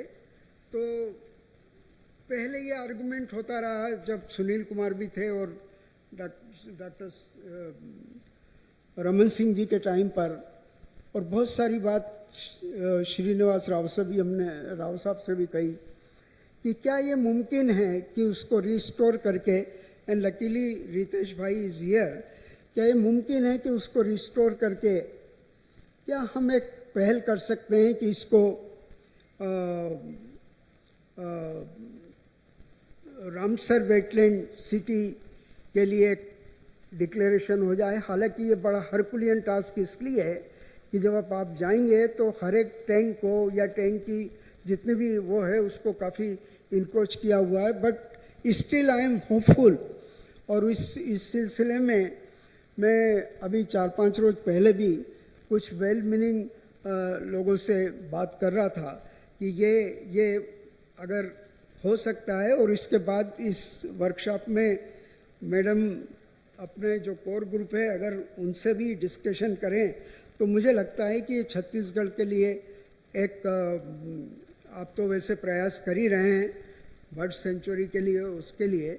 और इसमें एक इंटरेस्टिंग चीज़ यह भी है जो डॉक्टर रितेश ने भी कहा और बहुत सारे लोगों ने कहा कि जो वेटलैंड एग्रीकल्चर इंटरेक्शन है, जो कि रामसर कन्वेंशन का रिजोल्यूशन 8.34 है, अगर इस पूरे वेटलैंड कॉम्प्लेक्स को आप देखेंगे तो it contribute immensely to this to this particular, इसको काफ़ी इसमें कंट्रीब्यूट करता है, क्योंकि जितनी भी एक्वेटिक क्रॉप्स है, it is very rich in aquatic crops. जो आपका रतनपुर कॉम्प्लेक्स है। मैं ज़रा दूसरा एक और साइट के बारे में आपसे जिक्र करना चाहता हूँ, क्योंकि इसके बारे में डॉक्टर रितेश ने और बहुत सारे मित्रों ने कहा है, और अभी जो मैडम ने भी प्रेजेंटेशन, जो लास्ट प्रेजेंटेशन किया है। इस शहर में बूढ़ा तालाब या लेक विवेकानंद भी है। यदि आप पूरे साल भर के समाचार पत्र देखें छत्तीसगढ़ के, 365 दिन में से 65 खबरें इस तालाब के बारे में वो होगी कि how many million rupees have been invested on the beautification of this particular wetland। और अगर आप देखेंगे तो इसका जो डिस्टॉर्शंस हुआ है, जो इकोलॉजिकल डिस्टॉर्शंस हुआ है, वो चाहे उसमें आपका स्मार्ट सिटी हो, रायपुर नगर निगम हो, या दूसरे जितने भी लोग हैं। इसीलिए मैं कहता हूँ कि गवर्नेंस की पूरी जब गवर्नेंस स्ट्रक्चर कोलैप्स होता है, तब आपको पता चलता है कि आपकी जो धरोहर है, यानी एट वन टाइम इसके वाटर लेंथ्स करीब 2 किलोमीटर में होते थे, और आज अगर आप जाके देखेंगे तो उसकी हर जगह सीमेंट और कंक्रीट, और जितने भी बहुत ही ब्यूटीफुल जो पेड़ थे, जो रिफ्यूज थे बर्ड्स के लिए, आपने उनको उखाड़ के फेंक दिया, और आप सिंपली उसका इतना ज़्यादा कन्वर्ट कर दिया यूज़ कि it is only for the recreation. और वो रिक्रिएशन भी अगर इस तरह से है कि अगर आप जाएंगे नेक्स्ट टाइम जब आप विजिट करें तो ज़रा देखिए कि आपको सिर्फ सीमेंट की ईंटें और वो सब आपको वहाँ पर मिलेगी। किस तरह से बड़े बड़े जो पेड़ थे उनको अप्रूव्स किया और ब्यूटिफिकेशन के लिए क्या क्या उसमें किया। मैं ये 97 में जब इसको यही अटेम्प्ट हुआ था, तो तो I had a privilege to work with Samar Singh ji. He was Secretary General of the WWF. I was their advisor. I requested him to kindly interview in that was the undivided Madhya Pradesh. And he intervened. Otherwise, during that period, they wanted to have the restaurant open, floating restaurant there. So the important thing here is that unless you have the well-specified property rights regime supported by the institutional arrangements with the coordinated governance structure, it is very difficult to recover these, rare wetland marbles. Many friends in the morning have raised about the panchayat tanks and the multi-purpose irrigation and those tanks. Now Chhattisgarh में बहुत सारे irrigation tanks हैं, कहते हैं irrigation tanks हैं, लेकिन वो multipurpose multi functional tanks. कई टैंक्स कैनाल इरिगेशन से जुड़े हुए हैं और कई tanks basically even Britishers time के जो बनाए हुए हैं वो टैंक्स अभी भी रेन फेड पेडी को सर्वाइव करने के लिए है। लेकिन उसी में फिशरीज होती है, फिश कोऑपरेटिव सोसाइटी है, पंचायत उसकी लीजिंग करती है। इट इज़ ए वेरी काफ़ी हद तक बहुत ही अच्छा इंस्टीट्यूशनल अरेंजमेंट है। लेकिन अभी क्या हो रहा है कि जो पेरी अर्बन और अर्बन जो वेटलैंड्स हैं वो जितने भी कमल विहार है या दूसरे जितने भी ये रेजिडेंशियल एरिया हैं, फॉर एग्जांपल बोरिया खुर्द, इट वाज इतना highly productive water bodies wetland जहाँ पे कि इरिगेशन होता था। 4 विलेजेस में फिशरीज का यानी प्रोडक्शन होता था। उसके अलावा जो डोमेस्टिक वाटर नीड्स जो दी जाती थी, केटल के लिए वाटर की ज़रूरत होती थी, that is now exclusively transfer for the recreation. और वो पूरी की पूरी water bodies it has ended up into the irreversible loss. आप बिलासपुर में चले जाइए, अंबिकापुर में चले जाइए, आप बस्तर में चले जाइए, दलपत सागर को देख लीजिए, गंगा सागर को देख लीजिए, आपको यही कहानी हर जगह मिलेगी। और अभी छत्तीसगढ़ में अब जब आप 2 महीने बाद आएंगे तो छत्तीसगढ़ में रायपुर टाउन के जितने भी ब्यूटीफुल और वेल मीनिंग वेटलैंड्स है उसमें आपको सारे कमर्शियल बिल्डिंग मिलेंगी, बहुत सारे कॉलोनी बन गई हैं। उसका रिजल्ट क्या हुआ कि पहली बरसात में ही लोगों के घरों में पानी चला जाता है और फिर उसके बाद डेंगू हो रहा है, बहुत सारी चीज़ें हो रही हैं। और ये हमने काफ़ी डिटेल में इसका काफ़ी डॉक्यूमेंटेशन किया है। बल्कि जो लोग बाहर से आए उनको मैं कहना चाहता हूँ कि यहाँ एक सूपापेड़ा एक जगह है, वहाँ के सारे बेचारे विलेजर्स पैदल चल के सीएम हाउस तक आए, कहने लगे कि हमको मृत्यु इच्छा दे दीजिए, because there is a cocktail of the contamination. Water bodies को जब आप डिस्टर्ब करते हैं और द मोमेंट वहाँ पे इंडस्ट्रियल पोल्यूशन होता है, तो जब आप डाइवर्ट करते हैं या उसका कैरेक्टर चेंज करते हैं, जिसको इकोलॉजिकल कैरेक्टर हम बार बार कह रहे हैं, तो उसके कॉन्सिक्वेंसेस क्या होते हैं। और अनफॉर्चुनेटली होता यह है कि we suggest the solution which will become the problem. So ये थोड़ा समझने की मेरे ख्याल में ज़रूरत है कि ये then the last category which I want to share with you, there are okay, so I will just finish it in 1 or 2 minutes, although you gave me 5 minutes. In fact, the last category वो है जो self govern and self organise छोटी छोटी water bodies हैं बहुत सारे गाँवों में, जहाँ पे ना कोई सरकार की ज़रूरत है, ना कोई बहुत बड़े गवर्नेंस स्ट्रक्चर की ज़रूरत है। लेकिन वो वाटर बॉडीज़ अभी भी अपनी छोटी छोटी ज़रूरतों को supplementary irrigation, critical crop growth stage पे जो होता है वो इरिगेशन है, फिशरीज़ का है और डोमेस्टिक केटर नीड का। This I have almost 900 such small tiny water bodies जिनको हमने इसमें डॉक्यूमेंट किया। टू समराइज, मैं यही कहना चाहता हूँ कि यदि हमको छत्तीसगढ़ में वेटलैंड्स को बेसिक चीज़ें तो सब कुछ जो टेक्निकल और सारी चीज़ें जिनको कि विभाग करेगा और दूसरे जो साथी लोग वो करेंगे, वो तो बहुत अच्छी बात है, वो प्रीलिमिनरी है। लेकिन जब गवर्नेंस की स्ट्रक्चर आती है तो मेरे ख्याल में उस पर एक कंसेंसस बनना चाहिए। और मैंने आर्ग्यू भी किया अपनी बुक में कि जो स्टेट वेटलैंड अथॉरिटी है, can we give them the similar teeth which we have with the NGT, and can we go for the decentralisation up to the village level. Panchayat के साथ एक विंग क्यों नहीं हम दे सकते हैं, जो कि पंचायत में तो बहुत सारे विभाग हैं। तो ये छोटे मोटे जो कुछ किस्से थे जो मैं आपसे साझा करना चाहता हूँ। आपने मुझे वक्त दिया, उसके लिए बहुत बहुत शुक्रिया। Thank you very much. बहुत बहुत धन्यवाद सर। बहुत ही सरल शब्दों में छत्तीसगढ़ स्पेसिफिक चर्चाएं आपने की और संस्कृति से जुड़े हुए बहुत सारे ऐसे मुद्दे बचाए जो हमारे लिए प्रेरक साबित होंगे।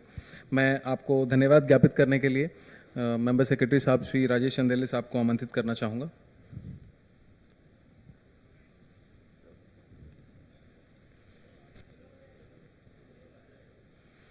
अगले वक्ता के रूप में हमारे साथ जुड़ने वाले हैं none other than professor Madhav Gadgil. Sir को ऑनलाइन कनेक्ट करें। छत्तीसगढ़ के राजकीय गमछे को प्रदत्त कर श्री मरोटिया जी का सम्मान करते हुए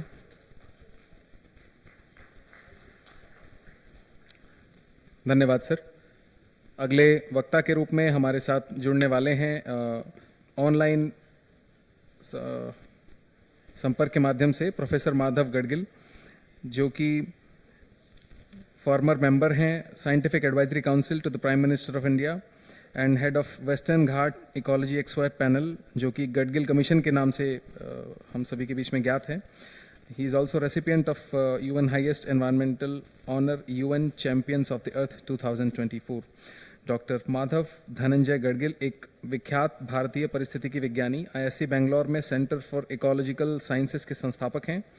वे पुणे, मुंबई और हार्वर्ड से प्रशिक्षित हैं, जहां उन्होंने गणितीय परिस्थितिकी एवं क्षेत्र आधारित संरक्षण में योगदान दिया है। 2010 में पश्चिमी घाट इकोलॉजी एक्सपर्ट पैनल के अध्यक्ष के रूप में उन्होंने गढ़गिल रिपोर्ट सबमिट की थी। उन्हें पद्मश्री 1981 में, पद्म भूषण 2006 में, टायलर और वोल्वो पर्यावरण पुरस्कार तथा यूएनईपी का चैंपियंस ऑफ द अर्थ 2024 सम्मान प्राप्त है। उन्होंने 7 पुस्तकें और 200 से अधिक वैज्ञानिक पत्र प्रकाशित किए हैं। मैं टेक्निकल टीम से रिक्वेस्ट करूंगा कि वो सर को कनेक्ट करें।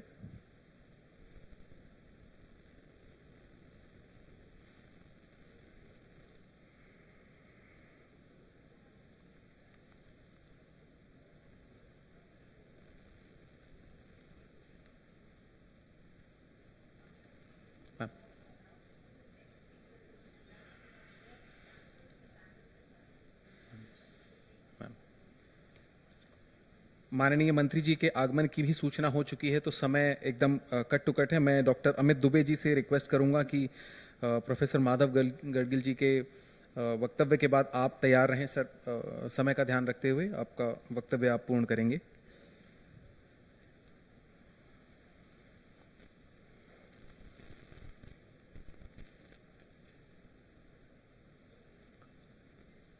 Am I audible, sir?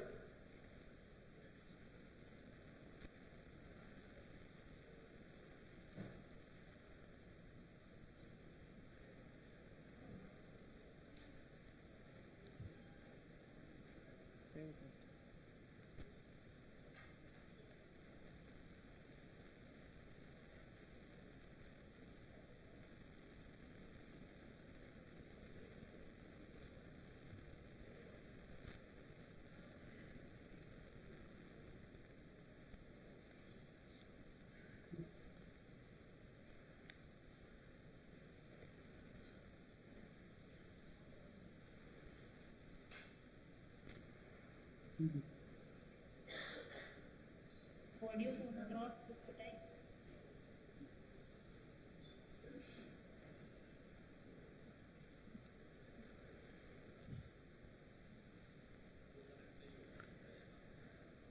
वो हो रहे हैं सर, बीच में आवाज़ भी आई थी sir.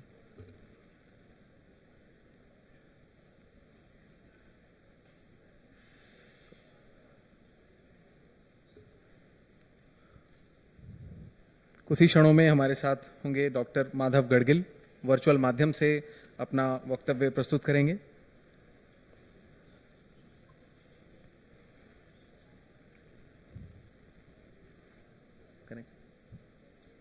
Sir, am I audible now, sir?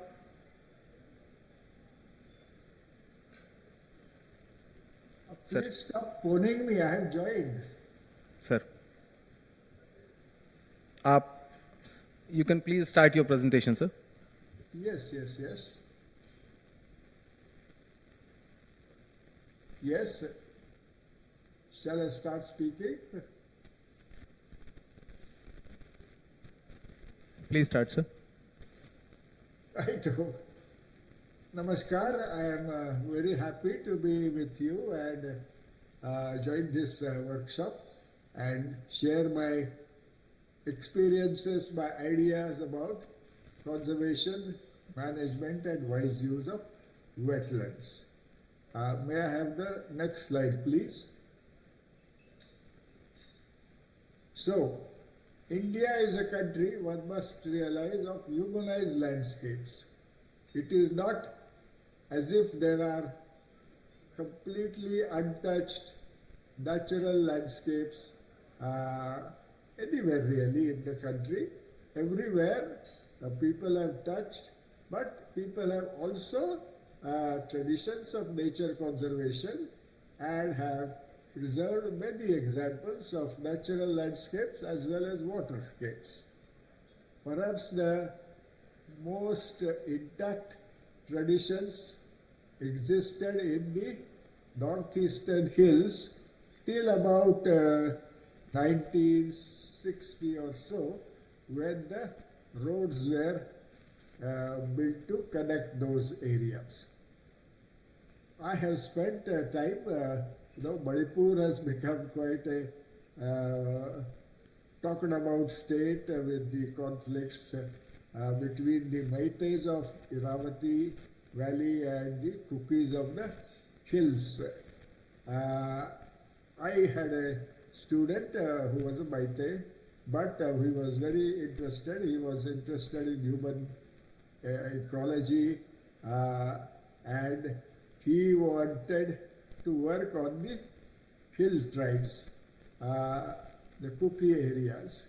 So in 1991, I had an opportunity to join my student and I spent 3 full days in the Kuki village and talking to people, trying to understand what kind of traditions they had in terms of managing their landscapes and waterscapes.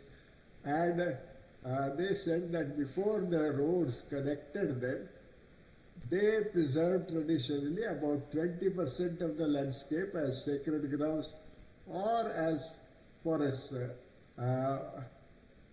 for supply of bamboo, for example, for house construction, and 30%, as much as 30% of the waterscape was preserved as sacred water stretches, river stretches, ponds, etc. So there is a substantial tradition of nature conservation. In the rest of the country, in the mainstream Indian countryside, certainly that level of protection does not exist. Nevertheless, there are very interesting examples. Mahsir, this blackfish, black fish is one of our most endangered fish species, and in a stretch of Kapila River near Shishileshwara Temple in Dakshin Kannada, this is a coastal district of Karnataka, that stretch of the Kapila River is strictly protected and has preserved the endangered bhasir fish. Here you can see a devotee feeding the fish who are happily there, and as I said, they have never been molested. The next slide, please. Then another example which I personally studied also is a heronry near Mysore, and this is a heronry in the Kaveri River.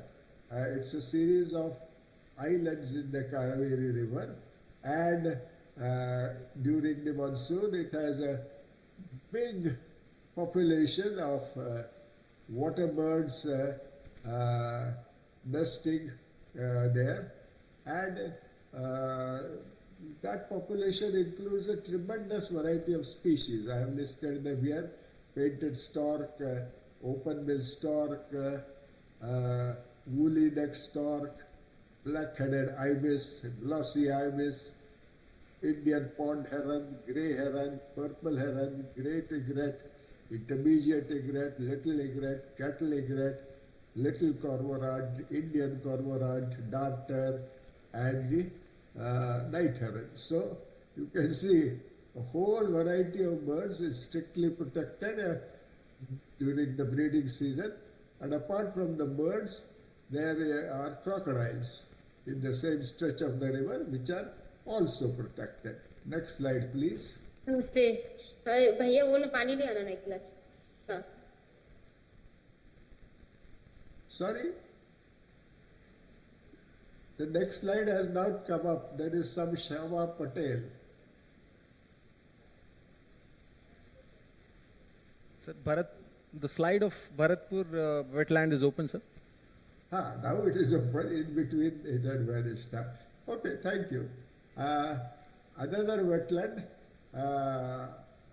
which is famous all over India is the Bharatpur wetlands. This is the Kevladev Ghana wetlands. Just like other places, it is associated with a deity, this Kevladev, and Ghana is a dense forested area. So, but this was a wetland.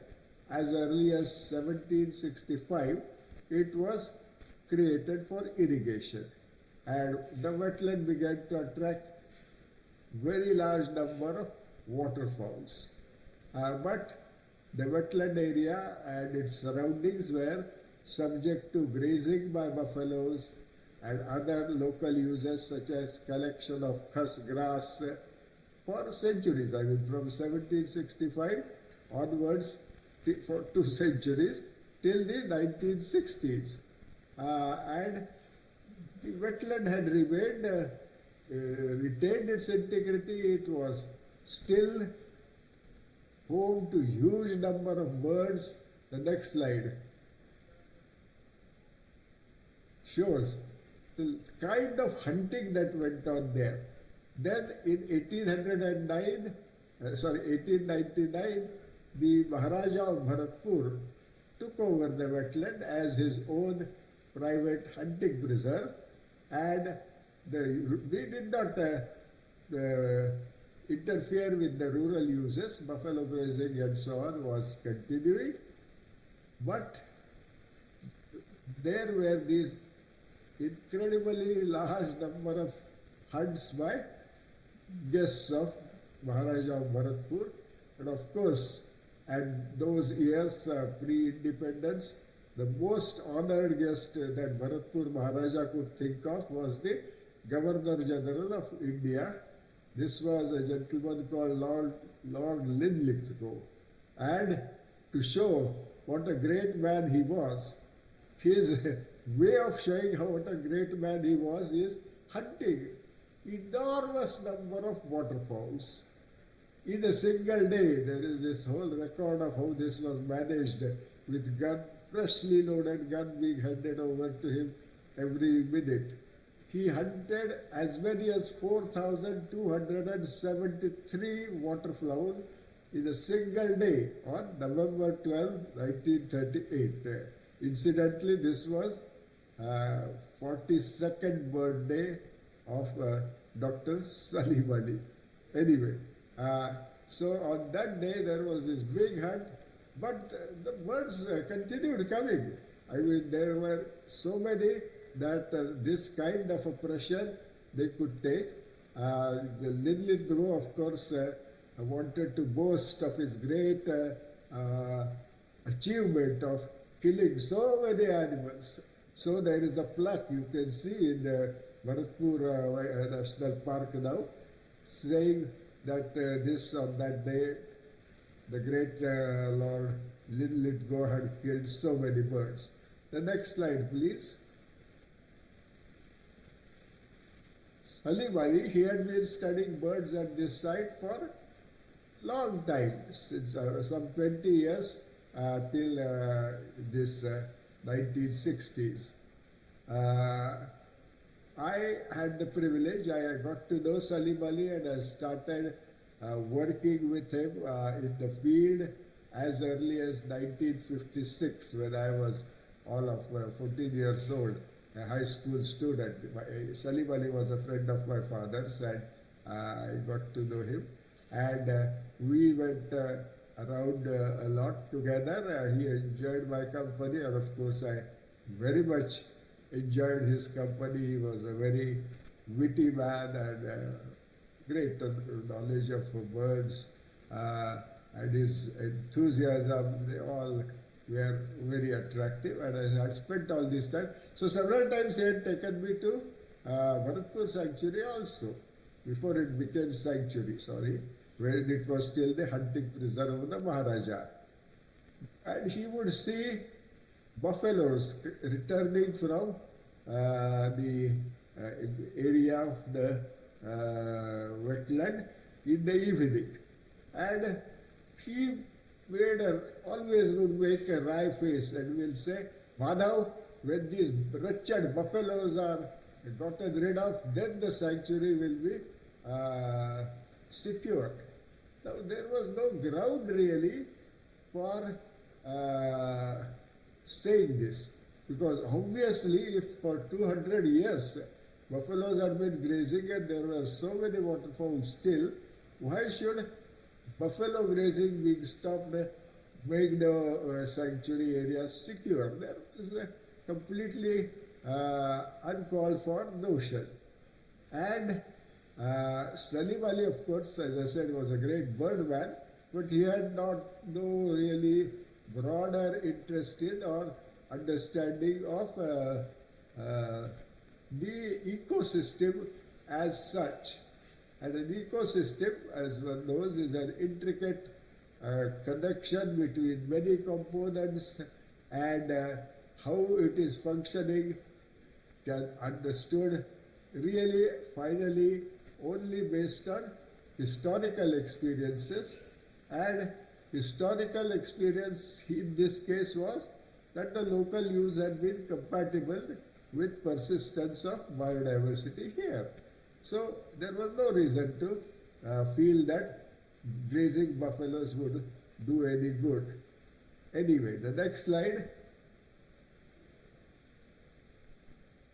Now, there was insistence on all sides from the conservationists who had no better understanding of the situation except to condemn uses by all people. Conservationists world over, unfortunately, including Dr. Salim Ali himself, felt that completely stopping local uses is the key to conservation. So there was this International Crane Foundation which continued writing about need to convert Bharatpur, now that was wildlife sanctuary since 56 because of Salim Ali's intervention, but now it should be made very completely free of all the local uses. That will not do. So in 81 it was declared a national park, very rigidly protected. And this whole prescription clearly was based on prejudices, not through any scientific understanding in either of the great Dr. Salim Ali, nor of the International Crane Foundation people, nor of anybody else. So, in 81, they banned buffalo grazing. Naturally, people who had been grazing buffaloes, who depended substantially for their livelihoods on these buffaloes, protested. No problem, you kill them. So there was firing and 7 people were killed.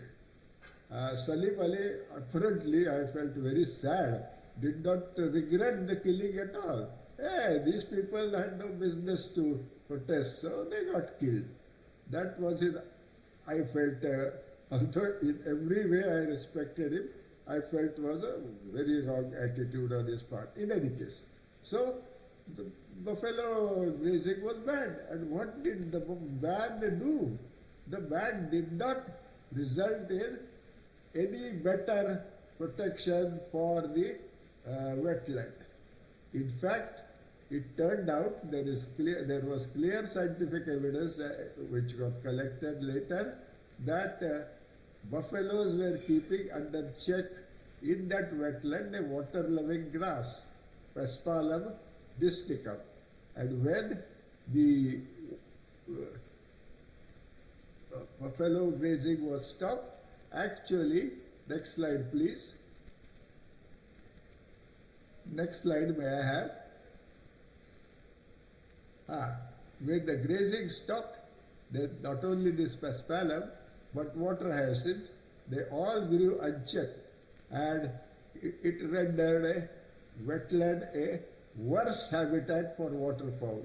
So the prime objective of National Park management was to make it a very good habitat for waterfowl.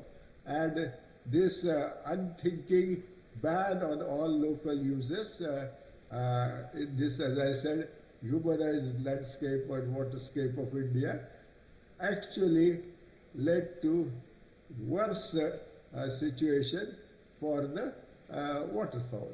You can see here, so they had to employ people to try and remove this paspalum and water hyacinth, but that is not easily done at all. I mean, it's not done at all. And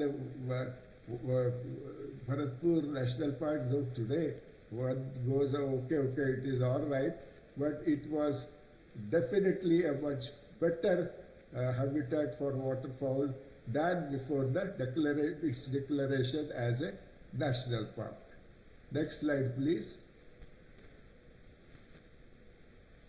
So, the national park unwisely led to the destruction of what were environment-friendly livelihoods based on buffalo grazing and husk grass collection and so on.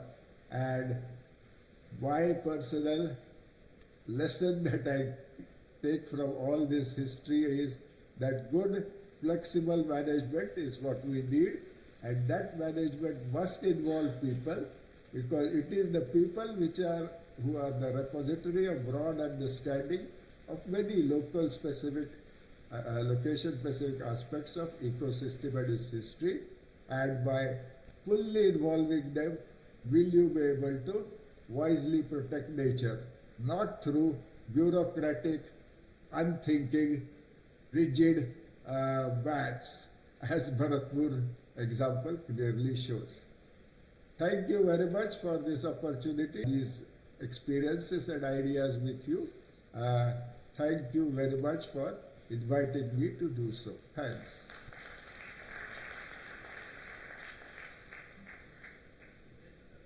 Thank you so much, sir. Is there any question? I can answer questions if you would like me to address them.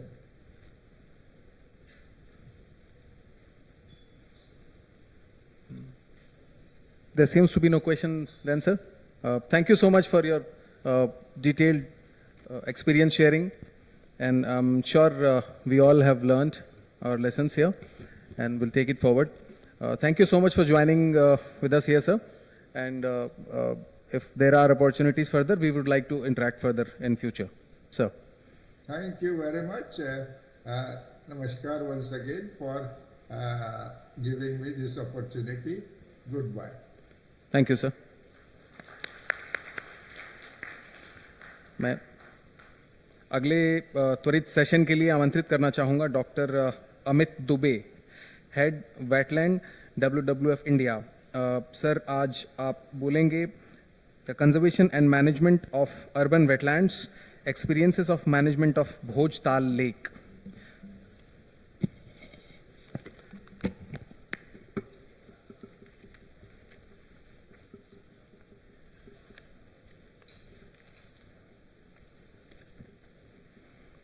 Doctor Amit Dubey doctorate डिग्रीधारी हैं और 25 वर्षों से अधिक अनुभव वाले हैं. WWF India में वेटलैंड संरक्षण के प्रमुख के रूप में पदस्थ हैं. उनकी कार्यशैली तटीय मैंग्रोव से लेकर शहरी जलभूमि और उच्च ऊंचाई के पारिस्थितिकी तंत्र तक विभिन्न प्रकार की वेटलैंड प्रणालियों को कवर करती है. डॉक्टर दुबे का वेटलैंड के प्रबंधन, योजना निर्माण और कार्यान्वयन में व्यापक अनुभव है. वे देश के वेटलैंड संरक्षण पहलों को रणनीतिक समर्थन प्रदान करते हैं और रामसर स्थलों के नामांकन के लिए एकीकृत प्रबंधन योजनाओं और सूचना पत्रों के तैयार करने में सहयोग करते हैं. सर. धन्यवाद एंड आप सभी को मेरा नमस्कार. ये जो फोटोग्राफ आप देख रहे हैं एक अर्बन वेटलैंड की है और इसमें एक वेटलैंड में जो पारिस्थितिक तंत्र में जो चीज़ें हम सोचते हैं, जो इकोसिस्टम सर्विसेज की हम बात करते हैं, काफ़ी कुछ इस फोटोग्राफ में दिख रहा है. यहाँ पे आपको दिख रहा है कि कुछ पक्षी हैं, उसके पीछे कुछ लोग रिक्रिएशन के लिए वेटलैंड को यूज़ कर रहे हैं और उसके पीछे एक बहुत ही बृहद शहर है. ये बेंगलोर शहर के एक तालाब मडिवाला वेटलैंड की एक तस्वीर है और करूँगा किस तरीके से अर्बन वेटलैंड्स जो हैं वो अर्बन इकोलॉजी में रोल प्ले करते हैं, किस तरीके से उनका शरण हो रहा है और किस तरीके से उनको बचाया जा सकता है. और मैं अपनी बात थ्योरी के साथ साथ जो हमने प्रैक्टिकली अचीव किया है उसके कुछ केस स्टडीज़ को प्रेजेंट करते हुए मैं उस बारे में बात करूँगा. अगर हम इंडिया की बात करें तो करीब 8% of the total wetland area जो है इंडिया का वो अर्बन वेटलैंड्स बनाते हैं. और रामसर साइट्स और बड़े तालाबों, बड़े जलाशयों के बारे में हम काफ़ी बात करते हैं, पर जब हम प्रबंधन की बात करते हैं, जब मैनेजमेंट की बात करते हैं वेटलैंड्स की, तो शायद ये छोटे वेटलैंड्स जो हमारे छोटे अर्बन सेंटर्स या बड़े सिटीज़ में रहते हैं, जिनका कोई परसीव्ड यूज़ नहीं है, वो प्रबंधन की प्रायोरिटी में कहीं पीछे छूट जाता है. बट ये वेटलैंड्स एक शहर के लिए, शहर के रहवासियों के लिए बहुत ज़्यादा इम्पॉर्टेंट होते हैं, उनकी इकोसिस्टम सर्विसेज के लिए. सबसे बड़ा जो काम वो करते हैं, जो वेटलैंड करते हैं, वो इंश्योर करते हैं कि शहर में वाटर अवेलेबिलिटी हो.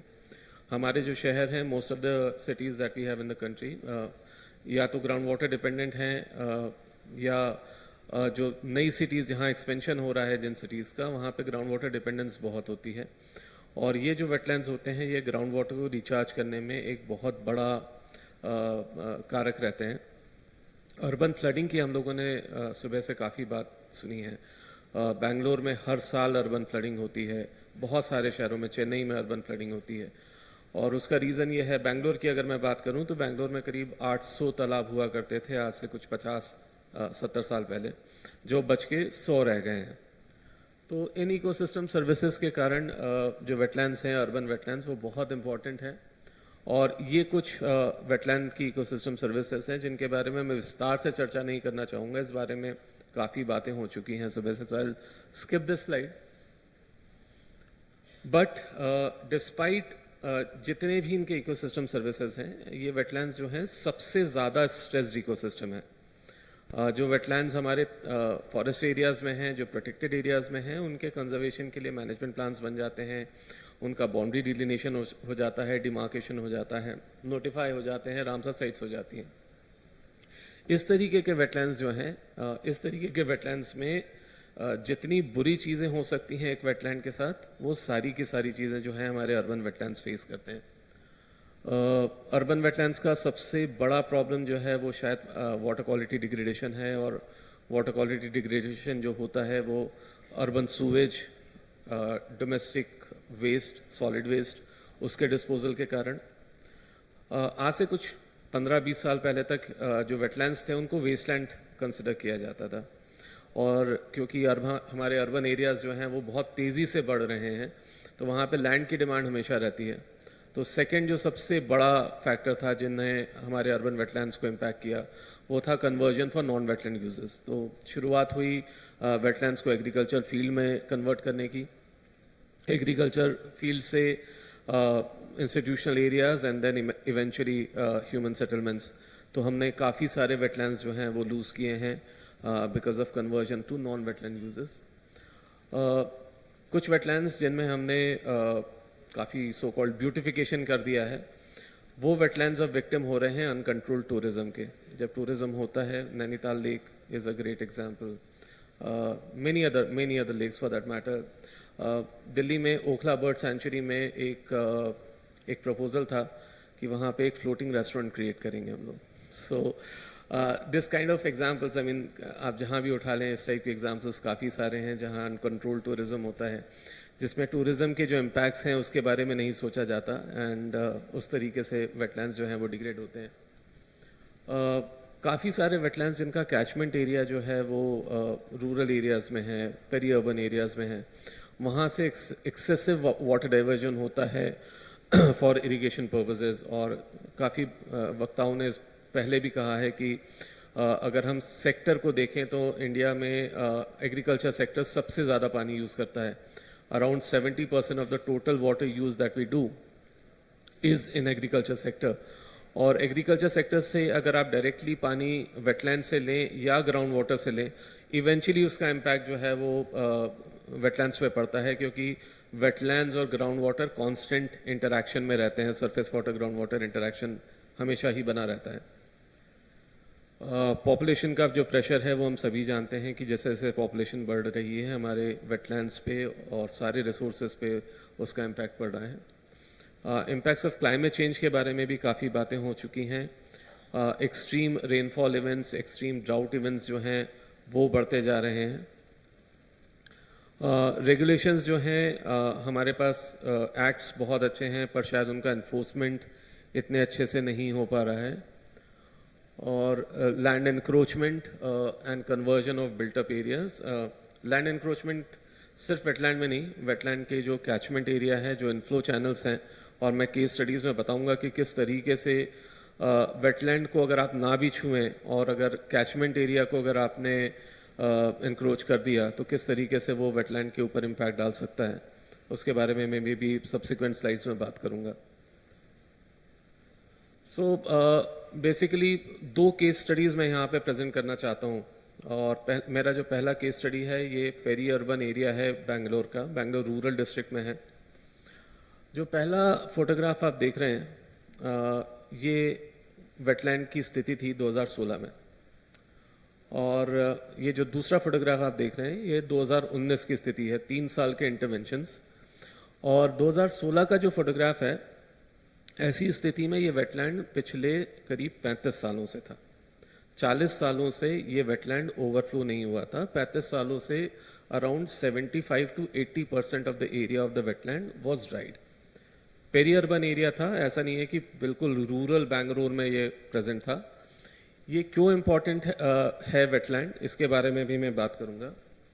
सो ये जो वेटलैंड है, बाशेट्टीहल्ली करके एक छोटा सा गांव है, डोडबल्लापुर एक कस्बा है, इंडस्ट्रियल टाउन है बेंगलोर के पास में।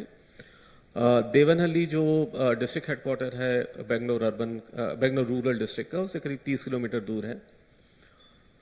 ये जो वेटलैंड है, आर्कावती नदी है, एक Arkavathi river which is a principal tributary of Kaveri, उसके हेडवाटर्स में है। यहाँ पे जो आप देख रहे हैं ये जो हेडवाटर्स ऑफ कावेरी हैं, आर्कावती रिवर है, उसका एक ये मैप है। सबसे नीचे जो आप एक नीले कलर की वाटर बॉडी देख रहे हैं वो है हसरगट्टा रिजर्वायर। ये हसरगट्टा रिजर्वायर बेंगलोर सिटी के करीब 20 से 25% पानी की मतलब पीने के पानी की आपूर्ति करता था। पिछले 30 सालों से ये तालाब जो है सूखा हुआ है, और इस कारण से आपको पता है कि Bangalore is one of the few cities in India that has run out of its water. Day 0 has already arrived in Bangalore, and उसका जब रीज़न हम लोगों ने जानने की कोशिश करी तो हमने देखा कि ये जो कैस्केड ऑफ वेटलैंड्स हैं, ये कैस्केड ऑफ वेटलैंड्स जो हैं ये लाइफलाइन हुआ करते थे बेंगलोर सिटी के और उसके आसपास जितने भी गांव हैं उन गांवों के। तो ये वेटलैंड्स जो हैं ये ह्यूमन मेड वेटलैंड्स हैं, मानव निर्मित हैं। करीब 700-750 साल पुरानी ये संरचनाएं हैं। जो different first order second order streams हैं, उन स्ट्रीम्स पे डैम को कंस्ट्रक्ट करके इन वेटलैंड्स को बनाया गया था। और बाशेटीहल्ली जो वेटलैंड है ये भी ऐसे ही एक वेटलैंड कैस्केड का एक पार्ट था। एक जो छोटी सी राइवुलेट आती है, उस राइवुलेट पे करीब 5 वेटलैंड्स बने हुए थे और सबसे नीचे कैस्केड में जो था वो बाशेटीहल्ली वेटलैंड था। ये कुछ स्थिति है, हम लोगों ने जियोस्पेशियल एनालिसिस किया था और किस तरीके से पानी की जो अवेलेबिलिटी है वो चेंज हुई है ओवर द इयर्स। 1972 में अगर आप देखें, जो पर्पल एरिया है उस पूरे एरिया में, ये पूरा वेटलैंड एरिया है, उसमें पानी प्रेजेंट हुआ करता था। 2015 में आप देखें तो ये सिर्फ 3 पैचेस विच कंप्राइजेस अराउंड 12 से 20% का जो एरिया है, सिर्फ उसी में पानी बचा था। एंड नीडलेस टू से कि वेटलैंड अपनी इकोलॉजिकल कैरेक्टर को खो चुका था। वेटलैंड में पानी नहीं था, पानी नहीं होने के कारण हाइड्रोफाइट्स नहीं थे, हाइड्रोफाइट्स नहीं होने के कारण ऑल सॉर्ट्स ऑफ एक्टिविटीज़, ये रोड की तरह यूज़ होता था, सॉलिड वेस्ट डंपिंग के लिए यूज़ होता था। और इंटरेस्टिंग बात यह है कि इस वेटलैंड का अगर हम ओनर की बात करें, वेटलैंड मैनेजर की बात करें, तो कोई भी ये नहीं चाहता था कि इस वेटलैंड को ओन करे। जब हम बात करते थे तो यहाँ पे एक अपैरल पार्क है, एक इंडस्ट्रियल पार्क है जिसके बीच में ये है, तो लोग कहते थे कि इंडस्ट्रीज़ ने इस तालाब को बिगाड़ दिया है। फिर ग्राम पंचायत जो थी वो ओनर थी। इरिगेशन टैंक था तो माइनर इरिगेशन डिपार्टमेंट जो है इसका ओनर था, पर माइनर इरिगेशन डिपार्टमेंट इसको यूज़ नहीं कर रहा था पिछले 30 सालों से, इसलिए so basically the idea is that there was no owner of this wetland and nobody wanted to take care of this wetland. इस वेटलैंड की ये स्थिति क्यों आई, उसका भी एक छोटा सा जियोस्पेशियल एनालिसिस अगर आप देखेंगे तो 1973 में बिल्टअप एरिया अगर आप देखेंगे तो there was hardly any built up area. 2018 की ये इमेज है, ये जितना बिल्टअप एरिया आपको रेड में दिख रहा है ये एक्चुअली एक इंडस्ट्रियल पार्क है।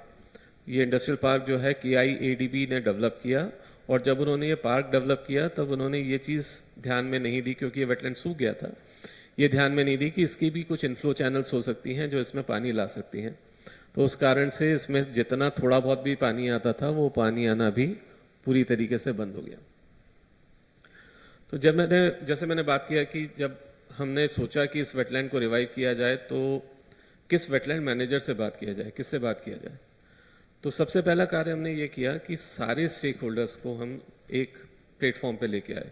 हमने वहाँ के जो डिस्ट्रिक्ट मजिस्ट्रेट थे, डिस्ट्रिक्ट कलेक्टर थे, उनके अंडर में एक उनके चेयरमैनशिप में एक मल्टी स्टेक होल्डर कमेटी बनाई 2016 में, और हम सारे स्टेक होल्डर्स को एक साथ लेके आए, इंडस्ट्रीज़ को भी लेके आए, ग्राम पंचायत को भी लेके आए। ये बैंगलोर इंटरनेशनल एयरपोर्ट के काफ़ी करीब है ये एरिया, तो Bangalore international airport was also stakeholder. तो हम सभी लोगों को साथ में लेके आए और उनसे पहला रेजोल्यूशन ये पास करवाया कि इस वेटलैंड को बचाना जो है वो ज़रूरी है, और अगर ये वेटलैंड पुनर्जीवित होता है तो सभी stakeholders including the industries और जो लोकल कम्युनिटीज़ हैं वो बेनिफिट करेंगे इससे। इस मल्टी स्टेक होल्डर कमेटी के साथ हम लोगों ने एक कार्य योजना बनाई। पहले समझा कि वेटलैंड में पानी क्यों नहीं आ रहा है। कुछ चैनल्स जो थे वो परमानेंटली ब्लॉक्ड हो गए थे, सो कनेक्टिविटी जो थी वो परमानेंटली लॉस थी, परमानेंट स्ट्रक्चर्स आ गए थे। तो हमने जो वहाँ के लोकल कम्युनिटी मेंबर्स थे उनके साथ काम करके कुछ ऑल्टरनेट चैनल्स हम लोगों ने ढूंढे, उन पे काम किया। ये मैप है जहाँ पे हम लोगों ने जिस तरीके से काम किया। तो ये जो वेटलैंड्स हैं इनके बीच में जो आप ब्लू लाइन दिख रहे हैं, ये कनेक्टिविटी मतलब इंटैक्ट थी, there was channel present, but जो पिंकिश लाइन आपको दिख रही है वहाँ पे कनेक्टिविटी वाज परमानेंटली लॉस्ट। तो इन एरियाज़ में हम लोगों ने मैसिव काम किया डिसल्टिंग का। और यहाँ पे मैं ये बताना चाहूँगा आप लोगों को कि ये जो काम हम लोगों ने किया है ये किसी गवर्नमेंट प्रोजेक्ट्स से या हमारे ऑर्गेनाइजेशन का जो फाइनेंशियल रिसोर्सेज थे उसको नहीं यूज़ किया। हमने बाशेटेहली के जो गांव वाले थे, जो इंडस्ट्रीज थी उसके आसपास, उन सब से बात किया और उन्होंने कैश और काइंड में इसमें कंट्रीब्यूट किया। फॉर एग्जांपल, अगर एक व्यक्ति था, एक कॉन्ट्रैक्टर था जिसके पास जेसीबी थी, उसने 10 दिनों के लिए हमें जेसीबी जो है वो फ्री में दे दी कि आप इसका जो है इस्तेमाल करिए और इस वेटलैंड को रिजुविनेट करिए। तो ये कुछ बिफोर एंड आफ्टर फोटोग्राफ्स हैं। बिफोर रिजुविनेशन वेटलैंड ऐसा दिखता था। 2016 की ये तस्वीर है उसी जगह से ली हुई, और ये आफ्टर रिजुविनेशन जो है 2019 में। ये कुछ बिफोर एंड आफ्टर फोटोग्राफ्स हैं। Quickly skip through this. Okay, how can I, okay, या सो बेसिकली अगर आप देखेंगे तो यहाँ पे कुछ हाइड्रोफाइट्स हमको दिख रहे हैं। जो कुछ पैचेस मैंने आपको बताया था कि कुछ 3 पैचेस में पानी था, तो यहाँ पे आइपोमिया फिस्टुलोसा काफ़ी बड़ी मात्रा में ग्रो होता था। जब हमने रिजुविनेशन किया तो आइपोमिया तो हमने पूरा हटा दिया। कुछ टाइफा के पैचेस थे, तो कुछ टाइफा हमने बचाया। इस वेटलैंड को हम लोगों ने 3 जोन्स में हमने डिसिल्टिंग तो करी, पर डिसिल्टिंग इनडिस्क्रिमिनेट नहीं करी। हमने यहाँ पे 3 जोन्स बनाए। 3 जोन्स इस तरीके से क्रिएट किए गए कि एक जो था वो डीपर जोन था जहाँ पे पेरिनेली पानी रहे, और बाकी के जो 2 जोन्स थे वो लिटोरल और सब लिटोरल जोन को रिप्रेजेंट करते थे, ताकि जो वेडर्स आते हैं यहाँ पे, वो वेडर्स पोस्ट मानसून में जब विंटर का सीजन होता है, विंटरिंग हो पाए, वहाँ पे उस टाइप के एक्वाटिक मैक्रोफाइट्स ग्रो हो पाए। तो डिफरेंट जोन्स हमने यहाँ पे क्रिएट किए। It was not an indiscriminate desilting that we did. ये जुलाई 2016 का फोटोग्राफ है, जब बारिश हो जाती है। करीब मई जून में बेंगलोर के आसपास बारिश शुरू हो जाती है। 2016 में जुलाई में अगर आप देखेंगे तो इस वेटलैंड में बिल्कुल पानी नहीं था। 2017 में भी वही स्थिति थी। 2016 से हमने यहाँ काम शुरू किया था, पर हमको 3-3.5 साल लगे ये लोगों को समझाने में और बिलीव करवाने में कि अगर ये एफर्ट हम करेंगे तो ये वेटलैंड रिजुविनेट हो सकता है, क्योंकि एक पूरी जनरेशन थी जिन्होंने इस वेटलैंड को पूरी तरीके से ड्राई देखा था। So nobody had the belief that this wetland can actually be rejuvenated. जुलाई 2018 में हम लोग कुछ काम कर चुके थे, कुछ चैनल्स का। इसका जो अपस्ट्रीम वेटलैंड है, आरेहल्ली गुड्डहल्ली वेटलैंड, उसका और इसका कनेक्टिविटी हम बना चुके थे। तो यहाँ पे थोड़ा सा पानी आया और वेजिटेशन के कलर में भी आप चेंज देख सकते हैं। यहाँ पे कुछ हाइड्रोफाइट्स आए। 2019 में जब हमारा पूरा काम पूरा हो चुका, पूरे 5 वेटलैंड्स और उनके कनेक्टिंग चैनल्स को जब हमने कनेक्ट किया, पहली बारिश के बाद ये स्थिति थी। Around 70% of the wetland was rejuvenated. 2022 landmark year रहा। 2022 में ये वेटलैंड पहली बार ओवरफ्लो हुआ, करीब 40 साल बाद। और ये जब ओवरफ्लो हुआ तो आप देख रहे हैं पूरा बाशेटेली गांव जो है वो इकट्ठा हुआ। उन्होंने वहाँ पूजा अर्चना करी और रेन गॉड्स को थैंक किया, and it was a big celebration by the villagers. So it was out and out a multi stakeholder community led rejuvenation that we were able to achieve. इस success को आगे बढ़ाते हुए हम लोगों ने पूरे आर्कावती बेसिन का रिजुविनेशन का काम हाथ में लेने की कोशिश करी है। आर्कावती जो है वो कावेरी की, जैसे मैंने बताया, प्रिंसिपल ट्रिब्यूटरी है, और हसरगट्टा रिजर्वायर जो है वो एक principal source of drinking water है बेंगलोर सिटी के लिए। हुआ करता था, अब नहीं है। इस कारण से ग्राउंड वाटर डिपेंडेंस जो है वो बढ़ता जा रहा है। यहाँ पे हमने आइडेंटिफाई किए करीब 45 वेटलैंड्स हैं पूरे अपर आर्कावती में from its point of origin. Nandi hills करके एक जगह है बेंगलोर में जो काफ़ी फेमस टूरिस्ट स्पॉट है। नंदी हिल से आर्कावती ओरिजिनेट होती है और हसरगट्टा रिजर्वायर तक इसमें काफ़ी इम्पाउंडमेंट्स हैं। और जो अपर कैचमेंट आप देख रहे हैं वो अपर कैचमेंट पूरा रूरल है, और ये पूरी तरीके से डिपेंडेंट है ऑन ग्राउंड वाटर अभी। बट आज से 50 साल पहले ये डिपेंडेंट हुआ करता था इन 45 वेटलैंड्स पे for irrigation and drinking water needs. पर पिछले करीब 30 सालों से बाशेटेली की तरह ही ये सारे वेटलैंड्स सूखे हुए हैं। हमारा आइडिया ये था कि हम पूरे 45 वेटलैंड्स पे इकट्ठा एक साथ काम नहीं कर सकते।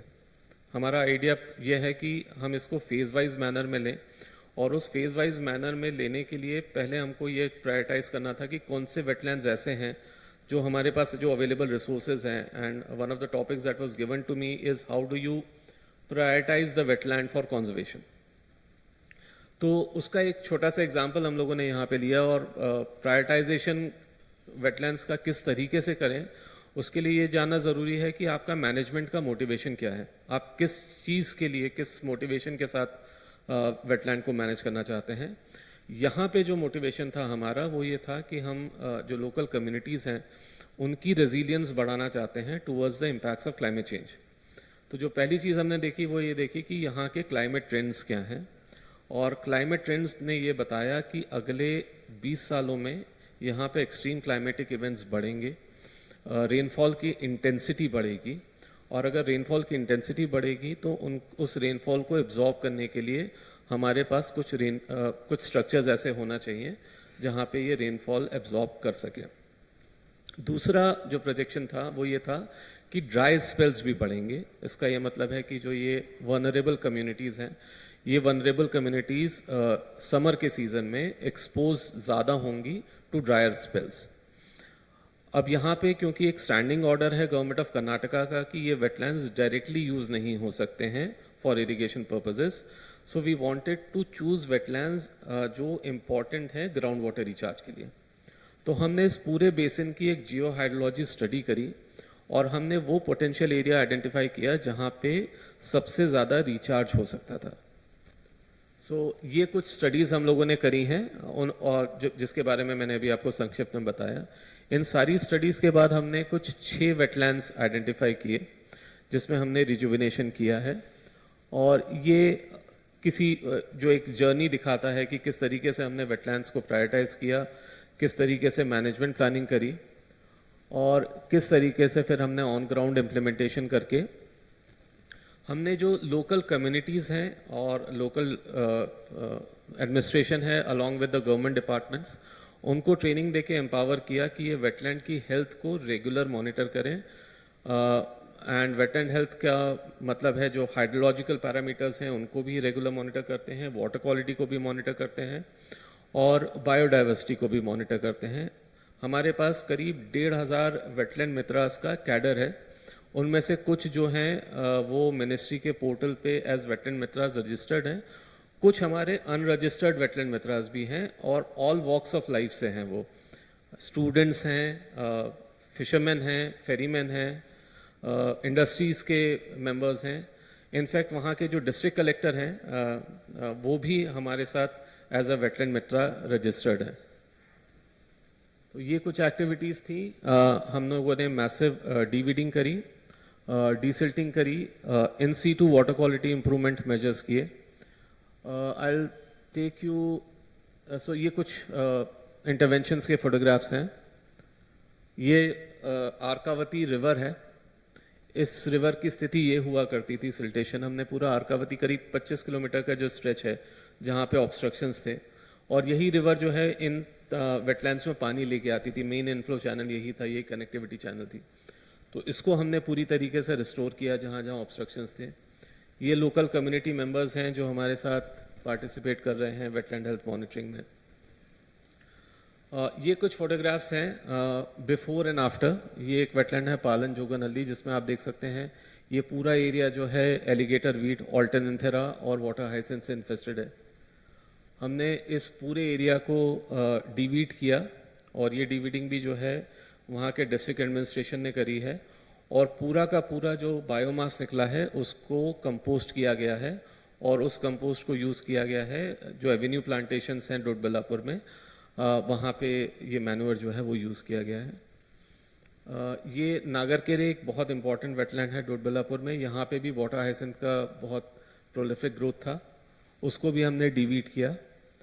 नागरकेरे में शहर का कुछ सीवेज भी आता है तो वहाँ पे वाटर क्वालिटी का भी इशू है.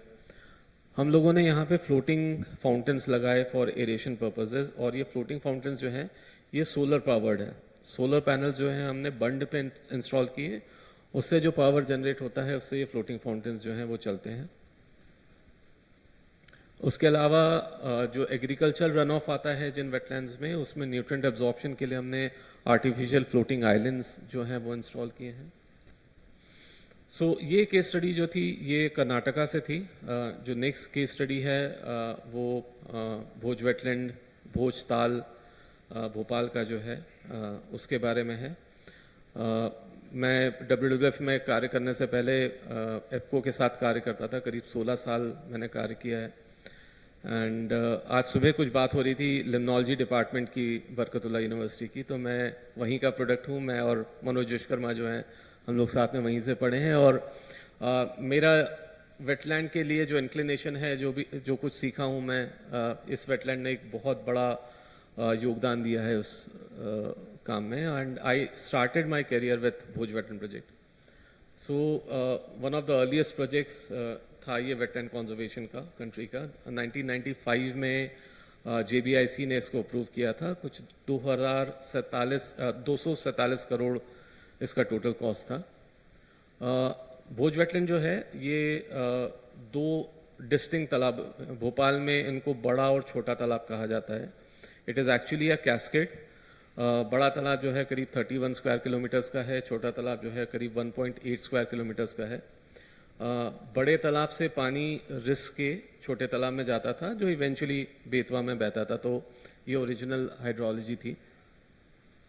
बड़े तालाब का इम्पोर्टेंस ये है कि बड़े तालाब में जब यहाँ पे काम शुरू हुआ, I am not saying Bhoj wetland for a reason, बड़ा तालाब जो था वो भोपाल के उस समय 1995 में करीब 40% आबादी को पीने का पानी सप्लाई करता था।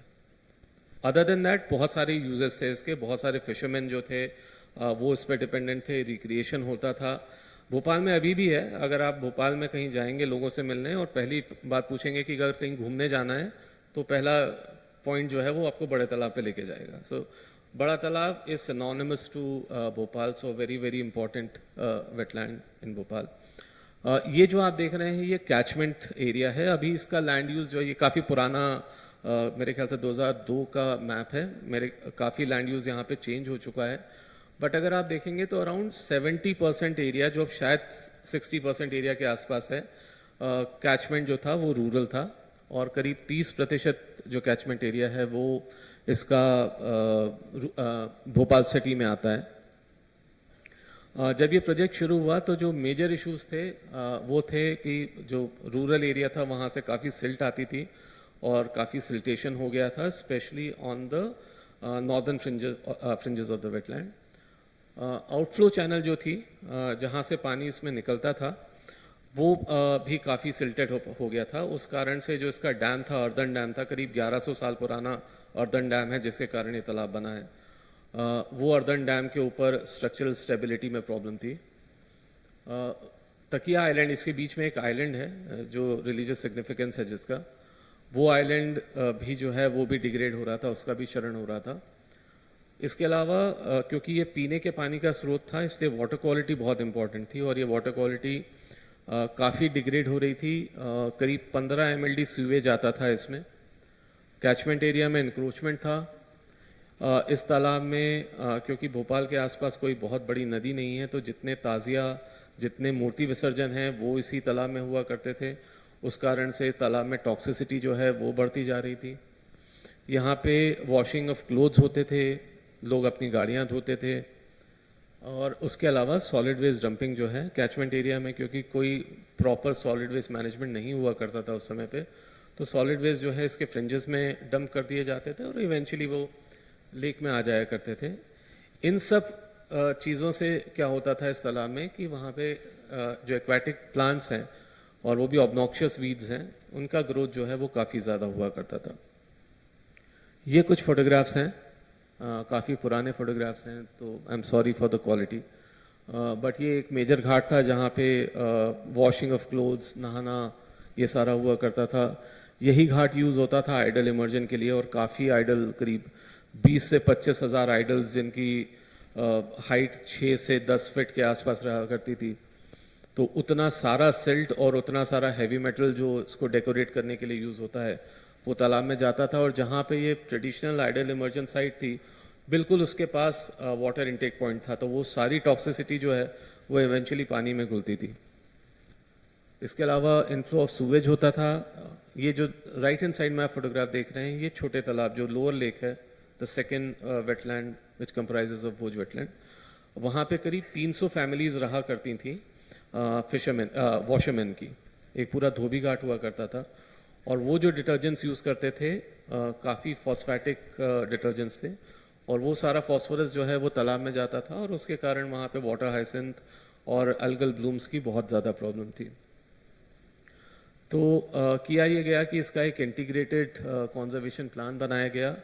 18 सब प्रोजेक्ट्स जो हैं वो कॉन्स्टिट्यूट किए गए और 18 स्पेशलाइज्ड एजेंसीज जो हैं including PHED, CPA forest, EPCO, सारे लोगों का मिलके एक project management unit, project management cell बनाया गया और एक सीनियर आईएएस ऑफिशियल को as a project manager, as a project director appoint किया गया और उनको उस समय वेटलैंड से रिलेटेड स्टैचुरी पावर्स थे।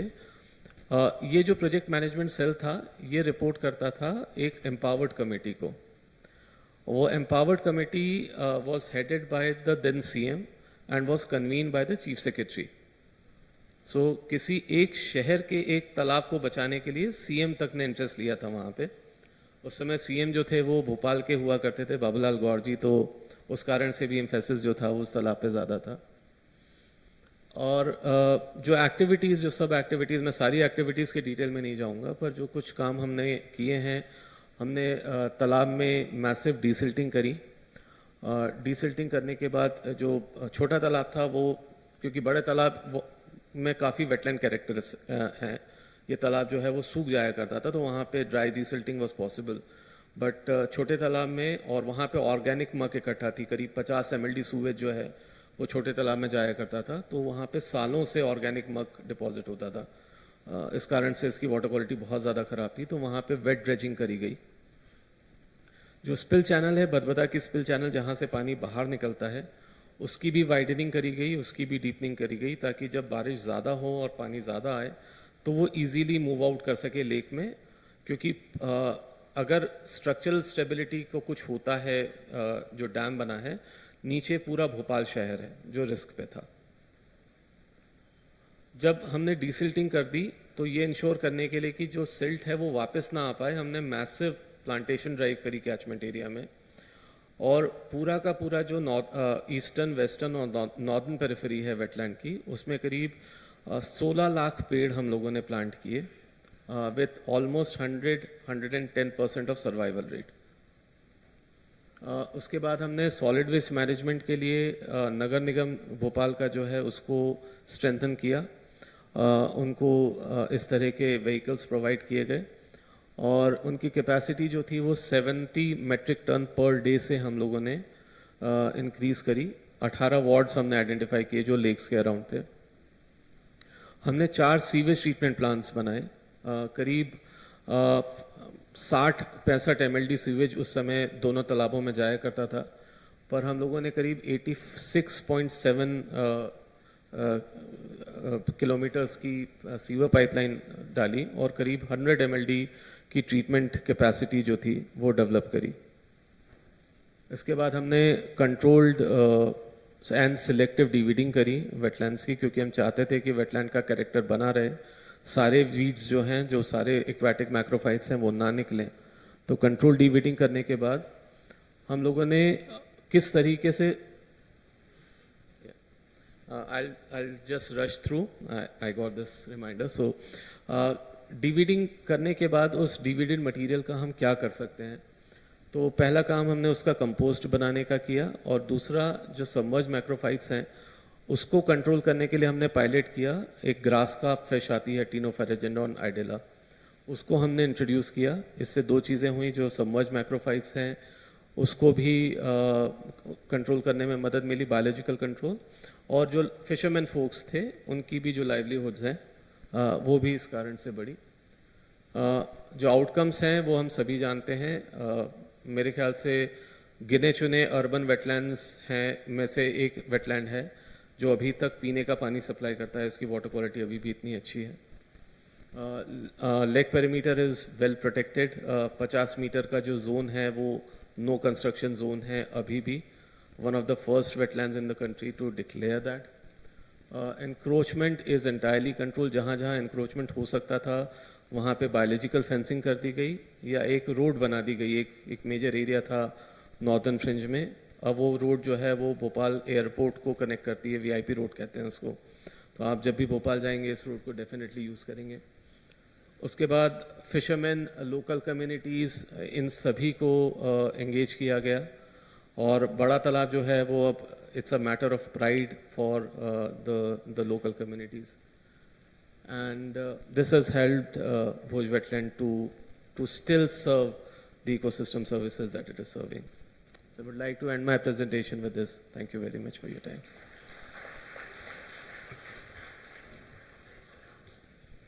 ग्राउंड पे वेटलैंड कंजर्वेशन का कैसे काम होता है, रिजुवनेशन का कैसे काम होता है, इस संबंध में आपने जीवंत उदाहरण प्रस्तुत किया है सर, बहुत बहुत धन्यवाद। कुछ क्वेश्चंस अगर सर से लेना चाहेंगे ऑडियंस से। नमस्कार, मेरा नाम डॉक्टर मनोज विश्वकर्मा है।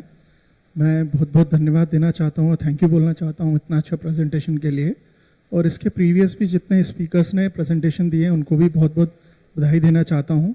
इसके कंटिन्यूशन में मैं बताना चाहता हूँ कि Madhya Pradesh state wetland authority ने कुछ ग्रास रूट लेवल पे कुछ काम किए हैं। जैसा कि ऑनरेबल सुप्रीम कोर्ट ने आदेश दिया था, निर्देश जारी किए थे, मध्य प्रदेश में लगभग 13,500 तालाब है जिनको डिमार्केशन करना था, ग्राउंड ट्रूथ करना था।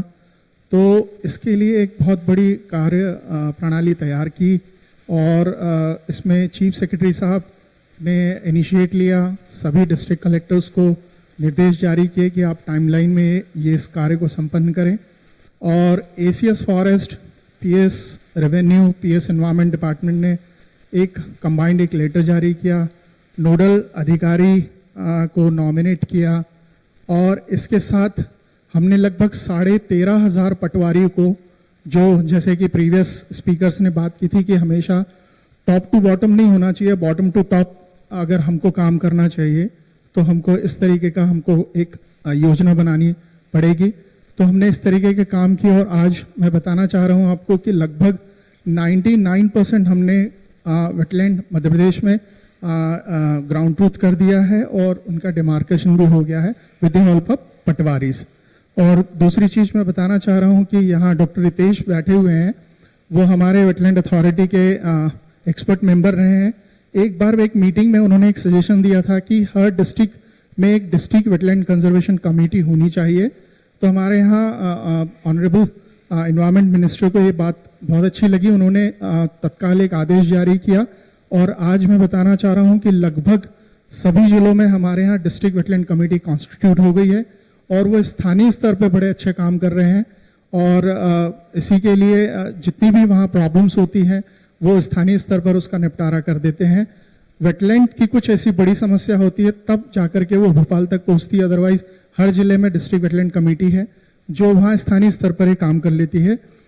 दूसरी बात मैं बताना चाह रहा हूँ कि बहुत सारे ऐसे एनजीटी केसेस हैं, लगभग मोर देन 30 केसेस हैं मध्य प्रदेश में, जिसमें तालाब के बचाने के लिए वहाँ पर आरटीआई एक्टिविस्ट या एनवायरमेंटलिस्ट ने वहाँ पर ऑनरेबल एनजीटी में केस दायर किए हैं और ऑनरेबल एनजीटी ने जो भारत शासन ने जो ऑफिस मेमोरेंडम जारी किया है उसके बेस पे, वेटलैंड रूल्स के बेस पे और कुछ प्रशासकीय आदेश जो वहाँ जारी किए हैं उसके बेस पे जो है ऑनरेबल एनजीटी ने बहुत पॉजिटिव डायरेक्शंस जारी किए हैं, जिसके कारण वहाँ लोकल लेवल पे वो वेटलैंड कंजर्व हो पाए हैं। और लास्ट जो मैं रामसर साइट के बारे में बात करना चाह रहा हूँ कि हमारे प्रदेश में जैसा कि बताया कि 2002 में एकमात्र रामसर साइट थी भोज वेटलैंड, उसके बाद 20 साल तक के कोई भी डॉक्यूमेंटेशन नहीं हुआ। तब वेटलैंड अथॉरिटी ने with the guidance of ministry environment forest हम लोगों ने लगभग 4 रामसर साइट के डॉक्यूमेंट इन हाउस प्रिपेयर किए और आज प्रदेश में 1 से 5 रामसर साइट हो गई है। तो ये बहुत बड़ा काम जो है, अचीवमेंट का काम जो है स्टेट वेटलैंड अथॉरिटी ने किया है। मैं एक बात और बताना चाह रहा हूँ कि मध्य प्रदेश जो है वो छत्तीसगढ़ राज्य का नॉलेज पार्टनर है। तो लास्ट टाइम चंदेले साहब यहाँ बैठे हैं, उन्होंने हमें एक यहाँ के 6 लगभग पोटेंशियल साइट को आइडेंटिफाई करने के लिए और फील्ड विजिट के लिए बोला गया था। तो हमने उसमें जो कोपरा जलाशय की शुरू में बात हुई थी छत्तीसगढ़ की, चूंकि उसका मेरे ख्याल से डॉक्यूमेंट ऑलमोस्ट बन गया है, तो वो उसको भी विजिट किया था और उसके साथ जगदलपुर और बिलासपुर के और कुछ 6 रामसर साइट पोटेंशियल साइट्स को हमने विजिट किया, जिसको हमने सजेस्ट किया था कि इसको 2 फेज में 3-3 के फेज में हम इसके डॉक्यूमेंटेशन के काम कर सकते थे। तो इस तरीके के जो है वो मैं बहुत बहुत बधाई देना चाहता हूं छत्तीसगढ़ राज्य को, और behalf of state wetland authority मैं धन्यवाद देना चाहता हूं एसीएस मैडम को और चंदेले साहब को, फॉरेस्ट विभाग को। Thank you so much. धन्यवाद सर। माननीय वन मंत्री महोदय जी का भी आगमन हो चुका है। मैं वर्तमान सत्र में डॉक्टर अमित दुबे जी ने जो अपना प्रस्तुतिकरण दिया है उनके धन्यवाद मैं सभा से निवेदन करूंगा, एक बार तालियों की गड़गड़ाहट के साथ माननीय वन मंत्री महोदय का स्वागत करेंगे। माननीय वन मंत्री श्री छत्तीसगढ़ शासन श्री केदार कश्यप जी का आगमन हो चुका है। मैं निवेदन करूंगा अपर मुख्य सचिव श्रीमती सुश्री ऋचा शर्मा मैडम से कि पुष्पगुच्छ भेंट कर माननीय वन मंत्री महोदय का स्वागत करेंगे।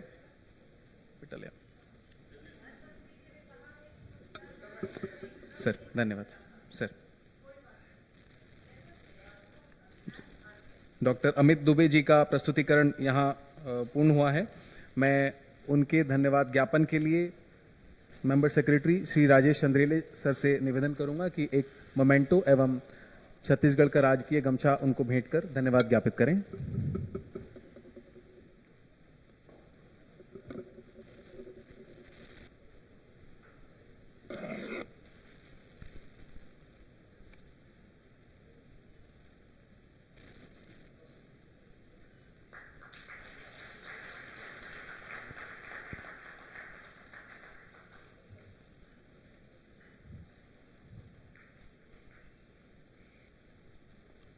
आर्द्र भूमि संरक्षण, एकीकृत प्रबंधन एवं विवेकपूर्ण प्रयोग पर होने वाली छत्तीसगढ़ में आयोजित रायपुर में आयोजित इस कार्यशाला का तीसरा सत्र यहाँ समापन की ओर है। मैं एक बार पुनः डॉक्टर अमित दुबे जी को उनके प्रस्तुतिकरण के लिए धन्यवाद देता हूँ।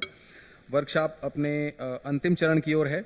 माननीय वन मंत्री जी के उद्गार सुनने से पहले हम सेंट्रल मिनिस्ट्री के scientist F doctor Ramesh M ji को आमंत्रित करना चाहेंगे आज की इस कार्यशाला पर अपने रिफ्लेक्शन और समअप उद्गार देने के लिए।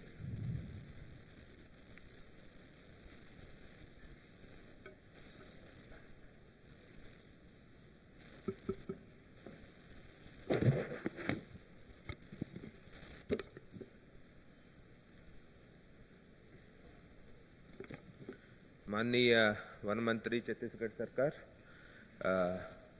और ऋचा मैडम जो सुबह से यहाँ पे सर बैठे हुए हैं सर, जिसके वजह से सब लोग इतना एनर्जेटिक इससे सुबह से यहाँ पे सब लोग चर्चा किए थे। सबसे पहले सर भारत सरकार से हम छत्तीसगढ़ सरकार को बधाई देना चाहते हैं सर। ये पहली बार छत्तीसगढ़ राष्ट्र में तो हुआ ही है सर, लेकिन पूरा देश में भी मैं कह सकता हूँ ये पहली बार इस टाइप का प्रोग्राम हुआ है, जिसके लिए ऋचा शर्मा मैडम और पीसीसीएफ ऑफ जी और आपका सब वन विभाग को हम अभिनंदन करना चाहते हैं। ये जो संक्षिप्त में सर आपका जानकारी के लिए सुबह ये 10 बजे के करीब चालू हुआ है सर हमारा ये प्रोग्राम। मैडम ने अच्छा मार्गदर्शन दिया है इस वर्कशॉप का क्या रूपरेखा है, किस लिए ये आयोजित किया गया है और वेटलैंड्स कंजर्वेशन का जो इम्पोर्टेंस के बारे में काफ़ी संक्षिप्त में मैडम ने बताया है। उसके बाद 3 टेक्निकल सेशंस थे सर। इसमें मैंने अपना भारत सरकार जो काम कर रहा है उसके बारे में भी मैंने बताया था। पहले टेक्निकल सेशन में जो रेगुलेटरी फ्रेमवर्क तो sir national policy on regulatory framework doctor Ritesh Kumar ji Wetlands International South Asia का जो डायरेक्टर थे, तो वो काफ़ी अच्छा प्रेजेंटेशन में बताया कि हाउ वेटलैंड्स रूल्स का इम्प्लीमेंट करना है और उसका गाइडलाइंस को कैसे बाउंड्री डिमार्केशन डिलिनिएशन इन सब का बताए थे। उसके बाद काफ़ी रेप्यूटेड एडवोकेट हैं सर, अनिरुद्ध कुलकर्णी जी, जो सेंट्रल पोल्यूशन कंट्रोल बोर्ड और बाकी और रेगुलेटरी एजेंसीज को रिप्रेजेंट करते हैं, एनजीटी और अदर इसमें। तो उन्होंने कैसे लेजिस्लेटिव एंगल पे भी कैसे ये मैंडेटरी है वेटलैंड्स का कंजर्वेशन का काफ़ी अच्छा डिटेल में बताए थे। दूसरा टेक्निकल सेशन थे sir wetlands mapping and monitoring के बारे में, जिसमें एनसीएसएम चेन्नई से डॉक्टर मुरुगनंदम जी ने कैसे वेटलैंड्स का इन्वेंटरी और डिलिनिएशन करते हैं उसके बारे में बताए थे। और डॉक्टर गोल्डन क्वाड्रोस जो सेकॉन के जो प्रिंसिपल साइंटिस्ट थे सर, वो कैसे वेटलैंड का मॉनिटरिंग, उसका हेल्थ कार्ड और कम्युनिटी एंगेजमेंट के बारे में बताए थे, और वेटलैंड मित्रास को भी इन्वॉल्वमेंट के लिए। जो तीसरे टेक्निकल सेशन था सर वो वेटलैंड्स गवर्नेंस के बारे में था, जिसमें CWARDM centre for water resource development and management Kerala से थे। उन्होंने पार्टिसिपेटरी वेटलैंड्स गवर्नेंस और लेक बेसिन मैनेजमेंट के बारे में बताए थे। और डॉक्टर अमित दुबे सबसे लास्ट में बताए थे सर, वो बोझ कैसे उन्होंने WWF ने बेंगलुरु के लेक्स में और बोझताल के बारे में उन्होंने काम किया और सक्सेस स्टोरीज उन्होंने प्रेजेंट किए थे। डॉक्टर जयश्री वेंकटेशन जी चेन्नई से, वो रामसर का एक वुमेन अवार्डी भी थे sir, doctor Jayashree Venkatesan ji, wise use of wetlands के बारे में बताए थे। डॉक्टर दिनेश के मरोतिया जी इधर उपस्थित हैं सर, जो मल्टी यूज वेटलैंड्स और कॉम्प्लेक्सिटीज के बारे में बताए थे। और प्रोफेसर माधव गाडगिल जी सर, आपने उनका नाम सुना होगा, काफ़ी मशहूर वैज्ञानिक है सर, वो प्राइम मिनिस्टर काउंसिल में भी थे and UN champions of the अर्थ का, UN का हाईएस्ट एनवायरमेंटल हॉनर भी मिला था उनको। तो उन्होंने उनका एक्सपीरियंस शेयर किए थे वेटलैंड्स और उनके इकोलॉजी के बारे में। जैसे कि सर आगे क्या क्या काम हो सकता है छत्तीसगढ़ राष्ट्र में, उसके बारे में अगर चर्चा करें तो इस सब सुबह से बात हुआ है। तो मेरा जो एक्सपीरियंस है, मैं ये निवेदन करना चाहता हूँ सर कि इसका जो प्रोसीडिंग्स जो बनेगी वर्कशॉप का, तो सम वे फॉरवर्ड और जो एक्शन प्लान कि कैसे इसको आगे बढ़ाना चाहते हैं वो एक बने। तो और उसको फाइनल करने से पहले एक्सपर्ट्स लाइक रितेश जी, मंत्रालय, हम सब लोग अपना जो भी कुछ इनपुट्स हैं तो वी कैन प्रोवाइड दैट। सो एक रोड मैप और एक्शन प्लान इस वर्कशॉप का आउटपुट जैसा अगर निकलें तो वो अच्छा होगा sir. 9 June 2025 will be a landmark day for the wetlands conservation in the state. जैसे मैंने सुबह बताए थे मेरे प्रेजेंटेशन में सर कि 4-5 मेन मुद्दा जो हो सकता है। सबसे पहले है कि स्टेट वेटलैंड अथॉरिटी है सर, जो आप चेयरमैन है उसका, स्टेट वेटलैंड अथॉरिटी का, तो उसको कैसे स्ट्रेंथन करें सर। हम काफ़ी स्टेट्स में भी देखते हैं मैन पावर और बजट, ये दोनों इश्यूज आते हैं सर। तो अगर आप देखें तो स्टेट वेटलैंड अथॉरिटी में है कौन, तो एक मेंबर सेक्रेटरी होते हैं या कोई 1-2 लोग ही हैं सर जो फुल टाइम, और वो भी फुल टाइम नहीं होते हैं, पार्ट टाइम से काम करते हैं। तो कैसे उसको स्ट्रेंथन करें, एक पूरा फुल फ्लेज्ड एक सेक्रेटेरिएट बने एक इस टाइप का सर। तो वो हम आपसे आग्रह करते हैं सर कि स्टेट वेटलैंड अथॉरिटी को स्ट्रेंथन करें। दूसरा एक तरीका है सर कि जैसे तमिलनाडु में किया है, तमिलनाडु वेटलैंड्स मिशन बनाया उन्होंने, तो या वो मिशन के रास्ते पे जाएं या स्टेट वेटलैंड अथॉरिटी के स्ट्रेंथन करें। जैसे आपका पड़ोसी स्टेट है सर मध्य प्रदेश में है, एक इप्को है, एनवायरमेंटल प्लानिंग कोऑर्डिनेशन ऑर्गेनाइजेशन, इस टाइप का एक इंस्टीट्यूट जो डेडिकेटेड वेटलैंड्स के लिए सपोर्ट करें। इस टाइप का 2-3 चीज़ है सर, स्ट्रेंथनिंग करें। And then budget obviously sir वो तो ज़रूरी है, अगर आगे करना है तो स्टेट अपना बजट से डिवोट करें या कॉरपोरेट सेक्टर को इन्वॉल्व करें through their CSR, CER, corporate social responsibility और कॉरपोरेट एनवायरमेंटल रिस्पॉन्सिबिलिटी के माध्यम से।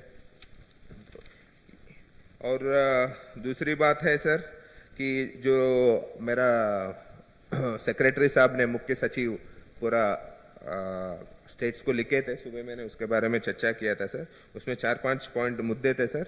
एक मुद्दा है कि रामसर साइट्स, अभी छत्तीसगढ़ में आपका जानकारी होगा सर, कोपरा जलाशय हमारा पास अभी है, तो उसको जल्दी हम रामसर साइट घोषित करने का कोशिश करेंगे। उसके अलावा मैं ये निवेदन करना चाहता हूँ सर छत्तीसगढ़ स्टेट गवर्नमेंट को कि एक एग्जॉस्टिव लिस्ट बनाया जाए। जनरली स्टेट्स में क्या होता है कि एक एक दो दो तीन तीन ऐसे आगे स्टेप बाय स्टेप जाते हैं, तो छत्तीसगढ़ थोड़ा पीछे लेट स्टार्ट हुआ है सर। अभी 23-24 स्टेट्स ऑलरेडी रामसर साइट्स में आगे बढ़ चुके हैं। तमिलनाडु ये स्टेट है, सिर्फ अकेले एक स्टेट में 20 रामसर साइट है, फॉलोड बाय उत्तर प्रदेश 10 है सर। तो थोड़ा लेट स्टार्ट हुआ है, लेकिन इसको स्पीड पकड़ने के लिए हमारा सबमिशन ये है कि एक पूरा एग्जॉस्टिव लिस्ट बना दें कि 100, 150, 200 जितना वेटलैंड्स इनका छत्तीसगढ़ में जो रामसर साइट्स बन सकता है उनका एक मास्टर लिस्ट बनाया जाए। उसके बाद उसको रिसोर्सेस का क्षमता के वजह से उसको स्टेप बाय स्टेप सबमिट करें, 5-5, 2-2, 3-3 जैसा भी है सर, लेकिन एक मास्टर लिस्ट बन जाए तो वो डेटाबेस में रहेगा कि इसके बाद अगला 5 साल 10 साल में रामसर साइट्स में क्या कर सकते हैं। और तीसरा है सर जो कानूनी तौर पे जो मैंडेटरी भी है कि वेटलैंड्स रूल्स 2017 में हमने जब नोटिफाई किया उसमें टाइमलाइंस थे सर कि 3 महीने में क्या करना है, 6 महीने में क्या करना है, 1 साल में क्या करना है, सब कुछ डिफाइंड है। लेकिन कोई भी स्टेट ने मतलब उसको पूरा इम्प्लीमेंट नहीं किया है। राजस्थान सरकार ने 75 वेटलैंड्स नोटिफाई किया, गोवा ने 25, काफ़ी कम स्टेट्स ने किया है। तो मेरा ये निवेदन है कि उसको टाइमलाइंस को रखते हुए वो कैसे वेटलैंड्स रूल्स का कंप्लायंस किया जाए। Already ground truthing, boundary demarcation तो लगभग पूरा वेटलैंड्स का हो गया है, उसमें से कुछ स्टेट वेटलैंड अथॉरिटी यहाँ पे का अध्यक्षता में कुछ फिल्टर करें कि कितने वेटलैंड्स को नोटिफाई करें, नोटिफिकेशन का वो एक पार्ट है सर। दूसरा है कि सुप्रीम कोर्ट ने एक डायरेक्शन दिया है कि आप लोग ये नोटिफाई करते करते जिंदगी निकल जाएगा और ये वेटलैंड्स खत्म हो जाएगा, तो इसीलिए हम अपना पावर्स यूज करके जितने भी वेटलैंड्स है 2,31,000 जो 2.25 हेक्टर से है सबको में हम रूल 4 लागू करते हैं करके 8 फरवरी 2017 को जो डायरेक्शन दिया है सर, उसको कैसे इंप्लीमेंट करें उसको भी एक बार सोचना है सर, क्योंकि नोटिफिकेशन करने में ये टाइम कंज्यूमिंग है, पूरा पब्लिक कंसल्टेशन ये सब करने में समय लगेगा। कैसे थ्रू एग्जीक्यूटिव ऑर्डर या जैसे वेस्टर्न घाट्स का मैडम जानते होंगे मंत्रालय ने एक डायरेक्शन सेक्शन 5 में एक डायरेक्शन इश्यू करके भी किया था सर। इसी टाइप का स्टेट गवर्नमेंट से निवेदन है कि कैसे वो जो सुप्रीम कोर्ट का डायरेक्शन का पालन हो सकता है कि जितने भी 11,000 से ज़्यादा वेटलैंड्स है छत्तीसगढ़ स्टेट में उसको कैसे प्रोटेक्ट किया जाए अंडर रूल 4 सर। और चौथा पॉइंट है सर कि डिस्ट्रिक्ट सुप्रीम कोर्ट और काफ़ी लेजिस्लेशंस में है सर डिस्ट्रिक्ट एनवायरमेंटल कमिटीज़ बनना है। तो ये स्टेट से मैं ये निवेदन करता हूँ कि आप डिस्ट्रिक्ट एनवायरमेंटल कमिटीज़ के रास्ते से जाएं या डिस्ट्रिक्ट वेटलैंड कमिटीज़ के रास्ते से जाएं, तो वो एक डिसीजन लेके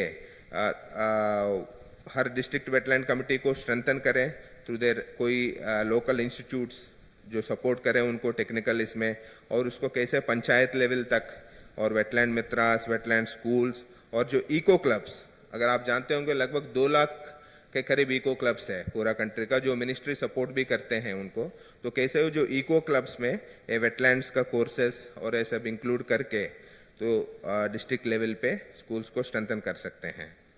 और सबसे लास्ट पॉइंट है सर कि इंटीग्रेटेड मैनेजमेंट प्लान्स बने प्रायोरिटाइज करके और हेल्थ कार्ड्स भी प्रायोरिटाइज करके उसको बनाते जाएं। ये हमारा निवेदन है sir. Thank you very much.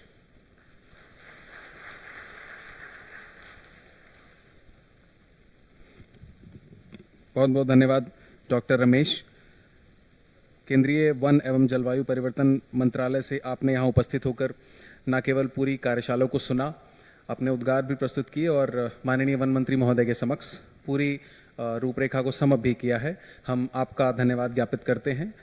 औपचारिक रूप से धन्यवाद ज्ञापित करने के लिए मैं आमंत्रित करना चाहूँगा मेंबर सेक्रेटरी श्री राजेश चंद्रेले साहब को एक मेमेंटो और छत्तीसगढ़ का राजकीय गमछा भेंट कर उन्हें सम्मानित करें।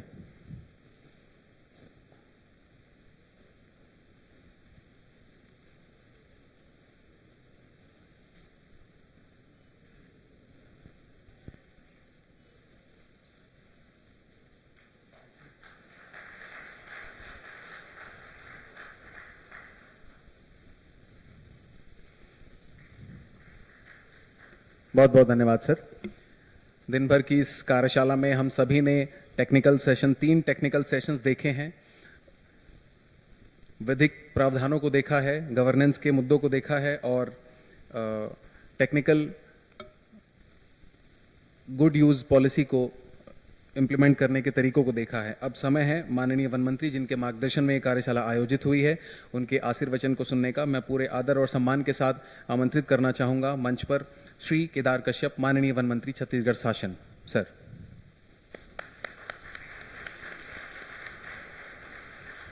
सर का प्रेजेंटेशन लोड करें।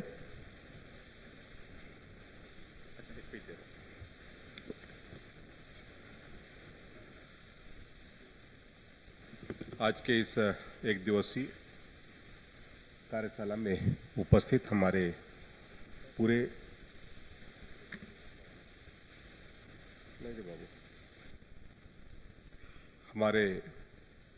छत्तीसगढ़ के हमारे एसीएस मैडम ऋचा शर्मा जी और उपस्थित हमारे पीसीसीएफ श्री श्रीनिवास राव जी और समन्वय हमारे के डीसी से राजेश चंदेली जी यहाँ पर उपस्थित हैं, डॉक्टर रमेश एम जी हैं, हमारे डॉक्टर रितेश कुमार जी हैं, अनिरुद्ध कुलकर्णी जी हैं, मनोज शमोल जी हैं, माधव गाडगिल जी हैं, डीके मरोठिया जी हैं। ऐसे सारे हमारे विषय विशेषज्ञ और सभी हमारे प्रमुख यहाँ पर उपस्थित हैं। हमारे इस वर्कशॉप में मैं क्योंकि विलम्ब से आया हूँ और मेरी इच्छा थी कि इस वर्कशॉप में मैं पहले आता, लेकिन आज क्योंकि हमारी 2 दिवसीय एक और भी एक बैठक थी, उसके कारण से मैं इस बैठक में उपस्थित नहीं हो पाया। लेकिन जैसा मुझे सुनने को प्राप्त हुआ, मैडम बता रही थी कि बहुत सारे विषयों पर अच्छा गहन चिंतन हुआ है और विशेष तौर पे रितेश जी ने शायद अच्छा प्रेजेंटेशन यहाँ पर किया और ऐसे बहुत सारे विषय किस तरीके से मध्य प्रदेश में जो भोज तालाब को बचाने की दृष्टि से और उसको संरक्षित करने की दृष्टि से कार्यक्रम बना, वो भी एक अनुकरणीय उदाहरण है। मैं अभी आते आते बात कर रहा था तो 2013-14 से पहले हमारे देश में कितने रामसर थे और आज कितने रामसर है। अभी मैं जैसा आपने प्रेजेंटेशन में बताया कि लगभग 91 रामसर है हमारे पूरे देश में। तो छत्तीसगढ़ में भी आने वाले समय में हम लोग रामसर मनाने की दृष्टि से और जैसे हमारा सबका वो है कि यहाँ पर कोपरा और दूसरा अपना गिधवा परसदा का, इसको हम जल्द से जल्द उस रूप में हम तैयार करें। तो हम सबके सामने एक बड़ा वो भी है, टास्क भी है। जैसा कि आपको मालूम ही है कि हमारे पूरे प्रदेश में लगभग 11,600 से ऊपर हमारे पंचायतें हैं, ग्राम पंचायतें हैं और लगभग उतने ही लगभग हमारे जो मापदंड के आधार पर लगभग उतने ही हमारे ये जो प्राकृतिक जो तालाब है उनकी संख्या है। तो उनको संरक्षित करके उनको कैसे हम तैयार करें और लोगों को में कैसे अवेयरनेस लाएं, इसके दृष्टि से लगातार हमको काम करने की आवश्यकता है। ये केवल फॉरेस्ट विभाग का ही नहीं, बल्कि मैं तभी पता भी कर रहा था यहाँ पर हमारे पंचायत विभाग के और आवास पर्यावरण और हमारे अर्बन डेवलपमेंट के और सारे प्रमुख अधिकारी भी यहाँ पर उपस्थित रहे, उनके सचिव भी यहाँ पर उपस्थित रहे और उन्होंने भी इस पूरे कार्यक्रम में अपनी शिरकत की। और निश्चित तौर पे ये हमारे छत्तीसगढ़ के लिए तो बड़ा कार्यक्रम है ही, और जैसा आपने कहा कि ये देश में भी पहला ऐसा बड़ा कार्यक्रम हो रहा है, उसके लिए इस आयोजन के लिए मैं आप सभी को धन्यवाद भी देता हूँ।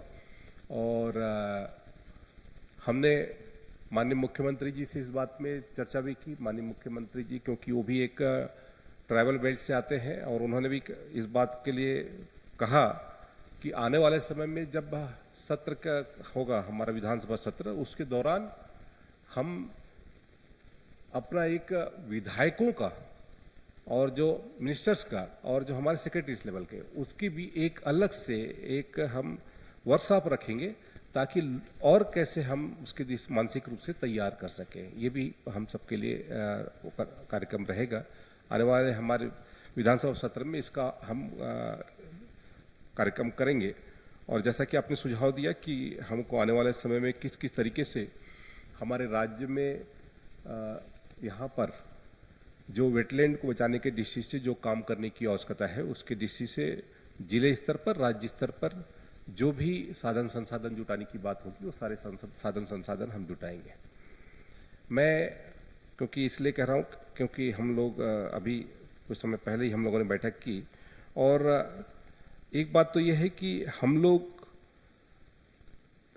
जहाँ पर हम छत्तीसगढ़ राज्य की बात है तो छत्तीसगढ़ राज्य में अभी पिछले कुछ वर्षों से हम देख रहे हैं लगातार जो पेयजल का संकट भी हम लोग देखते आ रहे हैं और लगातार कहीं ना कहीं से जितने भी वेटलैंड हैं उन वेटलैंडों पर लोगों का अतिक्रमण ये भी बढ़ता जा रहा है। ये भी हमारे लिए एक बहुत बड़ी चुनौती है।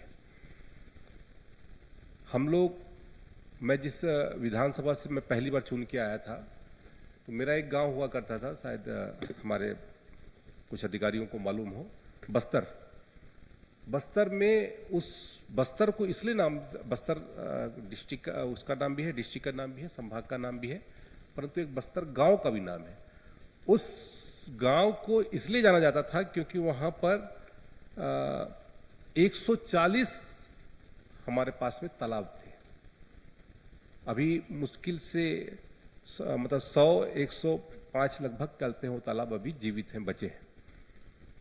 वहाँ के गांव के लोग हमको मेरे को कहा करते थे, जैसे वो करना था पूछता था तो वो बताते थे कि 7 कोड़ी, मतलब हम लोग की जो वहाँ की लोकल लैंग्वेज है उसमें ये कहा करते थे कि 7 कोड़ी जो तालाब है वो गांव में हमको कहते हैं, हम रहते हैं। मतलब ये उनका उदाहरण होता था किस तरीके से वो अपना परिचय देते थे। 7 कोड़ी मतलब 1 कोड़ी मतलब 20 के बराबर होता है, तो 7 कोड़ी मतलब 140। तो उस तरीके से हमारे यहाँ पर जो परंपरा रही है वो हम अपने क्षेत्रों पे जिस भी गांव में, वहाँ पर तालाब तो हर गांव में मिलेगा आपको। और अभी भी हमारे यहाँ पर तालाबों की संख्या की दृष्टि से और वाटर बॉडी की दृष्टि से अभी हम लोग, जैसे क्योंकि मैं वाटर रिसोर्स भी देखता हूँ, तो जो हमारे यहाँ पर जितनी भी जल संरचना है वो मतलब देश के अन्य उसकी दृष्टि से अभी हम लोगों ने उस पर चर्चा की थी। जन भागीदारी से जल संचय में हम देश में अव्वल स्थान पर हैं और निरंतरता बनी है। यहाँ पर जन सहयोग के माध्यम से कैसे इनको सुरक्षित किया जाए इस पर भी लोग ज़्यादा जानते हैं। लेकिन एक चीज़ ये है कि कहीं ना कहीं से जो शहरीकरण बढ़ता है तो शहरीकरण के साथ साथ एक सबसे बड़ी समस्या होती है कि हमारे इन्हीं तालाबों पर लोगों का अतिक्रमण भी बढ़ता है।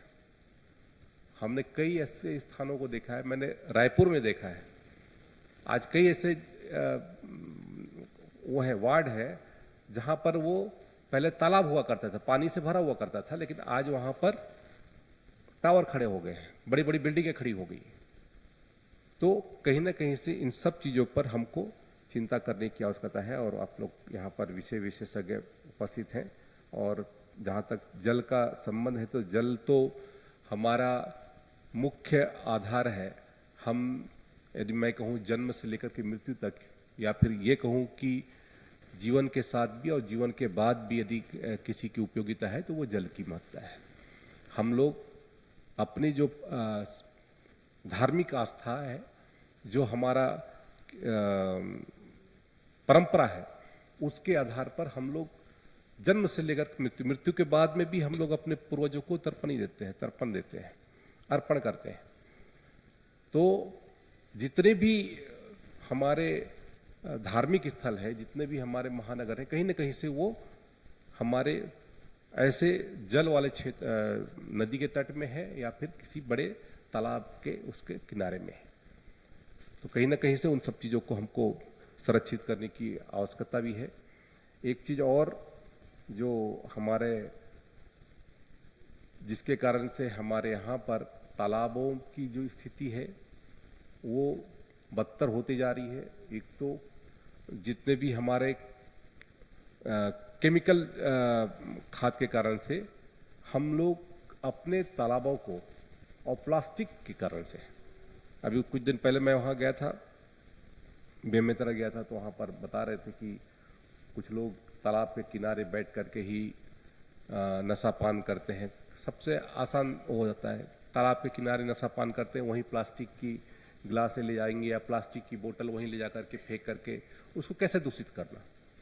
या हमारे जो कहते हैं जितने भी उद्योग है या फिर घरों से निकलने वाला जो अपशिष्ट है वो सारा का सारा हम लोग कहीं ना कहीं से उन जल स्रोतों में हम लोग डालने का काम करते हैं। तो उस पर भी हमको प्रतिबंध लगाने की आवश्यकता है। और कहीं ना कहीं से ये भी हमारे लिए वो है कि हम जैसे जितने ज़्यादा हम लोग शिक्षित होते जाते हैं, जितने ज़्यादा हम लोग अपने आप को टेक्निकल मानते हैं, एजुकेट होते जाते हैं, उतनी ज़्यादा हम लोग इन सब चीज़ों से छेड़खानी भी करते हैं।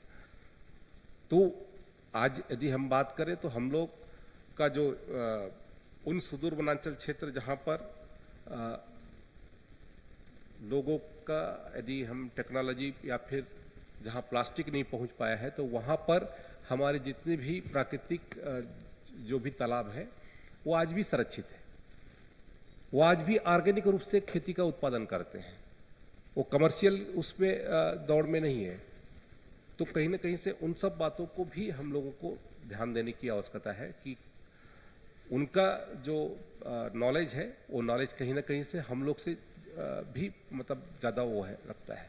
प्राकृतिक रूप से वो इसके बारे में बहुत ज़्यादा सोचते भी हैं और समझते भी हैं। आज भी हमारे उन क्षेत्रों में उन सब बातों की बहुत ही महत्ता है।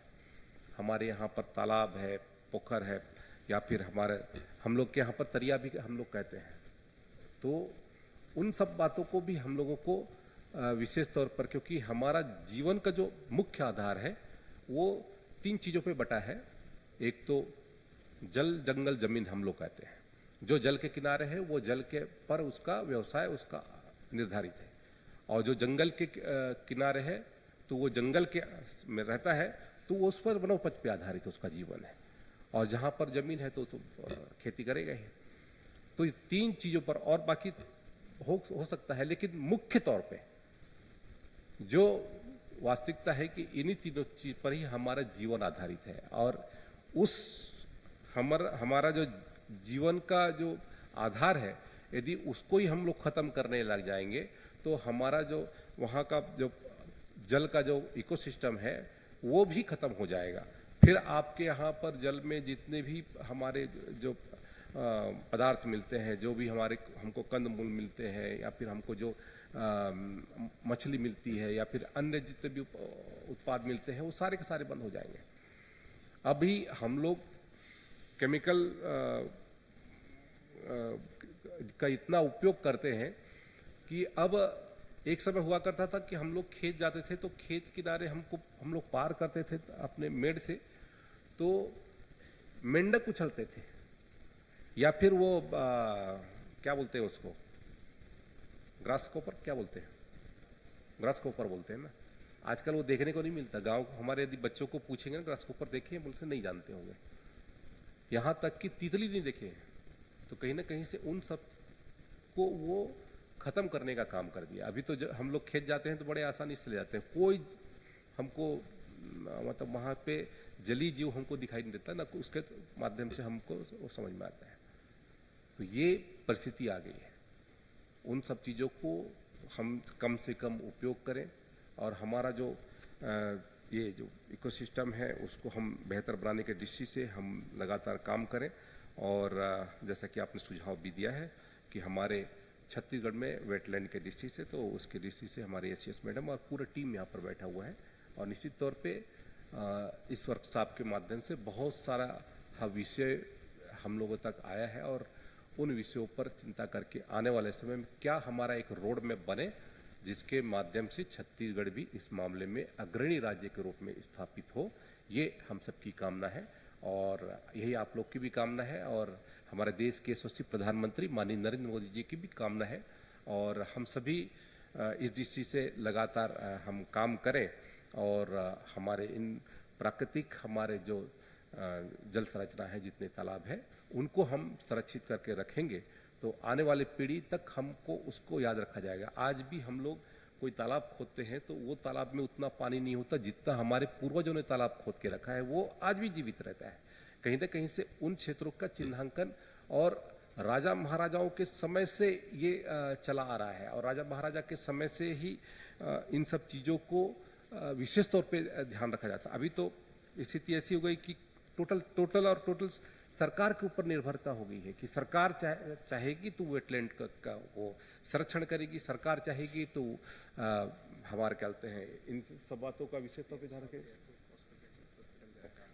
तो सब चीज़ों का की निर्भरता कहीं ना कहीं से हमारा जो सिस्टम है, हमारा जो जन समुदाय है, वो भी सरकार के ऊपर निर्भरता आ गई है हर चीज़ पर कि सरकार ये करके दे, सरकार ऐसा बना के दे तब वो उचित है, अन्यथा इसका कोई औचित्य नहीं है, ऐसा उनका सोचना होता है। तो कहीं ना कहीं से आज देश के प्रधानमंत्री जी ने जो ये विषय को आगे किया है और बहुत सारे अन्य विषयों पर रखा है, तो सब विषयों पर गहन चिंतन करते हुए हम लोग भी आगे बढ़ें।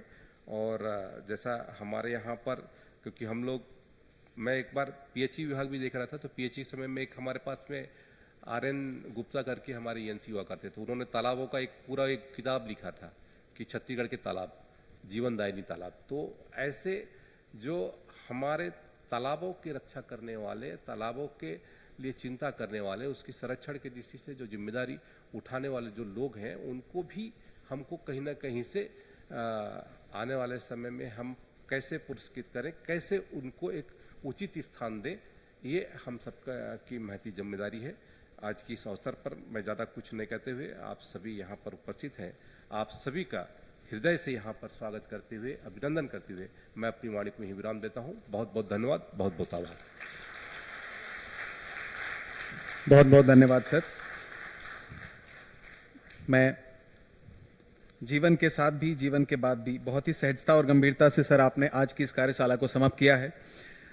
आर्द्र भूमि प्राधिकरण के अध्यक्ष के रूप में यहाँ उपस्थित माननीय वन मंत्री जी के इस उद्गार के धन्यवाद ज्ञापन के लिए मैं आमंत्रित करना चाहूँगा member secretary Shri Rajesh Chandele sir को कि सर एक मेमेंटो और छत्तीसगढ़ राज्य का राजकीय गमछा भेंट कर सर का धन्यवाद ज्ञापन करें।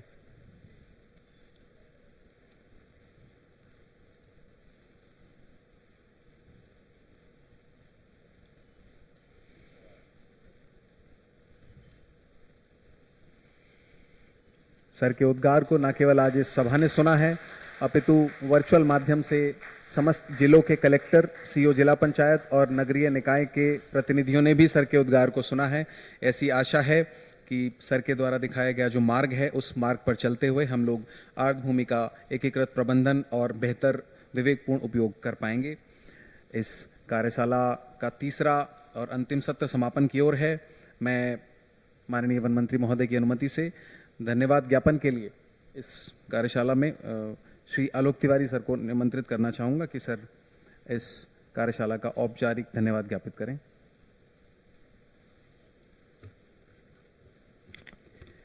बहुत बहुत धन्यवाद पंकज। आज दिन भर की अत्यंत तकनीक से भरपूर इस कार्यशाला में उपस्थित हमारे विशेष निवेदन को स्वीकारते हुए छत्तीसगढ़ राज्य वेटलैंड प्राधिकरण के अध्यक्ष माननीय वन मंत्री महोदय, हमारे परिवार के मुखिया श्री केदार कश्यप जी, निसंदेह आपकी उपस्थिति से सर हम गौरवान्वित हुए और आपके उद्बोधन से न सिर्फ हमें विजन मिला है बल्कि हमें कार्य करने के लिए और ही ऊर्जा प्राप्त हुई है। इस पूरे कार्यशाला के लिए पिछले 1 महीने से लगातार अपर मुख्य सचिव महोदया ने, हमारे प्रधान मुख्य वन संरक्षक महोदय ने गजब की मेहनत, गजब की अपनी प्रतिबद्धता दिखाई है। इसमें मैं विशेष तौर पर मैडम का कृतज्ञता प्रकट करता हूं मैम कि इतने बढ़िया तरीके से इस कार्यक्रम का आयोजन केवल और केवल आपके मार्गदर्शन में संभव हो पाया है। हम कृतज्ञ हैं और आपका आभार प्रकट करते हैं।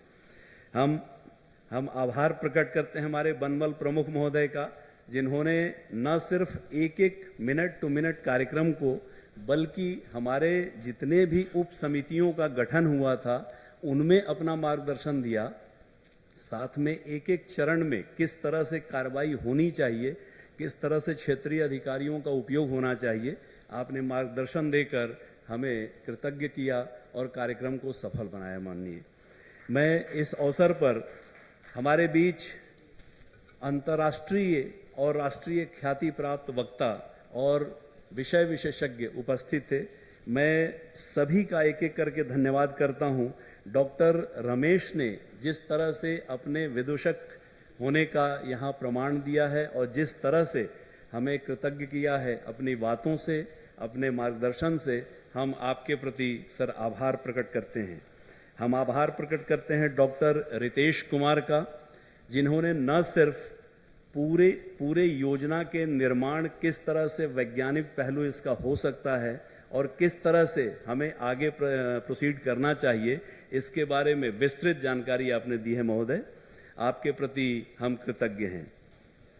हम अपने वकील साहब श्री अनिरुद्ध कुलकर्णी साहब के प्रति हृदय से आभार प्रकट करते हैं।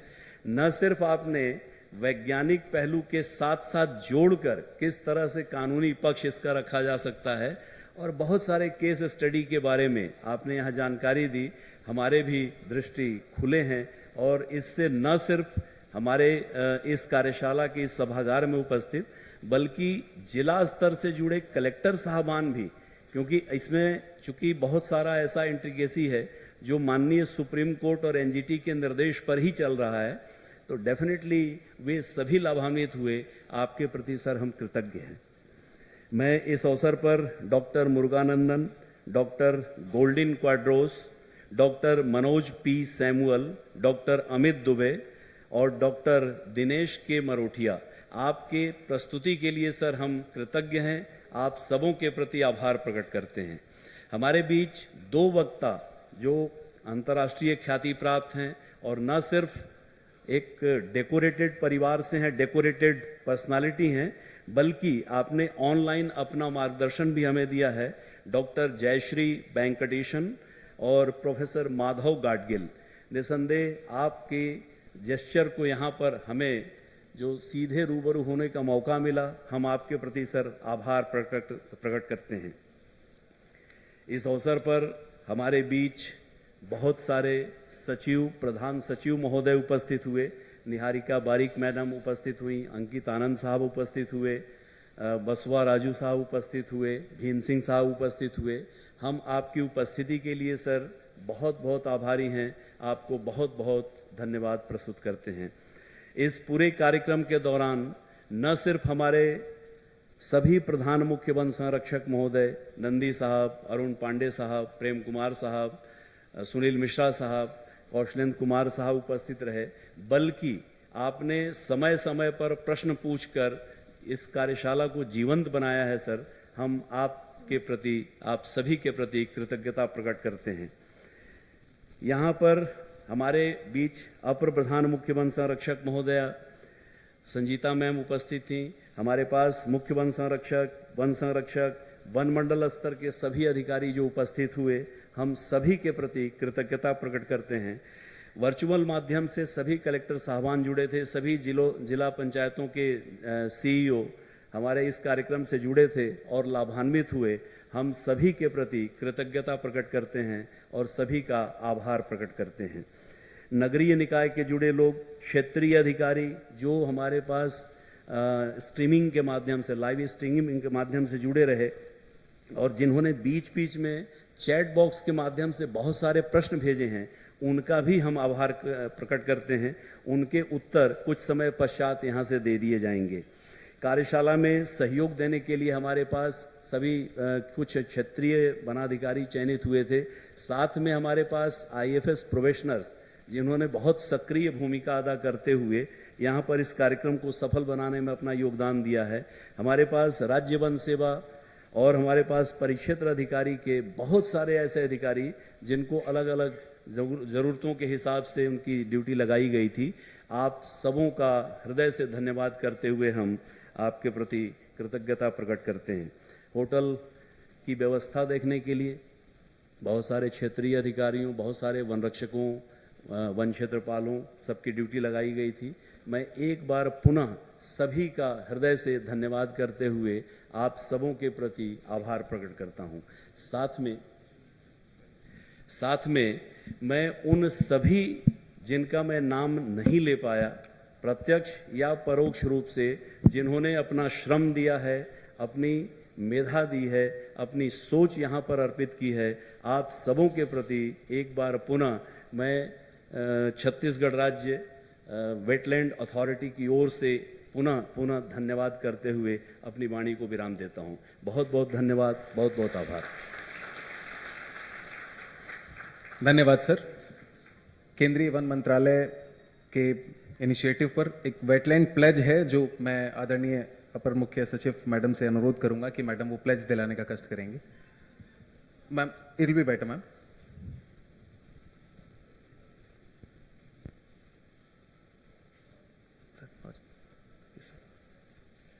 तो इस वेटलैंड प्लेज के साथ हम लोग इस कार्यक्रम का समापन करेंगे। तो आई रिक्वेस्ट, ये आप स्क्रीन पर भी देख रहे हैं, तो I invite you to repeat after me. हम अपने आर्द्र भूमि को स्वस्थ रखने के लिए वेटलैंड मित्र के रूप में स्वेच्छा से काम करेंगे।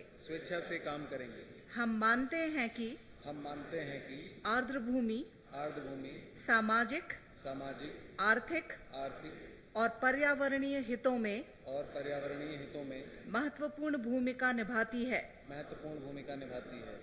हम समझते हैं कि अतिक्रमण, ठोस और तरल कचरे के निपटान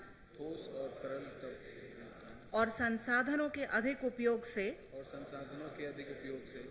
आर्द्र भूमि का शरण लोगों के स्वास्थ्य, प्रकृति और हमारी जैव विविधता को प्रभावित करती है। हम मानते हैं कि सामूहिक और व्यक्तिगत प्रयास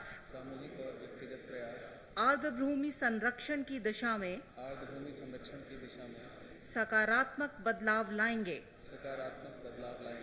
हम अपनी आर्द्र भूमि की रक्षा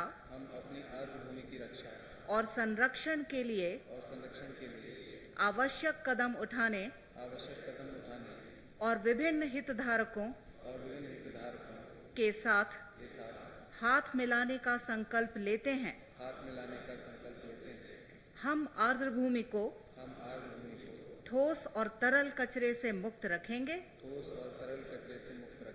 जागरूकता फैलाएंगे और दूसरों को इस प्रयास में शामिल होने के लिए प्रेरित करेंगे। हमें वेटलैंड मित्र होने पर गर्व है। हमारे तालाब हमारे धरोहर। धन्यवाद।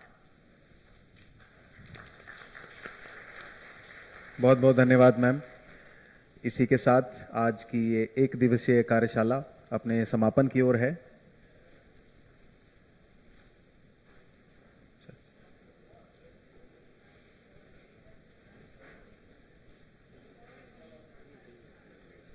मैं वरिष्ठ अधिकारियों की अनुमति से इस कार्यशाला के समापन की घोषणा करता हूं। सभी यहां उपस्थित हुए बहुत बहुत धन्यवाद।